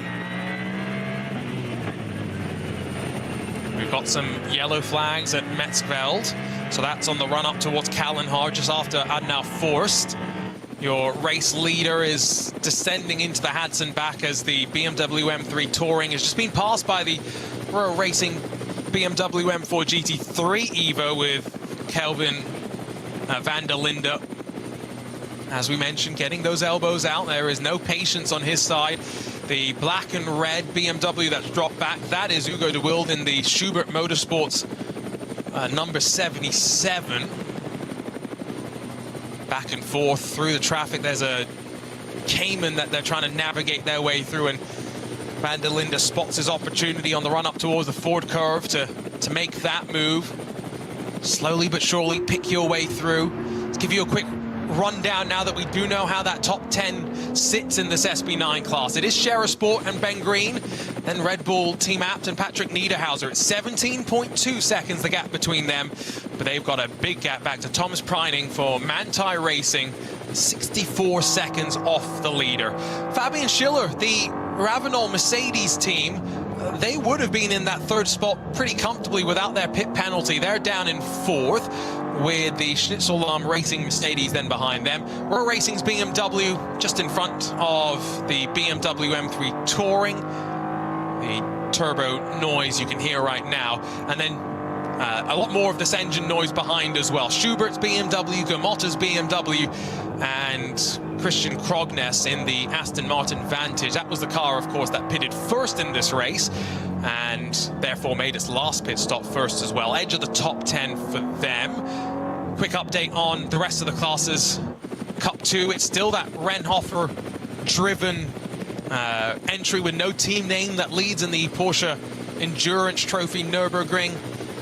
They're about 2 minutes in front of Black Falcon Team Fanatec, who are second on the road of the Porsche Cup cars, but second in Cup 2 is Molnar Motorsports, third in Cup 2 is Kramer Racing. They're just in front of Smiralis Racing, your leaders in Cup 3, while if you go down to SB10, now Hofer Racing, been bouncing around those podium spots. They jumped up to the lead in class in their BMW M4 GT4 Evo, just in front of the Toyo Tires with Ring Racing team, although Hofer Racing have just made their way down to pit lane for what will be the final time today, with 24 minutes on the clock left. In VT2 front-wheel drive, it's an Audi S3 that leads the way there, the number 480, while in the VT2 rear-wheel drive, it's the BMW 330 of Adrenaline Motorsports, that number 500, that still continues to lead. That's an update of the majority of the important classes in terms of ones with multiple cars. Update on TCR, Neil. I did note that that VW Golf, the GTI, it has cycled forward to the lead of the class because unfortunately the Hyundai Motorsports 830 is still sat in pit lane. Yeah, a shame for the Ascona Hyundai, but pretty much inevitable really that the damage done driving pretty much 2/3 of this Nordschleife on the rim would be doing damage to the car, and it is being pushed back out onto the apron, so it looks like they're going to try and do some more laps in it, but yes, it is no longer in contention for a class win. No longer in contention either is Lucas Auer, Max Verstappen, after losing 28 minutes in pit lane with a yet to be diagnosed front splitter issue. It developed on the Dottinger-Hoa at speed, unfortunately, and required a mandatory trip back to pit lane. They are out on track at the very least. Lucas Auer gaining the repetitions, but they are 3 laps adrift, down in 45th position overall. Again, a question of what could have been. Max Verstappen did look very good at the start, though. The car looked very balanced. Verstappen made moves at the right time. It's all building up with some decent momentum, crucially, Neil, heading into next month's race. That is part of why they came here, right? To maybe get the monkey off their back after losing NLS2 victory, after falling afoul of those tyre requirements, show some more speed, try and grab a victory, and continue to build up to Max's first real-world 24-hour race. And let's not forget, this is bonus time for them, for Max particularly, to get any time this weekend in the car and to get data from that car, because, you know, in another dimension, in a different timeline, he would have been competing in the Saudi Arabia Grand Prix this weekend in his Formula One car. So this is crucial extra time, not just for Max behind the wheel, because we know how talented he is, and he showed that in his first stint, how good he is at the overtakes before the front splitter was damaged, but crucial for the team and for him. It is kind of a little bonus feature for him before the big race next month.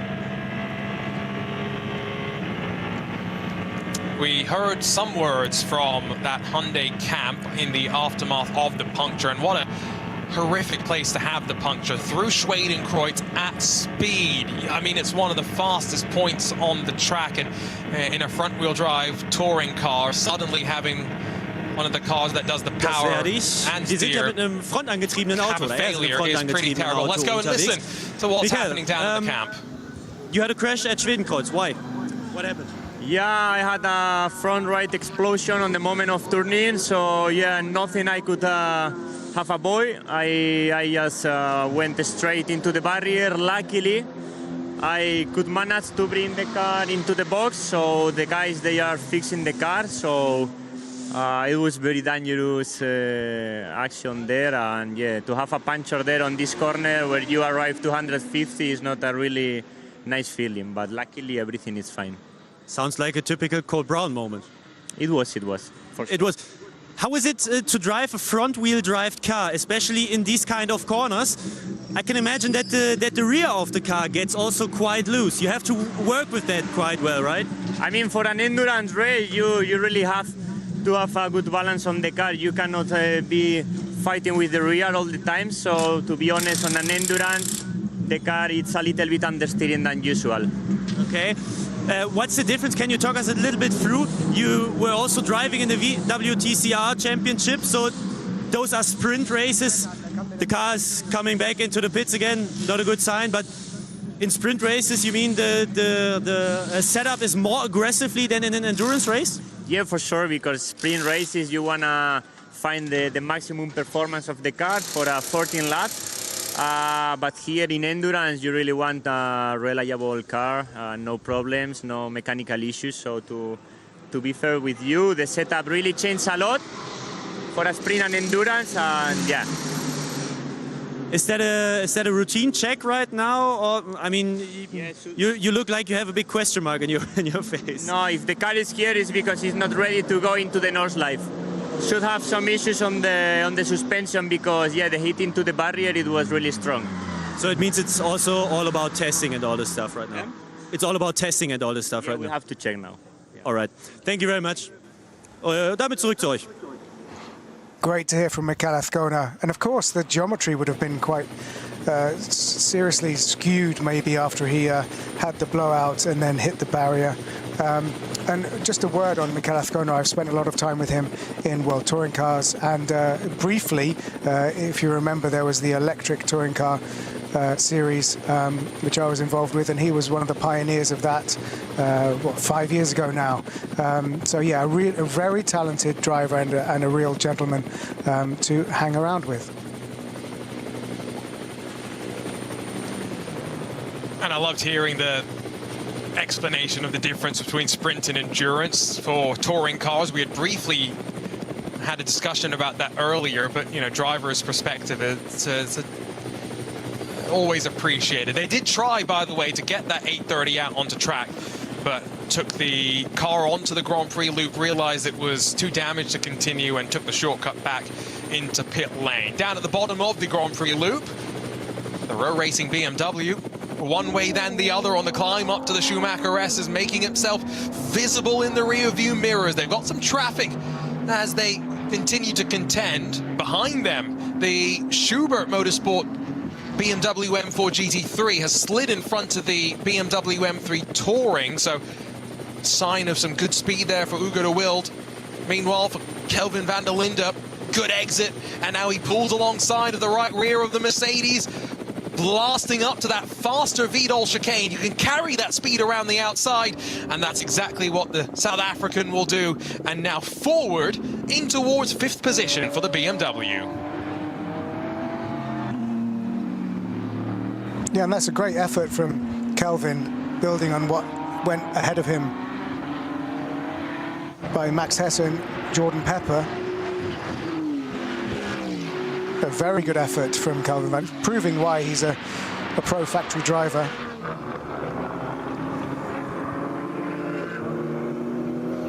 We've got a lot of great brothers in sports car racing nowadays. I was going to say of course, Sheldon, the Sheldon and Kelvin van der Linde. Yeah, so what a great connection there. Dries and Lawrence Vantor as well. That Mercedes, though, struggling. The Schnitzel number 11, not quite sure if there's an issue for Kenneth Heyer, if he's maybe not feeling too confident. What is a Pro-Am car? We should point out it's just been passed down on the exit of the Hudson back in towards Quido-Bacahoa, not traditionally a passing spot you would assume, but Hugo de Wil in what is a pro-entered SB9 machine flying. Also flying, remember, if not for a penalty, Fabian Schiller would have been dropped onto the racetrack after the final pit stops in the Mercedes Ravenol blue and orange in third position. Instead, he's going to have to fight his way forward, pick his way past what seems to be a VW Jetta, slide down the inside as we work towards Callenhard, and Thomas Preining firmly in the windshield, target acquired.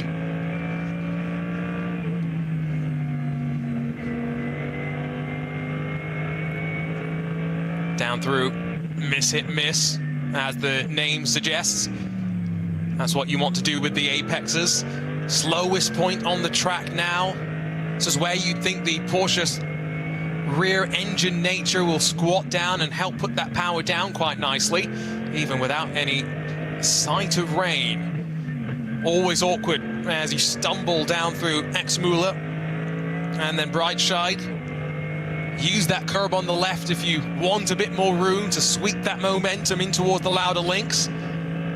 Oh, such a great section of track. And then on the brakes into Bergwerk, so important to underdrive the entry so you can overdrive the exit, climbing up the hill with 14 minutes left on the clock. The fight for third is well and truly on. Grello's looked vulnerable through the course of today. I don't think there's any doubt about that, Neil. But there's only a couple of times you've got to really hold on, and those times will be now.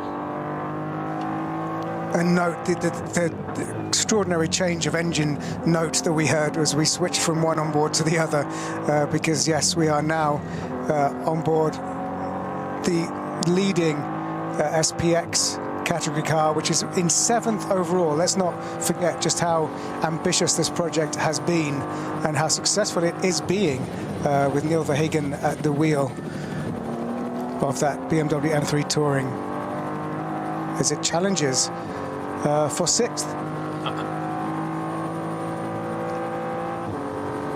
The Schnitzel Mercedes very vulnerable right now. Closing stages, the balance maybe not quite there. It's so easy to have that shift in direction on a track as long as this. And that's why having a feeling in the car that everyone is comfortable with across your team. Remember, multiple drivers for not just this 4-hour race, but indeed for the 24 hours as well. Oh, lots of momentum for the M3 Touring as he sweeps out through the Mut Curve. Some traffic in front of them. Onto the brakes just before the Caracciola carousel. Oh, and Neil Verhagen sweeps through on that Mercedes, the big M3 Touring. It's moving like a dream.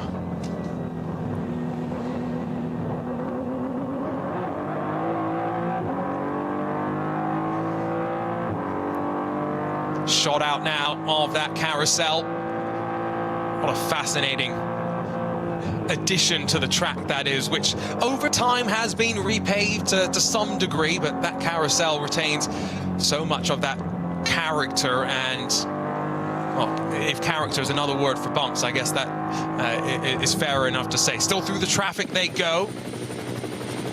As mentioned, of course, we've also got that fight for third. Fabian Schiller trying to hunt down Thomas Preining. They work their way at the end of the Stefan Beloff S's, I think. And almost now onto the run out of Galgenkopf and in towards the final stage of the lap. Indeed, yes, jink to the inside of one of the BMWs. Oh, Fabian Schiller gets a little bit checked up there, has to move to the right side of the track. He wanted to stay on the left and sweep into Galgenkopf, but Thomas Preining's lost some of his own time behind an orange and black GT4 Mercedes. Here comes Fabian Schiller, pulls to the right-hand side of the track, and before we even start the climb up into the final complex, Thomas Preining is tucked back into the draft. And now does Grello have the straight line speed? to challenge and pull alongside on the run-up towards Antonius Bucher, and then dropping down in towards Tiergarten once again. Remember, Christopher Haase tried this a couple of times for the race lead on Max Verstappen, and that Mercedes was having none of it. Fabian Schiller is also having none of it as they edge their way closer to a Volkswagen, closer to a BMW. Thomas Preining a bit bolder than we saw from the Audi slightly earlier on. And as they finally get to the inside of the first bit of traffic, positions have not switched hands, and Thomas Preining is back in front after being passed on the Dottinger Hoa. But Neil, this is not done. And don't forget, after nearly 4 hours of racing, this is a battle for the podium. And there was a very shrewd bit of race work there, racecraft by Thomas Preining, because he used the traffic to his advantage to gain that position back. So this is the battle for the podium, and they are going head-to-head, toe-to-toe, door-to-door, with 10 minutes to go until the checkered flag. So this is for the podium. Thomas Preining almost 2 wheels off the track there, but it gave him the inside down through the forward curve, back around the outside. This is great stuff. We may not be getting a fight for the lead, but now that the pit stops have brought us back together, Porsche and Mercedes, two of our contenders going into next month's second round of the Intercontinental GT Challenge. After the Maguires, Bathurst, 12 hours to open up that calendar. Sweeping through, Preining will hold on as they climb the Schumacher S. But with 9 minutes left to go, this should be the penultimate lap of the race. Next time Ben Green comes around to see the start-finish line, we'll start the final lap of this 4-hour race. So Ben Green has a healthy lead of nearly 20 seconds. So unless there's any mistakes, we can presume that he's sort of sealed the victory in the Scherer Sport Audi R8 LMS, and behind him Niederhauser in the Red Bull Team Abt Lamborghini Huracan. But then a minute behind them is this battle for the podium, and that's the battle we're going to continue to watch, because this is a long way from over. You just do feel like Schiller is biding his time to make another attack as they hit traffic again. And if you cast your mind back to the opening hour of the race, where was Max Verstappen most successful in making his moves? Well, with traffic, that's where he made the boldest moves that maybe surprised us the most. Update on Cup 2, by the way, now that our pit stop sequence has seemingly cycled through. It's still Renhofer that leads in the Porsche Endurance Trophy Nürburgring Cup 2 class. Northern Motorsports are second, though, on the road. There's not much time separating them, while Steve Brown in the Black Falcon Team Fanatec 82 alternative fuel entered Porsche Cup car. Third on the road of the Porsches. See what Steve's able to do in the remaining lap and a bit that he's still got underneath him. Cup 3 leader is still the Smirless Racing Porsche Cayman, while in SP10, now that our pit stops there have also been worked through, Toyo tires with Ring Racing. That's the Toyota GR Supra that is looking like they are on course for a victory, with a 41-second gap back to Hoful Racing in the BMW M4 GT4. Down at the bottom of the foxhole, where we've heard some reports of cars heavily hitting and compressing against the bottom of the track. These two in their fight for third wind out of Adenauer Forest, and now towards Metzgveld, fast left-hander, dab onto the brakes. You want to get all the way to the right side of the track to then maximize your run in towards Kallenhard. Lucas Auer is on the charge. Remember, a couple of laps down on the field. He's the next driver to make his way past the Schlitzow Lahm Racing Mercedes. And just another sort of pit lane style report. One of the stories that might get overlooked is Michael Schrey. I don't know if you were aware, but he was planning to retire from motorsport, but his former team Bonk Motorsport got on the blower and got him back in the car for this one. And it's a return that's paying off, as he's leading both the SP10 class for GT4 and the BMW M2 class. So Michael Schrey doing a great job. Clearly not too old for this. That's incredible. you can do this race in multiple classes. And indeed, that's part of the charm sometimes of jumping between very different cars.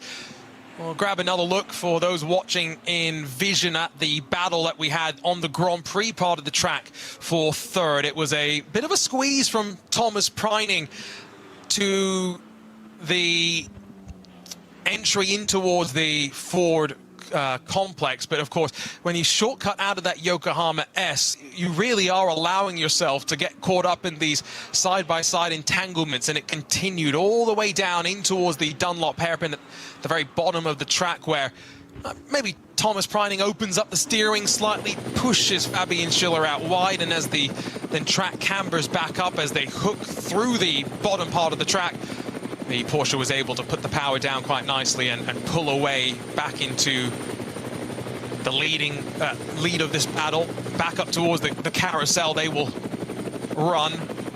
And once more, just note the line that they take here. So important to drop in at the right point, run a constant speed, and then put the power down and spit yourself out with the maximum force that you can find.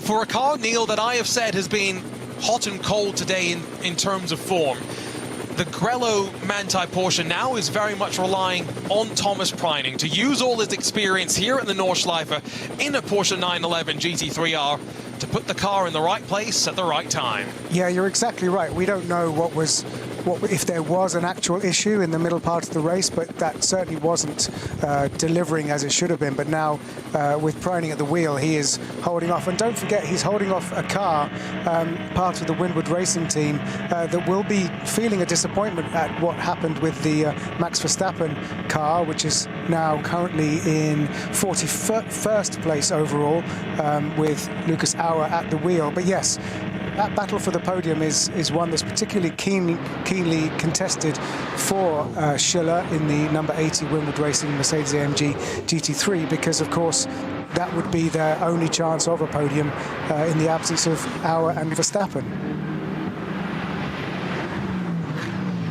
And after being stripped of the NLS2 win, after using too many tires per the allocation requirements, they would quite like to be on the podium once again, and this time actually keep the trophies. That's a lapped car that peels out of the way of our race leader. It means that Ben Green is going to get set for the final lap of this 4-hour Ravenol ADAC 24-hour Nürburgring qualifier race. A bit of a misnomer, that name. We're not qualifying for the race itself. Part of the results will, yes, be used to help determine which cars will maybe advance directly to the final part of top qualifying, which has been split into 3 sections for next month's race. But ultimately, a lack of participation here, as Neil has pointed out this weekend, is not a sign of anything untoward ahead of next month. The reality is it's a busy weekend with racing in IMSA out on the streets of Long Beach, racing in Imola as the World Endurance Championship gets underway, and of course racing at Spa as well with the 24-hour series, Creventic, and coverage of all 3 of those and the NLS here across of the Radio Show Limited Network channels.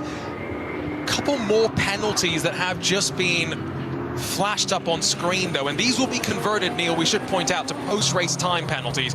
The expectation isn't that they'll come down and serve them now, but the TCR class leader, remember after the Hyundai had its moment, the Volkswagen Golf was promoted to the TCR lead. They've just been given a 45-second time penalty for non-respect of code 60. Another team getting caught up with just making a mistake with the processors here today. So obviously within that class, it's that time penalty is meaningless, but if it comes with any kind of points on the license, then that could be a problem. So it still has impact, even if it's the only car in its class that's actually in contention. And this battle for the podium continues as we reach the very final stages of this 4-hour race. And it looks like Schiller is biding his time for a move.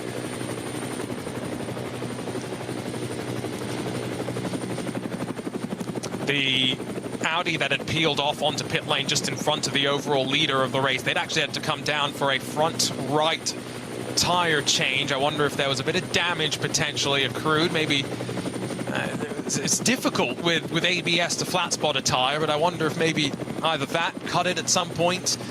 But back out onto track for Juta Racing's Audi R8 LMS Evo 2, and they'll finish this race 1 lap down.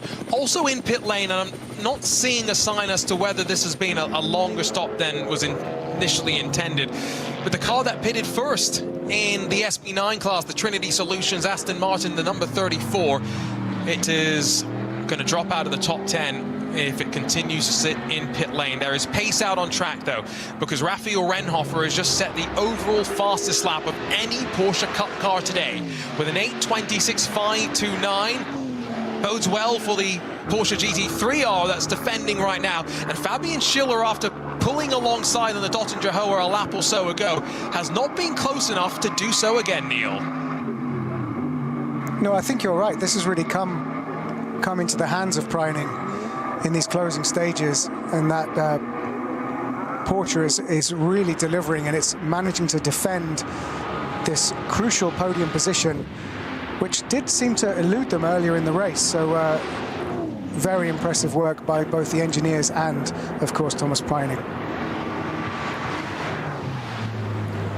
We've been talking about production cars aplenty, and there are some storylines to keep an eye on onto this final lap of the race. The VT2 front-wheel drive class, there's only 30 seconds covering the top 2 right now, although that screen would indicate maybe a bit more time, and maybe my timing has yet to update. I think actually what that means is we are 5 laps off the overall leader of the race, so don't worry too much. The 495 is actually only about 1 second off. You can see the car if you're watching with us, the white and orange Volkswagen closing on that red Audi S3. It's a Golf GTI versus Audi S3. They fit into the same performance band, and that's why they race in the same class. Jürgen Nett looking anxiously over his shoulder right now as he's being hunted down by the nimble Golf.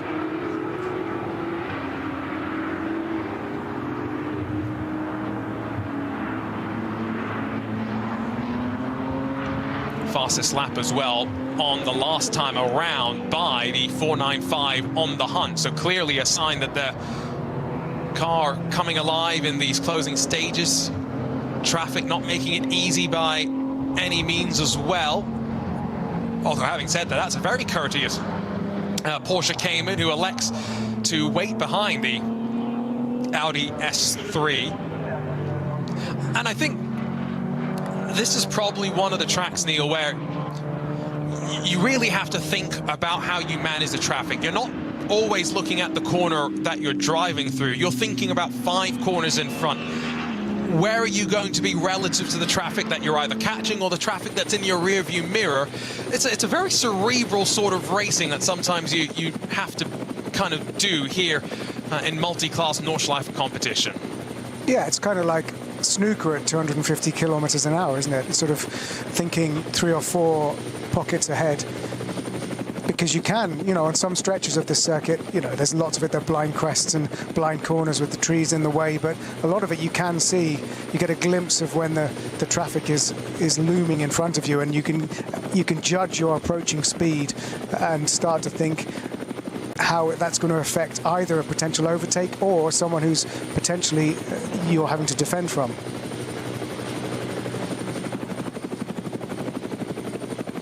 Thomas Preining still under pressure. Wonderful aerial shots, great coverage from our team at Nürburgring TV here, and a thank you to them, to all our track workers and everyone that makes this weekend possible. We all know that yesterday was not easy, and without them coming back to the track and working once more, this would not be possible. Through the carousel, traffic has played its part. Fabian Schiller gets caught behind one of those GT4 BMWs, white, blue and red, and the gap soars wide. Not quite done. Thomas Preining still got to be careful through the final parts of the Nürburgring Nordschleife, as does Ben Green. And what has been a superb performance from Scherer Sport. Christopher Haase led from the drop of the green flag, pushing the tempo of the race. Alexander Sims managed the medium part of the race to get him and his team to the spot. And since jumping in, Ben Green in this final hour of the race has been untouchable, Neil Cole, and now just 1.5 odd kilometers between them and the NLS 5 win. Yeah, it's funny, isn't it, as well, because they've been so dominant. We haven't given them all the flowers that we probably should have done, because they've just been out in almost in a class of their own, not literally. Just a note, the number 48 car, which started the race in 8th on the grid, the Porsche 911 GT3R, Assenheimer Muller Pereira, has gone into the pits. So it's been pushed into the pits, as I understand it, from the pit lane. So sadly, that isn't a scheduled pit stop, and that is likely to have retired from the race. So a shame for that car, which could have finished in the top 10. Dancing through the final corners, it's Scherer Sport and Audi, winners in the second Ravenol ADAC 24 hours of the Nürburgring qualifier races, the 5th round of the Nürburgring Langstrecke Series. Ben Green proving any doubters wrong after that first stint, picking up the tempo in stint number 2. Behind him, they said they didn't have the speed, but they got a podium out of it nonetheless. After starting down in 12th, it's the Lamborghini Huracan for the Red Bull team apt. Patrick Niederhauser will cross the line, a full 28 seconds adrift of the race leader.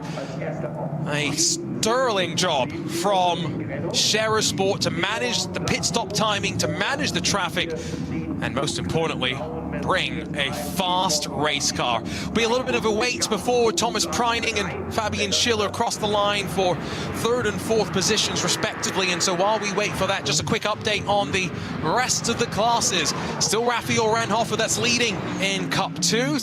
It's still Steve Brown that leads in the 82 class, and Smiralist Racing leading in Cup 3. No changes just yet, and no change on this final lap for 3rd. Grello, even with some up and down here today, holds on to a step on the podium, Neil, in NLS number 5. And it'll be a huge relief just that they not just finished the race, but, you know, managed to get a podium, considering how tricky that race seemed to be in the middle section.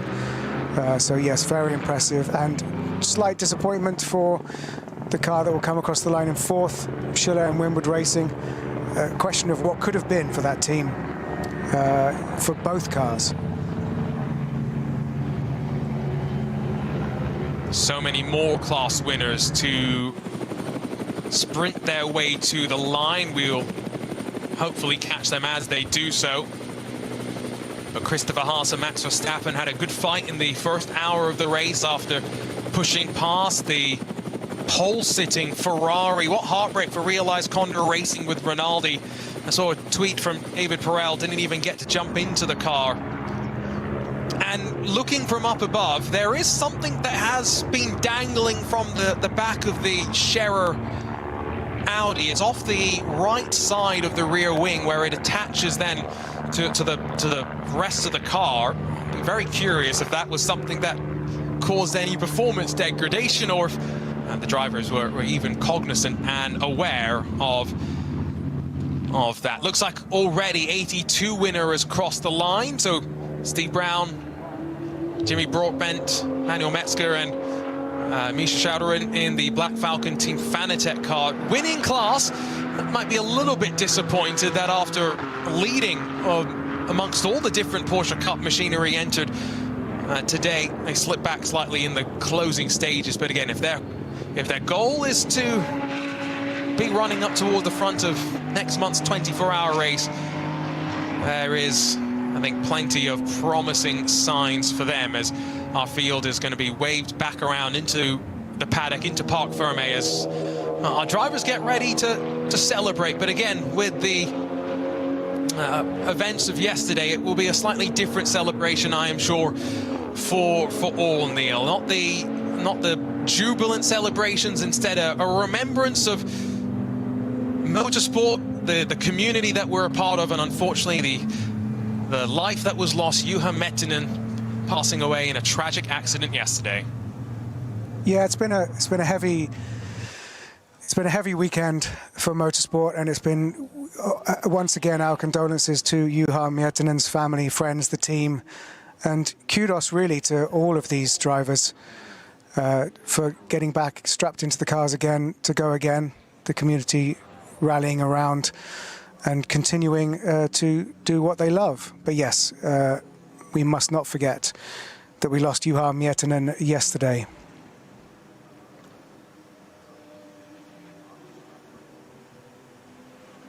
Juha had his own successes here at the Nordschleife. We will never forget the 5 class wins, including most recently at NLS 3, and of course as well 25 podiums. 47.2 was his podium percentage rate, and a well-loved figure in the paddock.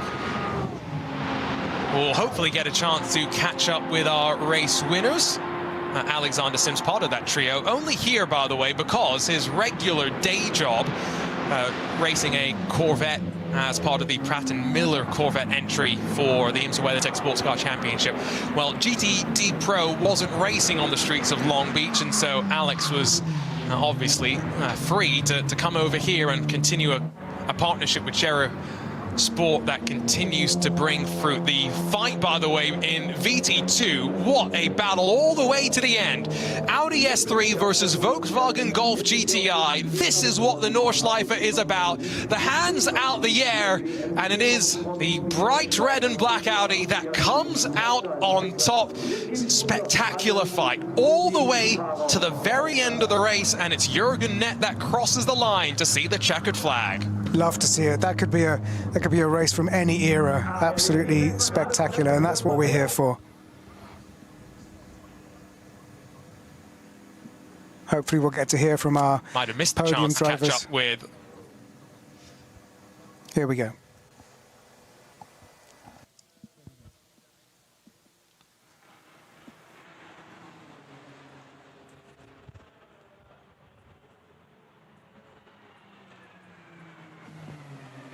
So hopefully we'll get the audio soon.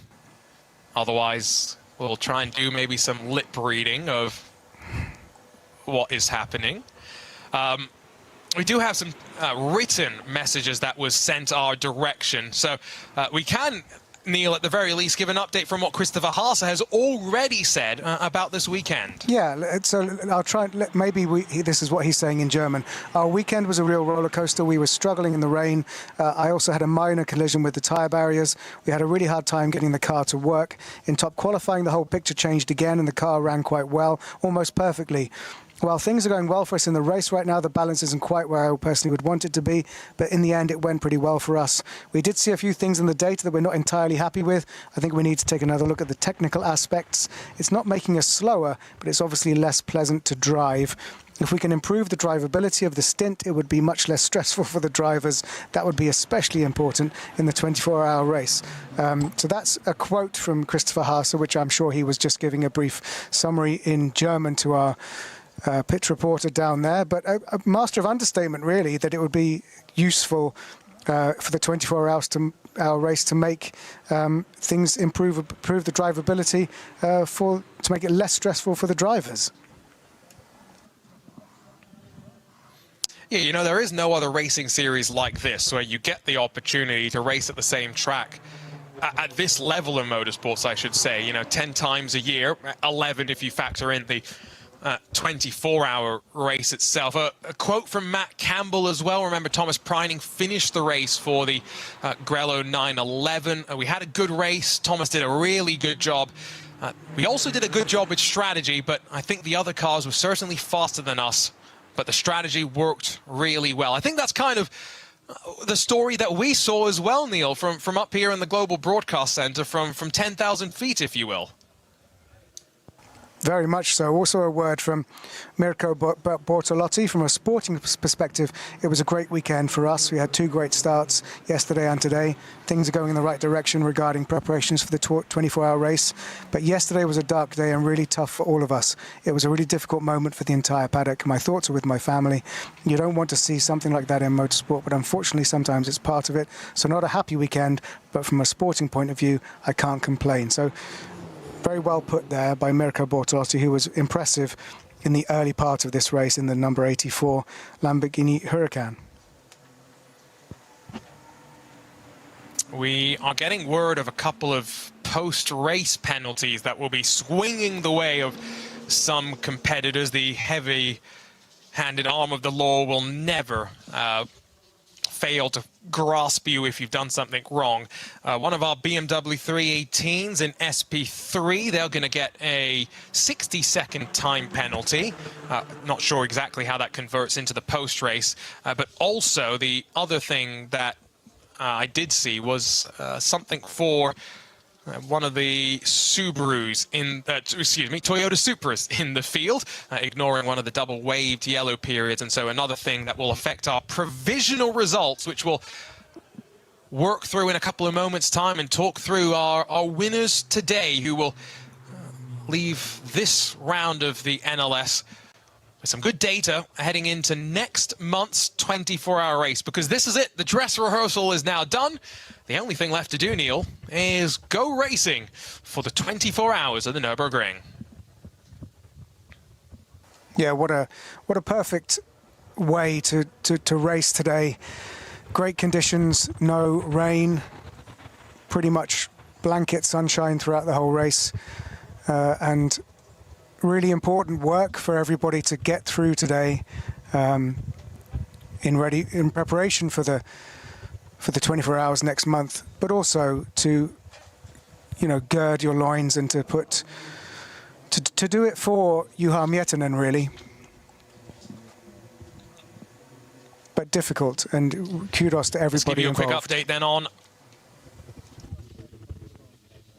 So let's give you that update on our winners, and then we can begin to wrap up here and officially start to plant our feet forward to next month's running of the Ravenel ADAC 24 Hours of the Nürburgring. In SP9, after a exhilarating battle in the opening hour with Max Verstappen and the Verstappen Racing Mercedes, Shera Sport and Christopher Haase, Alexander Sims and Ben Green are your winners in their Audi R8 LMS GT3 Evo 2.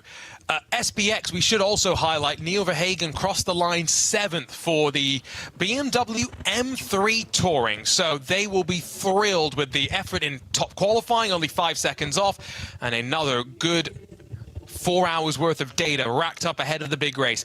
In Cup 2, it was the teamless entry, but two very quick drivers who score some valuable points in the Porsche Endurance Trophy Nürburgring, Raphael Renhofer and Noah Nagelsdijk, combined to win there.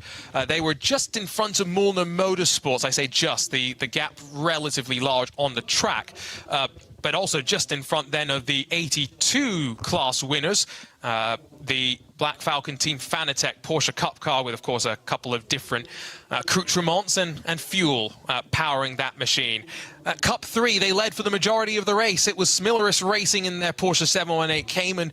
That's another one of our classes eligible in the Porsche Endurance Trophy Nürburgring, while in SP10, it was Toyo Tires with Ring Racing that held on in the Toyota GR Supra. For those watching, see the full scroll of results, but we'll continue to talk through the winners of respective classes.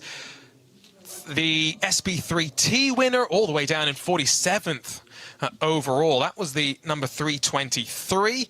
Armando Stanco paired up with Dario Stanco in a Audi RS3 LMS. In SP7, one of our Porsche Caymans was able to come out on top. And, well, let's not forget, we saw that run to the line in the VT2 front-wheel drive category. Jürgen Nett crossing the line just 0.7 of a second in front of the VW Golf that was hunting him down. Hofer Racing winners in one of our BMW classes.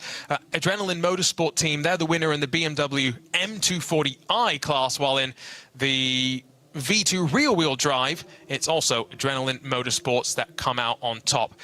In TCR, after the retirement of the Hyundai, after the tire blowout through Schwedenkreuz, it's that VW Golf, the Mark 7 GTI, that is promoted into the race win and class win as a result of that.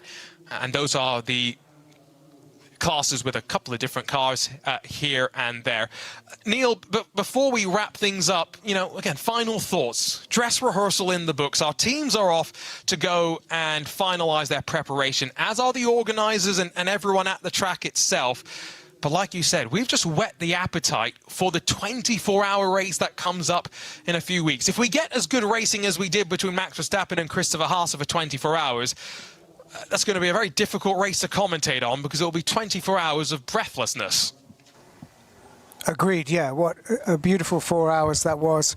And the prospect of the battles at the front when the field is swelled slightly in a month's time is sort of, you know, it's worth whetting the appetite for. It gets everything going ready for the 24 hours in a month's time.